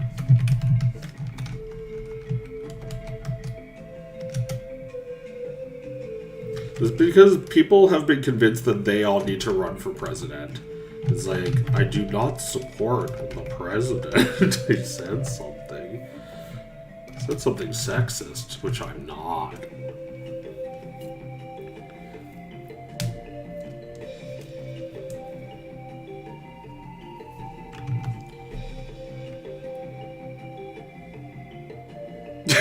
This looks great.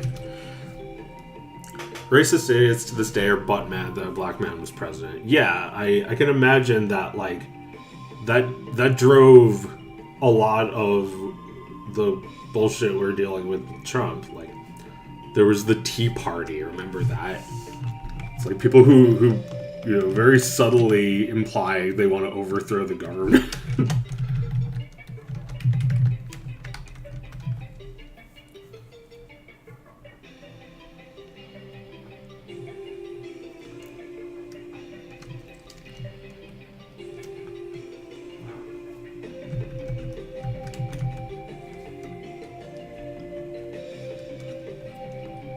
I was bummed when Trump was banned off of Twitter, not because I like him, but his tweets were my daily laugh. Yeah. I mean, it was probably good though that he got banned from Twitter, because it's like there was just like absolutely no consequences for any of the shit he said while he was president. It's like, finally there's consequences for all this shit that happened on January 7th. Although, actually, no. That's not even what he's on trial for right now. It's some other shit.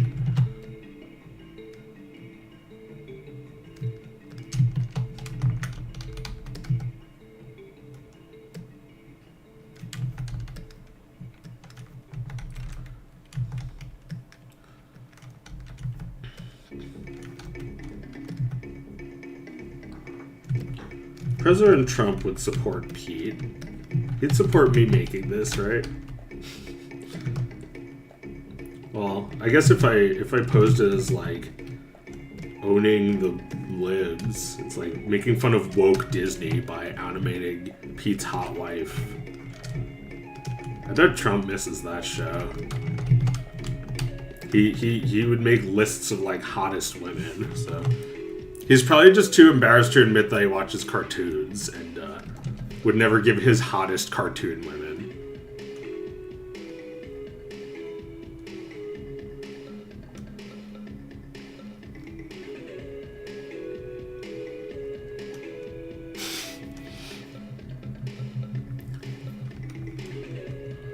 We love Pete, don't we, folks? Great guy, smart guy.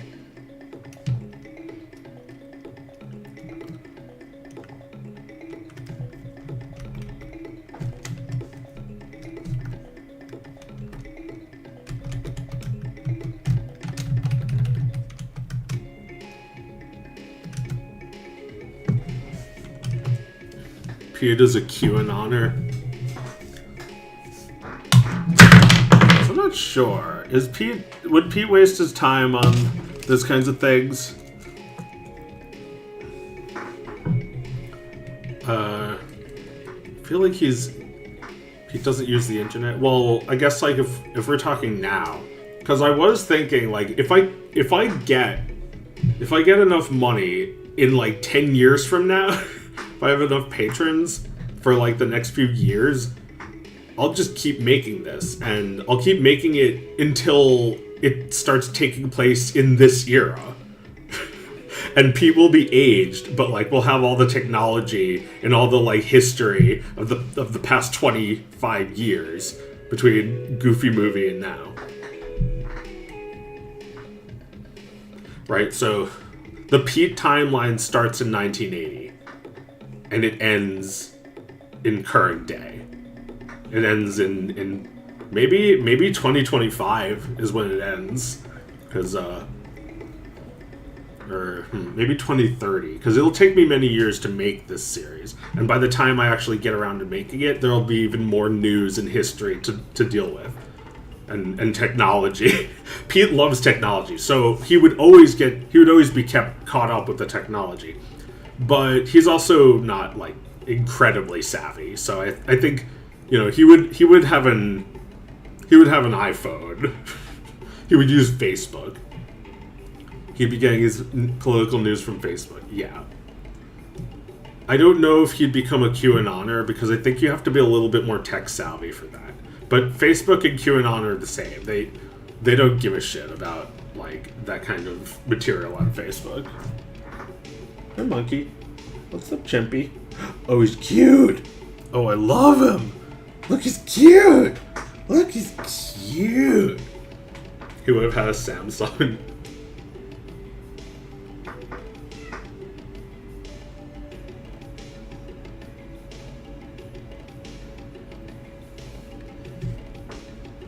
Pete is your quintessential fat conservative boomer. He probably only understands what QAnon is through misinformed Facebook posts. I say that Pete has like a little radio it's like his boat radio that he listens in on and just like listens to like police conversations or something. Oh yeah, like Pete has one of those things in his car that lets you know if a cop is tracking your speed. Although, as you keep up with technology, Pete reports racist Minions memes. Oh, reposts. Yeah, I think reporting them is that's something that Minnie Mouse would do.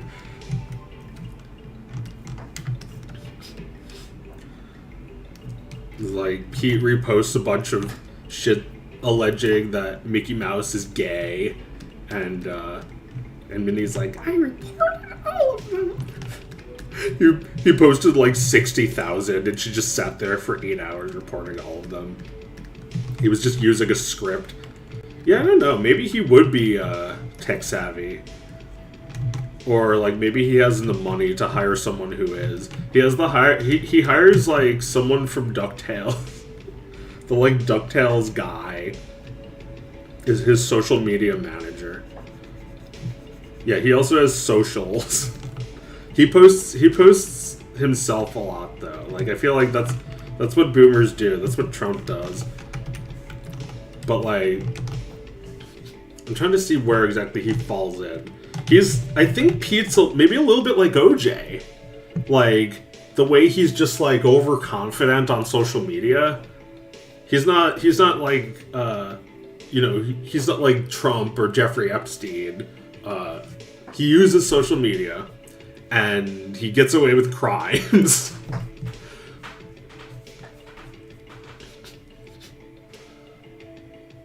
Pete would repost only 50s babies remember memes and naked woman pictures. Yeah, Pete would repost like women with like terrible like fake boobs.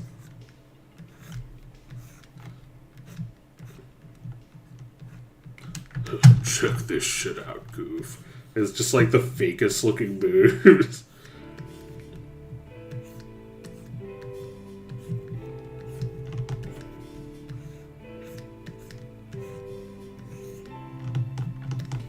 Pretty hot,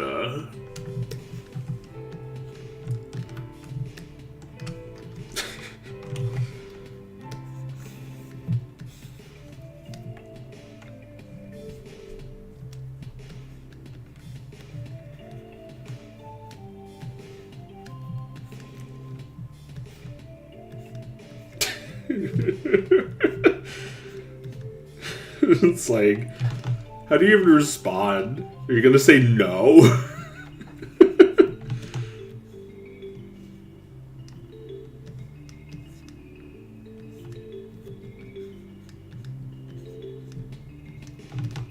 What are you, some kind of a queer?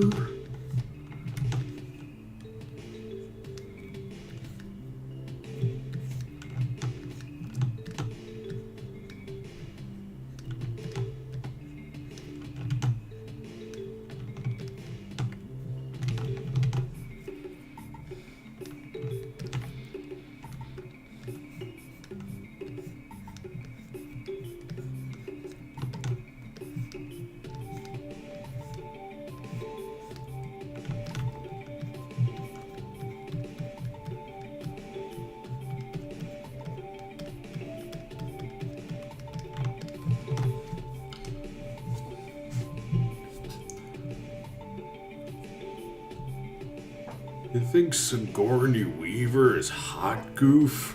What are you, gay? Yeah, Pete thinks Pamela Anderson is still peak hotness. That's an incredibly antiquated mindset. You know, not saying it's wrong, but it's antiquated. It's aged. It's quite old.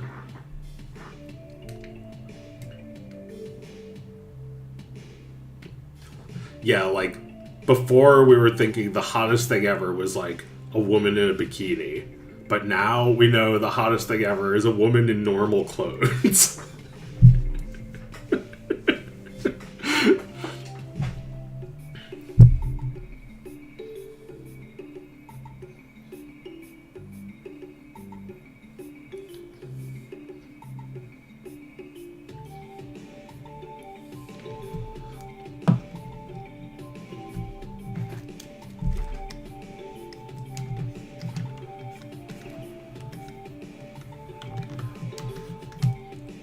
What are you, gay?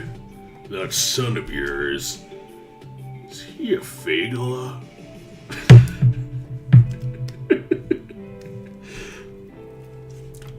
Nah, I don't think Pete knows Yiddish. I think, like, I mean,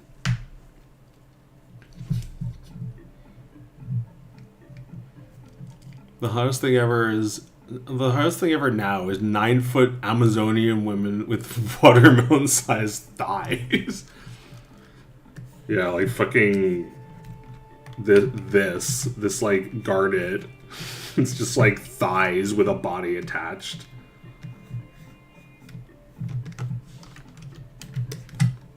It's like, that's like what Pixar moms all look like. They're just thighs. It's marzipan.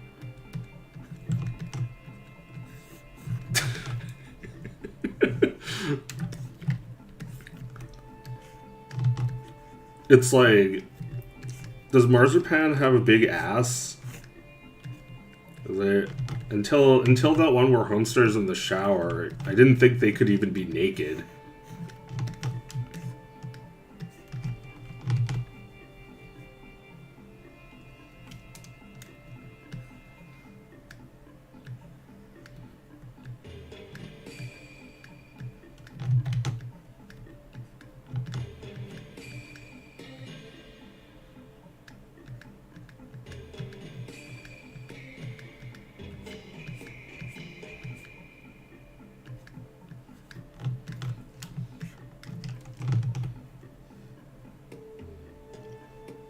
Designer of Pixar mom saw a bowling pin once and was like, whoa. Well, yeah, because, like, you know, before the shape was like that or something. Then the shape was like that.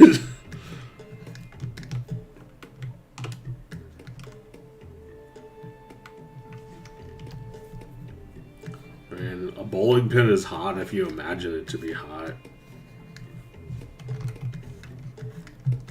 It's an appealing shape.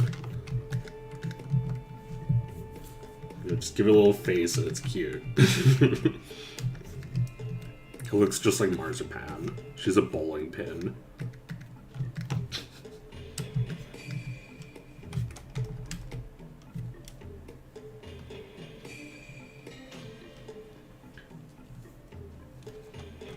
Can't go to bowling alleys anymore. Get too hot and bothered.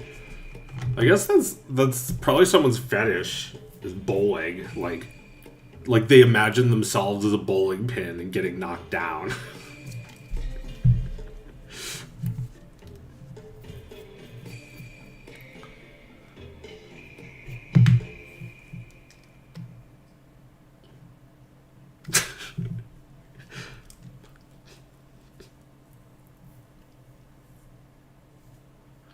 There was that one animation. I don't know if I know the one you mean, but it's like the bowling alley screen when you get a strike, and it's like a ball like knocks over a pin, and then just like helps it get up. It's like trying to hit on the pin or something.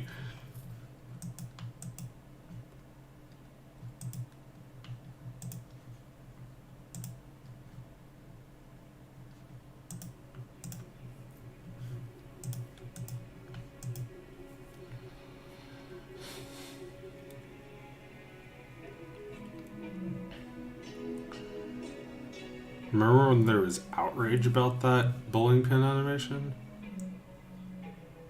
It's a rapey Rule 34 in the style of strike animations from bowling eyes. Oh, well, no, I don't remember it, but I can picture it very easily from that description. Thank you for that. I mean, you know, someone did one I liked that was like, the ball is like about to kill it, and then the bowling alley is like, the bowling pin like turns around really fast and like blocks with like a big disembodied hand. I thought that one was pretty good. And then like destroys the bowling ball. It was like it's like Akuma from Street Fighter. He explodes into pieces while he poses.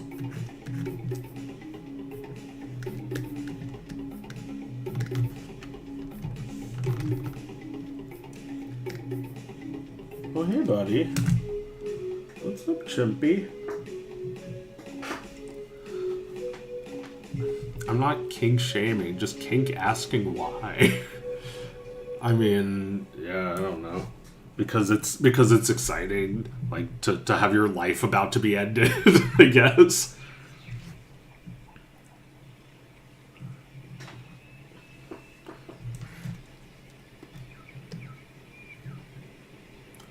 It's like Pete's into edging, as in like on the edge.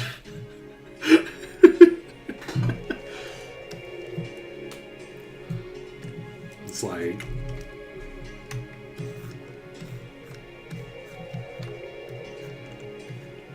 Pete has like a revolver in his teeth.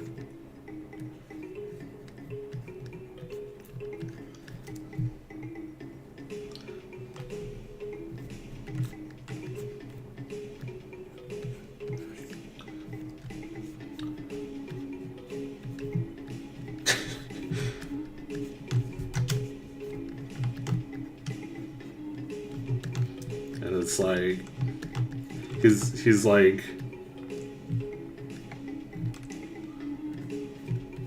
this is how he pleasures himself.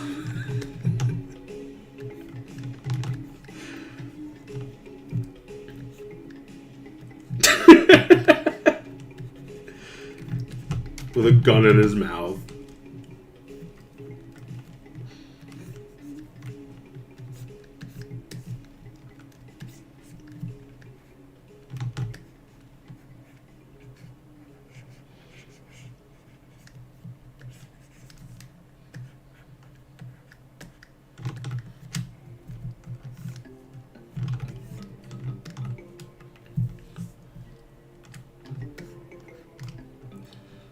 Maybe he's holding it with his feet.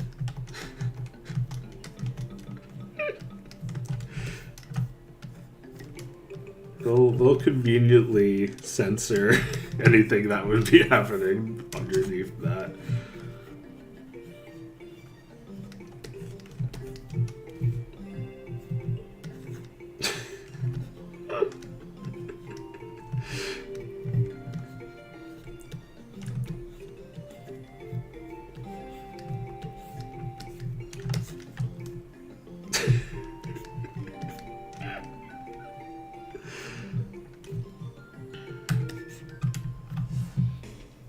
It's like, if he pulls the trigger and it kills him, he dies. If he pulls the trigger and it doesn't kill him, he comes.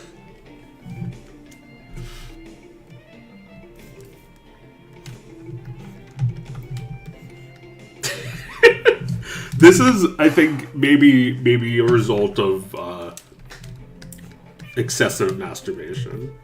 That like he has to make it more exciting.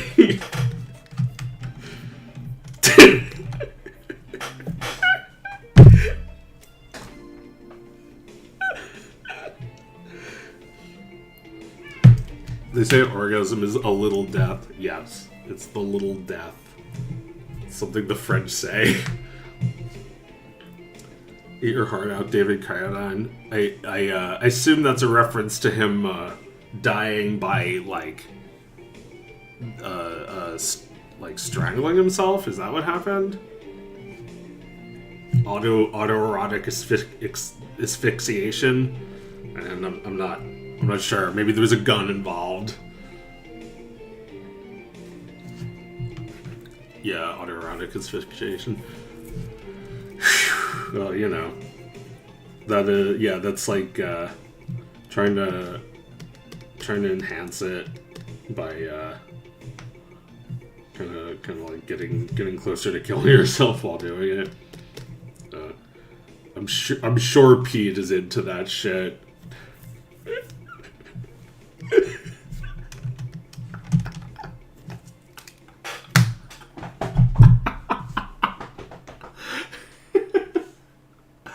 Oh my god. I have no idea where I could put this image, but it's funny.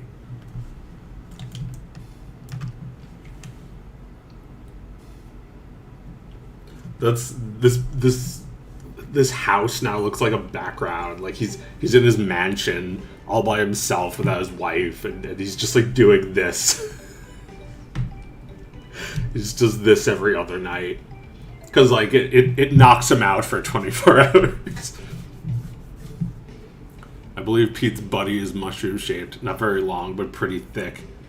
I have drawn it. It's pretty small.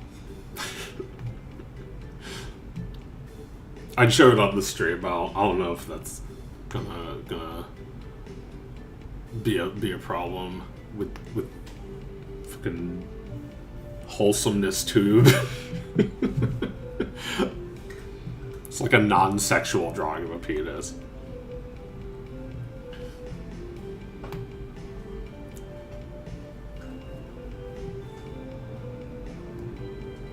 Even if Pete was average, his body proportions would make it look tiny. Oh, you're right, yeah.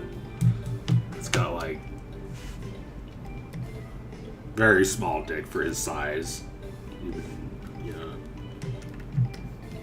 Even for his size would look small.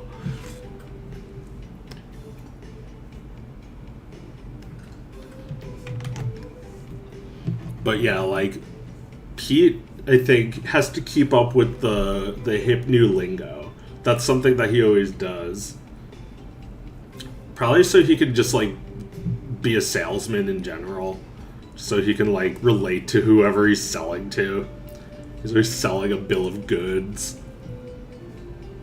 Like, it's 1996. What's the lingo now? What is Pete saying for the first time? You know, like, there's... Oh my god, I'm gonna have to, like, really think about this. But, like, there's plenty of just, like, lingo that didn't used to exist, that then it stopped being used.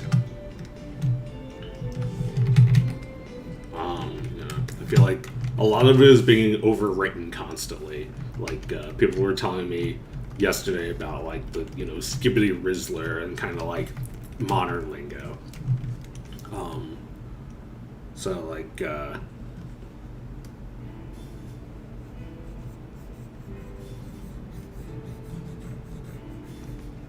know, like, one that's, like, a little bit older is based. that one has lost its edge. It has really lost its edge. It used to be about something edgy. now everybody's based. Now grandma is based. Grandma's based? Yeah, like, instead of, like, shock and horror at all the, like, disgusting racist things grandma has been saying, it's like, grandma's kind of based.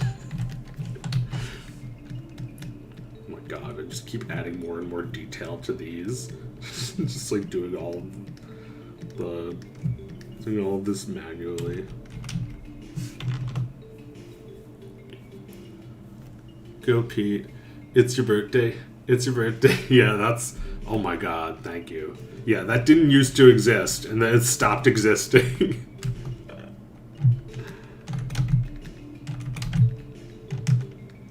Yeah, he would absolutely say that. Go Pete, it's your birthday, it's your birthday. Stupid.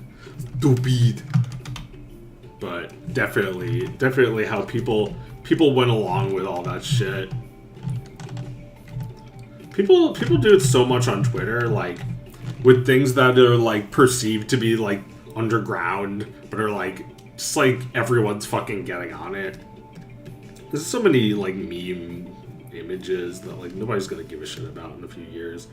Like, he wants to order. You've seen that shit. It's like... It's toast. It was toast the second a third person did it.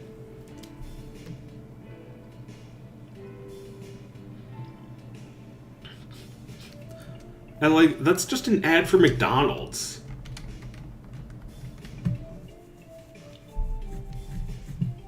That's not even a meme. That's just an ad for McDonald's. People have been doing the same shit with, like, Barbie. They, like, drew like a parody of, like, Barbie and Ken. It's a fucking ad for a movie.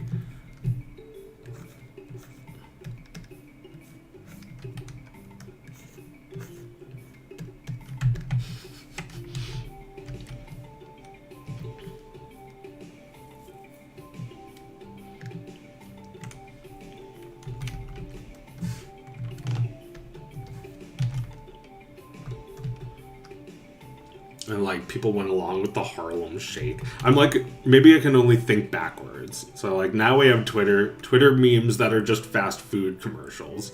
Before that we had the Harlem Shake, which was like, I guess something from real life that got picked up by fake life and ran it into the ground in milliseconds. Then before that, what were we stealing? What kind of culture was appearing in the lower income neighborhoods that we were putting a microphone in and listening to hear the latest lingo?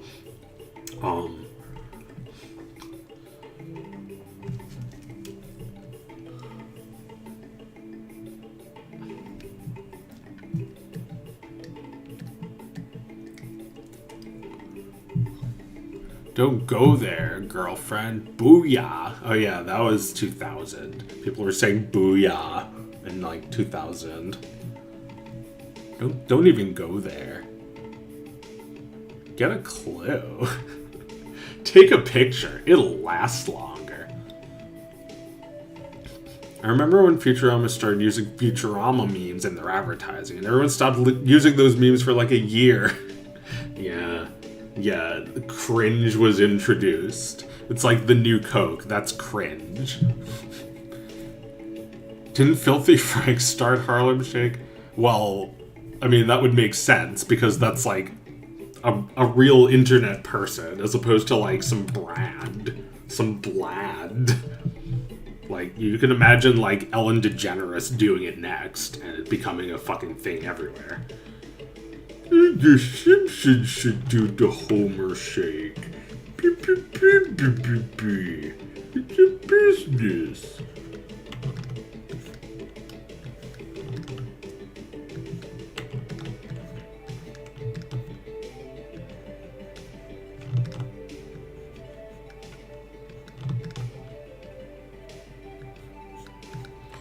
Yeah, like Homer Simpson is like, well, I guess Bart Simpson is like, how do you do, fellow kids?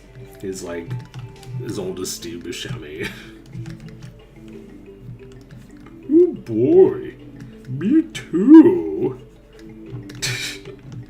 Hashtag me too. Me capitalize? Can Pop Pop have a treat? Yeah, like Homer's always looking for a little treat. A little donut, a little pink donut with sprinkles. My God. Stop it. Stop existing.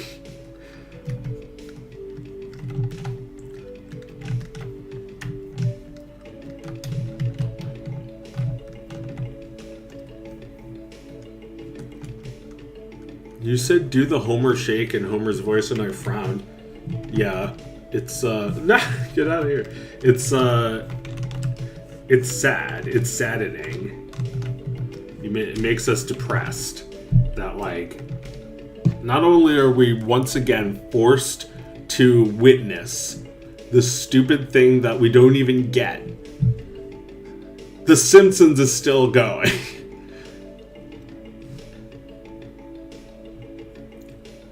Yeah.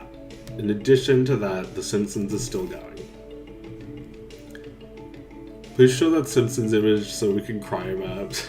Send the Simpsons image I sent you so we can all cry about it more. Okay, thank you for that. That'll give me another 20 minutes of a stream.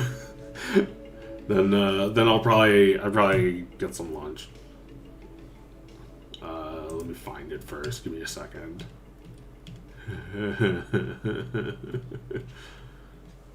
Stupid shit. Meower. Oh, he's cute. Oh, I love him. Oh, he's cute and I love him. Look, he's meowing. Mac, just 20 more minutes. Or maybe I'll speedrun this. Maybe I'll just fucking just give up right now. Here's the image. See? Okay, so what do we have here? How about I just like go to the bathroom and let you all figure out.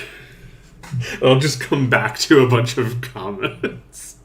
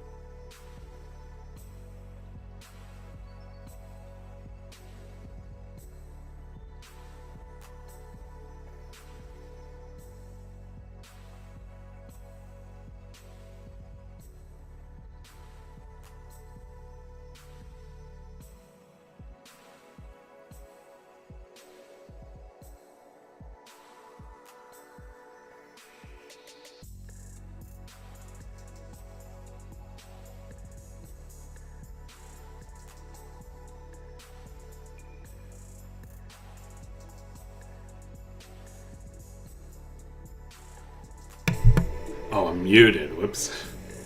Sorry. I didn't want to hear you. Didn't want you to hear me urinating. Not that it'll pick it up or anything.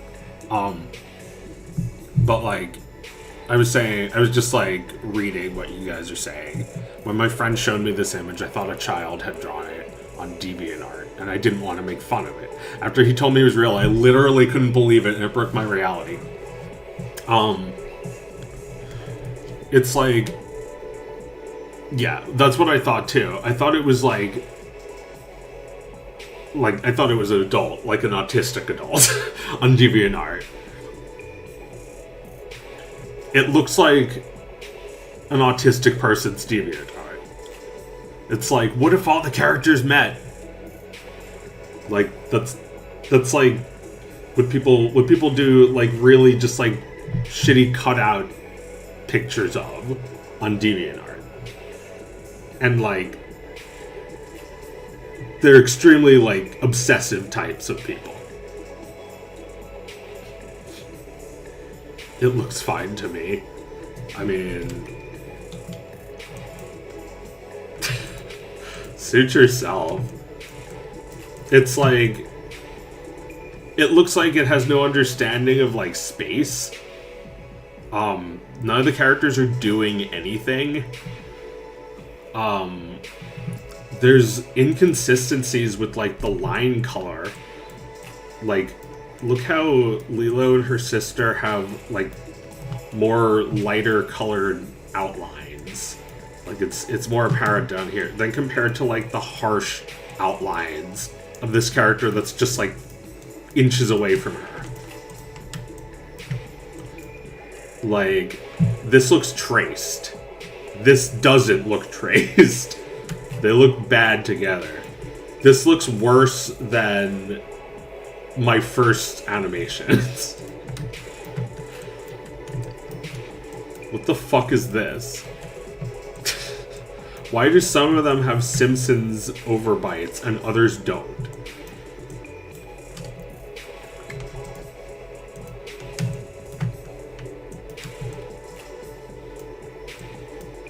Great. Look how like 3D everyone looks. It looks like they just traced 3D and like everything is like perfectly mathematically proportioned. Which is why it looks so awkward.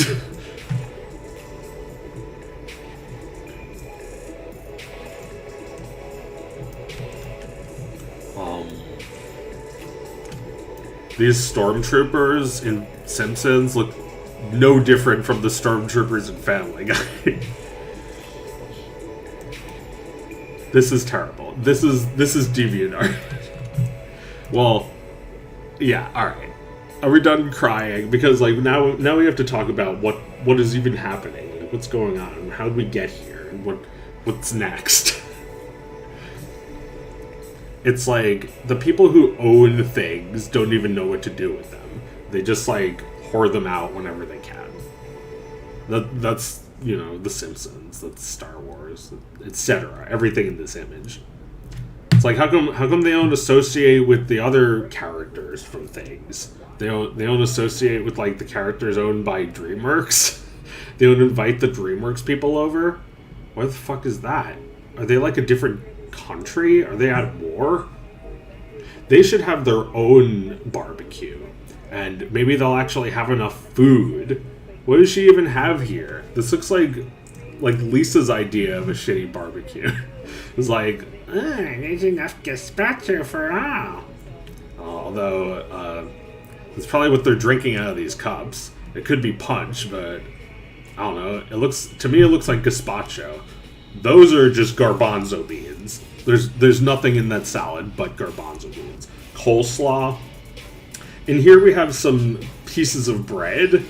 I think that they are hamburgers with the crusts off, and those look like hot dogs with the crusts off. I mean, I don't think so. I think hamburgers is too appetizing for like what those are supposed to be. They look more like PB&J. Those look like tuna sandwiches. And also is like, you got anything vegan? And Marge is like, oh, we have all these garbanzo beans. And she's like, oh.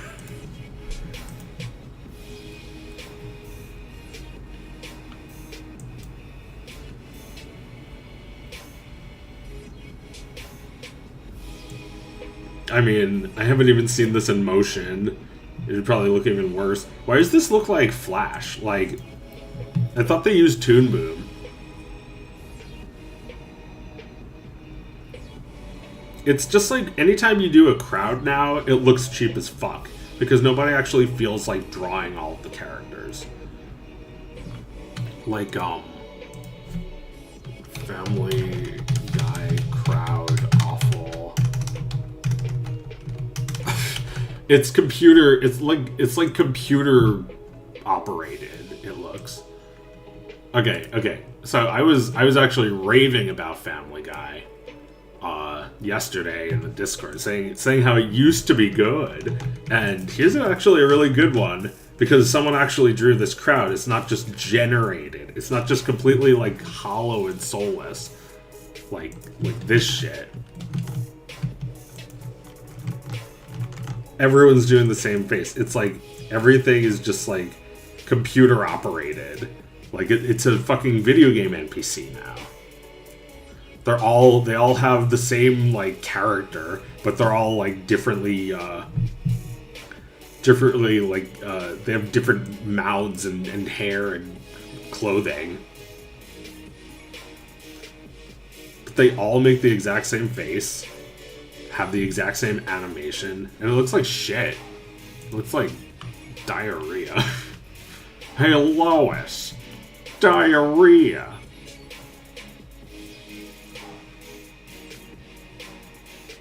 Where's the one I was looking for though? It's like massive, like.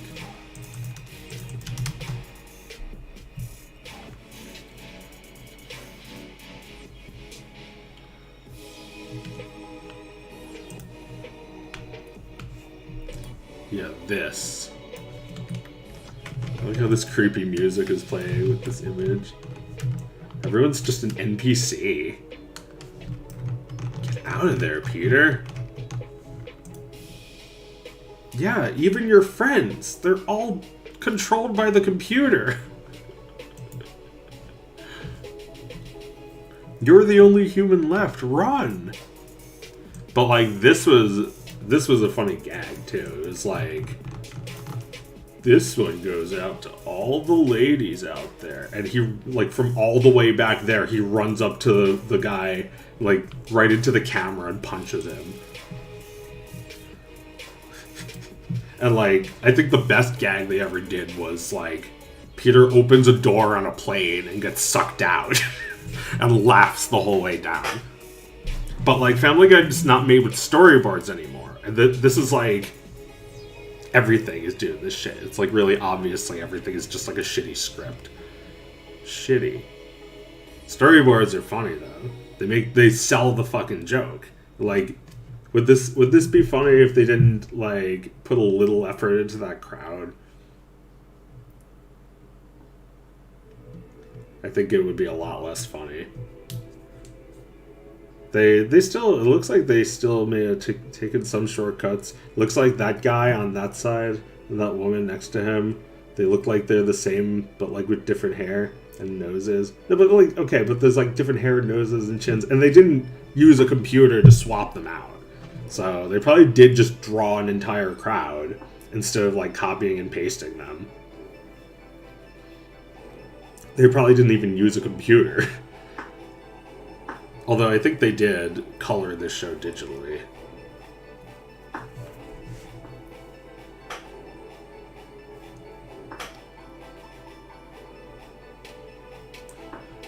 This is Disney trying to force their forgettable new characters into culture. Nobody likes these new characters, but they're trying to pretend like they're beloved. Yeah, let's see, like, which of these characters do you know their name?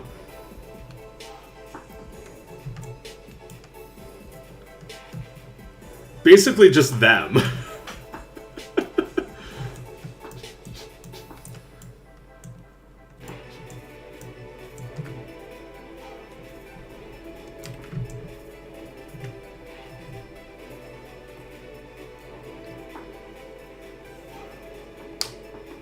like, Bluey and Bingo are the only fucking relevant things in this entire picture.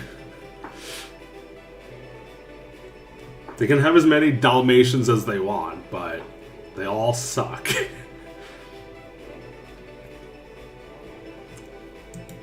Watching on Disney Plus. Well, yeah, that's the thing. It's like every single one of these is a shitty ad, and we can force the most like autistic OCD Simpsons fans to learn about every single one of them just simply because it's on The Simpsons. And it's like that's like being tortured. It's like now somebody with extreme OCD feels like because The Simpsons put all these characters into it, they're going to have to watch everything and see what they're from just to have context for this Simpsons episode. And they spend 180 hours watching all of these movies. And every episode of Bluey.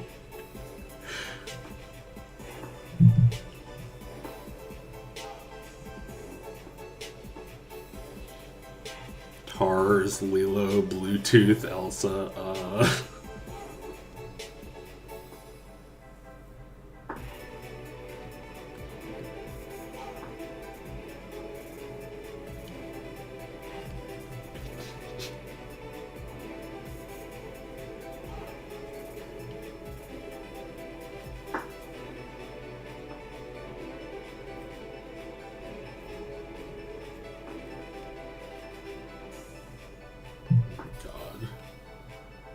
It's all just like the most like bland looking characters and like the most bland looking versions of them. Like this movie got away with murder by making it about a family because that way they could just take the same model and use them for all the characters. Just like make it taller and stronger. Diz owns everything you see here. It's funny because Disney doesn't even own them. No, they do. They own everything. Oh, right. They're saying they don't own Bluey. Yeah, but they still have a license to use it in this stupid episode. Even though it's like the most useless thing to throw Bluey in here. Only relevant characters. And I'm glad for them. I'm glad for them. They won. They won in a way I wish I could win. Getting on Disney Plus without Disney owning you. They don't own Bluey. They just have some distribution rights. Yeah, they suck dick for Bluey. They'll suck your dick. While everyone else gets the shit end of the stick, they're gonna get on their knees and suck thy dick. I miss the old Joe. He used to be less balding. Man, I'm getting old. Disney owned everything. Disney even owned Joe, and he's a former Disney employee, and that's why he makes independent animation. Gargle those blue balls.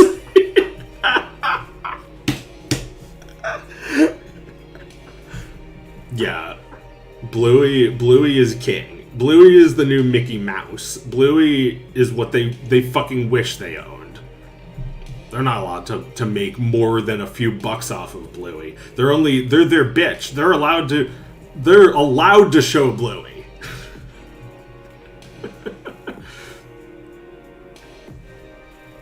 They could never offer enough money to own Bluey is the thing. They don't have it. Bluey is better than all of these characters combined.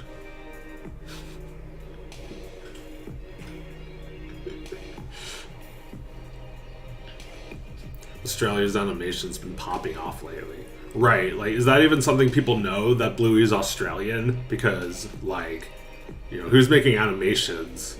For a while it was the US, then it was Japan, then it was, like, France, and, yeah, I'd like to see more animations from, like, other countries.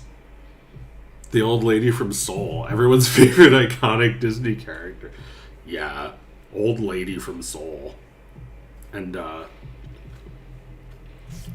this character here, who could be from Soul or Wish, Oh, wait, that's not even... This isn't even the characters from... Wait, is this? No, this isn't a character from Wish even, is it? This is just... She just looks like that. This is actually a character from Encanto.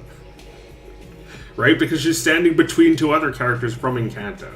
So this character is either from Encanto... No, she's definitely not from Soul. Because look, she has those eyes. Look how they, like, very marginally change the style to differentiate the Pixar and Disney characters. But then you have them, and they have the same eyes as them. So, no. I mean, they're all one big family. Everyone here is, like, incestuous. This image is, like... It's supposed to be a flex, like how much shit we own, but it just looks like pretty embarrassing. It's like stop making such nothing work, where it's just like the content is an ad, which is a good way to end this stream, because I began it talking about how ads look cool now. Ads from back in the day, like McDonald Land, though evil, maybe even problematic in nature, had some great visual ideas, and now I feel like a lot of content, like even the content of this content, is starting to resemble ads. We can do better than that. I'm gonna make fun of Disney without running ads on those videos, because ads ruin everything. Ads made everything cheaper and shittier, including me. So let's give me $1 so I shut up and get back to drawing. Let me just play this one last time before the stream ends. There's no timing on this yet, but it's, just one frame at a time on 6 frames per second. So I basically just did this stream. Just, oh, thanks, pal. That's alright. I'll get more done later. I'm hungry. I have some shit to do. I gotta go to the quarter store. Alright. Thank you for coming, and I will see you next time. Go to twitch.tv/Granulac and watch me on Thingus tonight. Thingus tonight? What are people saying about Thingus tonight? Thingus tonight? Some people are saying we might be playing Switch games. So yeah, I don't know if I don't know what we got. So you'll see. We'll make it entertaining no matter what we're playing. It's just me and my older sister. We meet up every Wednesday to do like a podcast called Thingus. Go to youtube.com/Thingus. It's just like trying to remember shit from our childhoods, from like playing video games from our childhoods. Like it's like you suddenly you're like back to thinking about something you haven't thought of in 25 years when you play a game that like, yeah. Sometimes we talk about the game, sometimes we don't even. We're smart. We're always right. We have the best takes and we're always right. Send a like. Oh, yeah, sorry.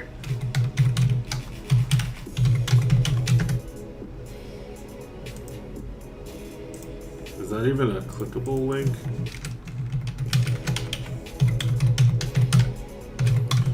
Send a clickable link. Okay, there we go. Alright. So let's see. What am I gonna do next time? I guess should probably work a little more on this. Do a little less sketching. Although I'll show the sketches I did today, since That was another thing I did. You know, it was goofing off, but it wasn't a total loss. There was Fred Flintstone and his wife smoking. There's this burger. There's the hamburger. There was a long discussion on blackface and beloved characters who got the axe, like Pepe Le Pew, and the fact that I created this meme. I explained woke.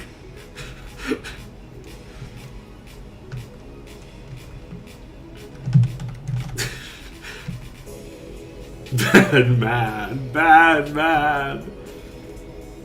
Bye, Dad. Some ice cream from Joe Biden. Burgers from Trump.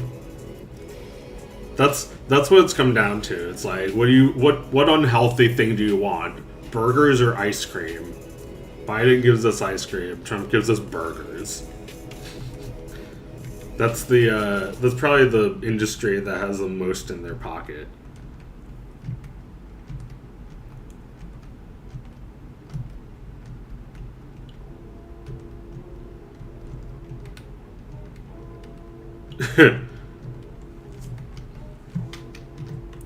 Sketches is not goofing off. It's true. Sketching is a real job.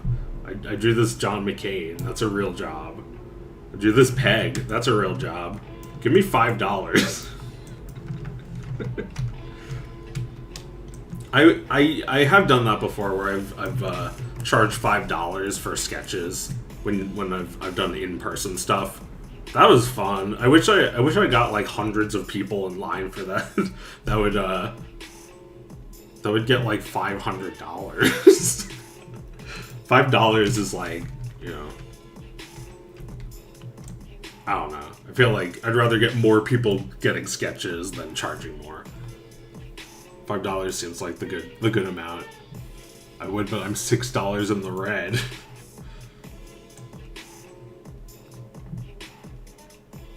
Yeah, well, there's people out there who would give you good money for drawing goofy porn. You know, both of us could make a ton of money doing that shit.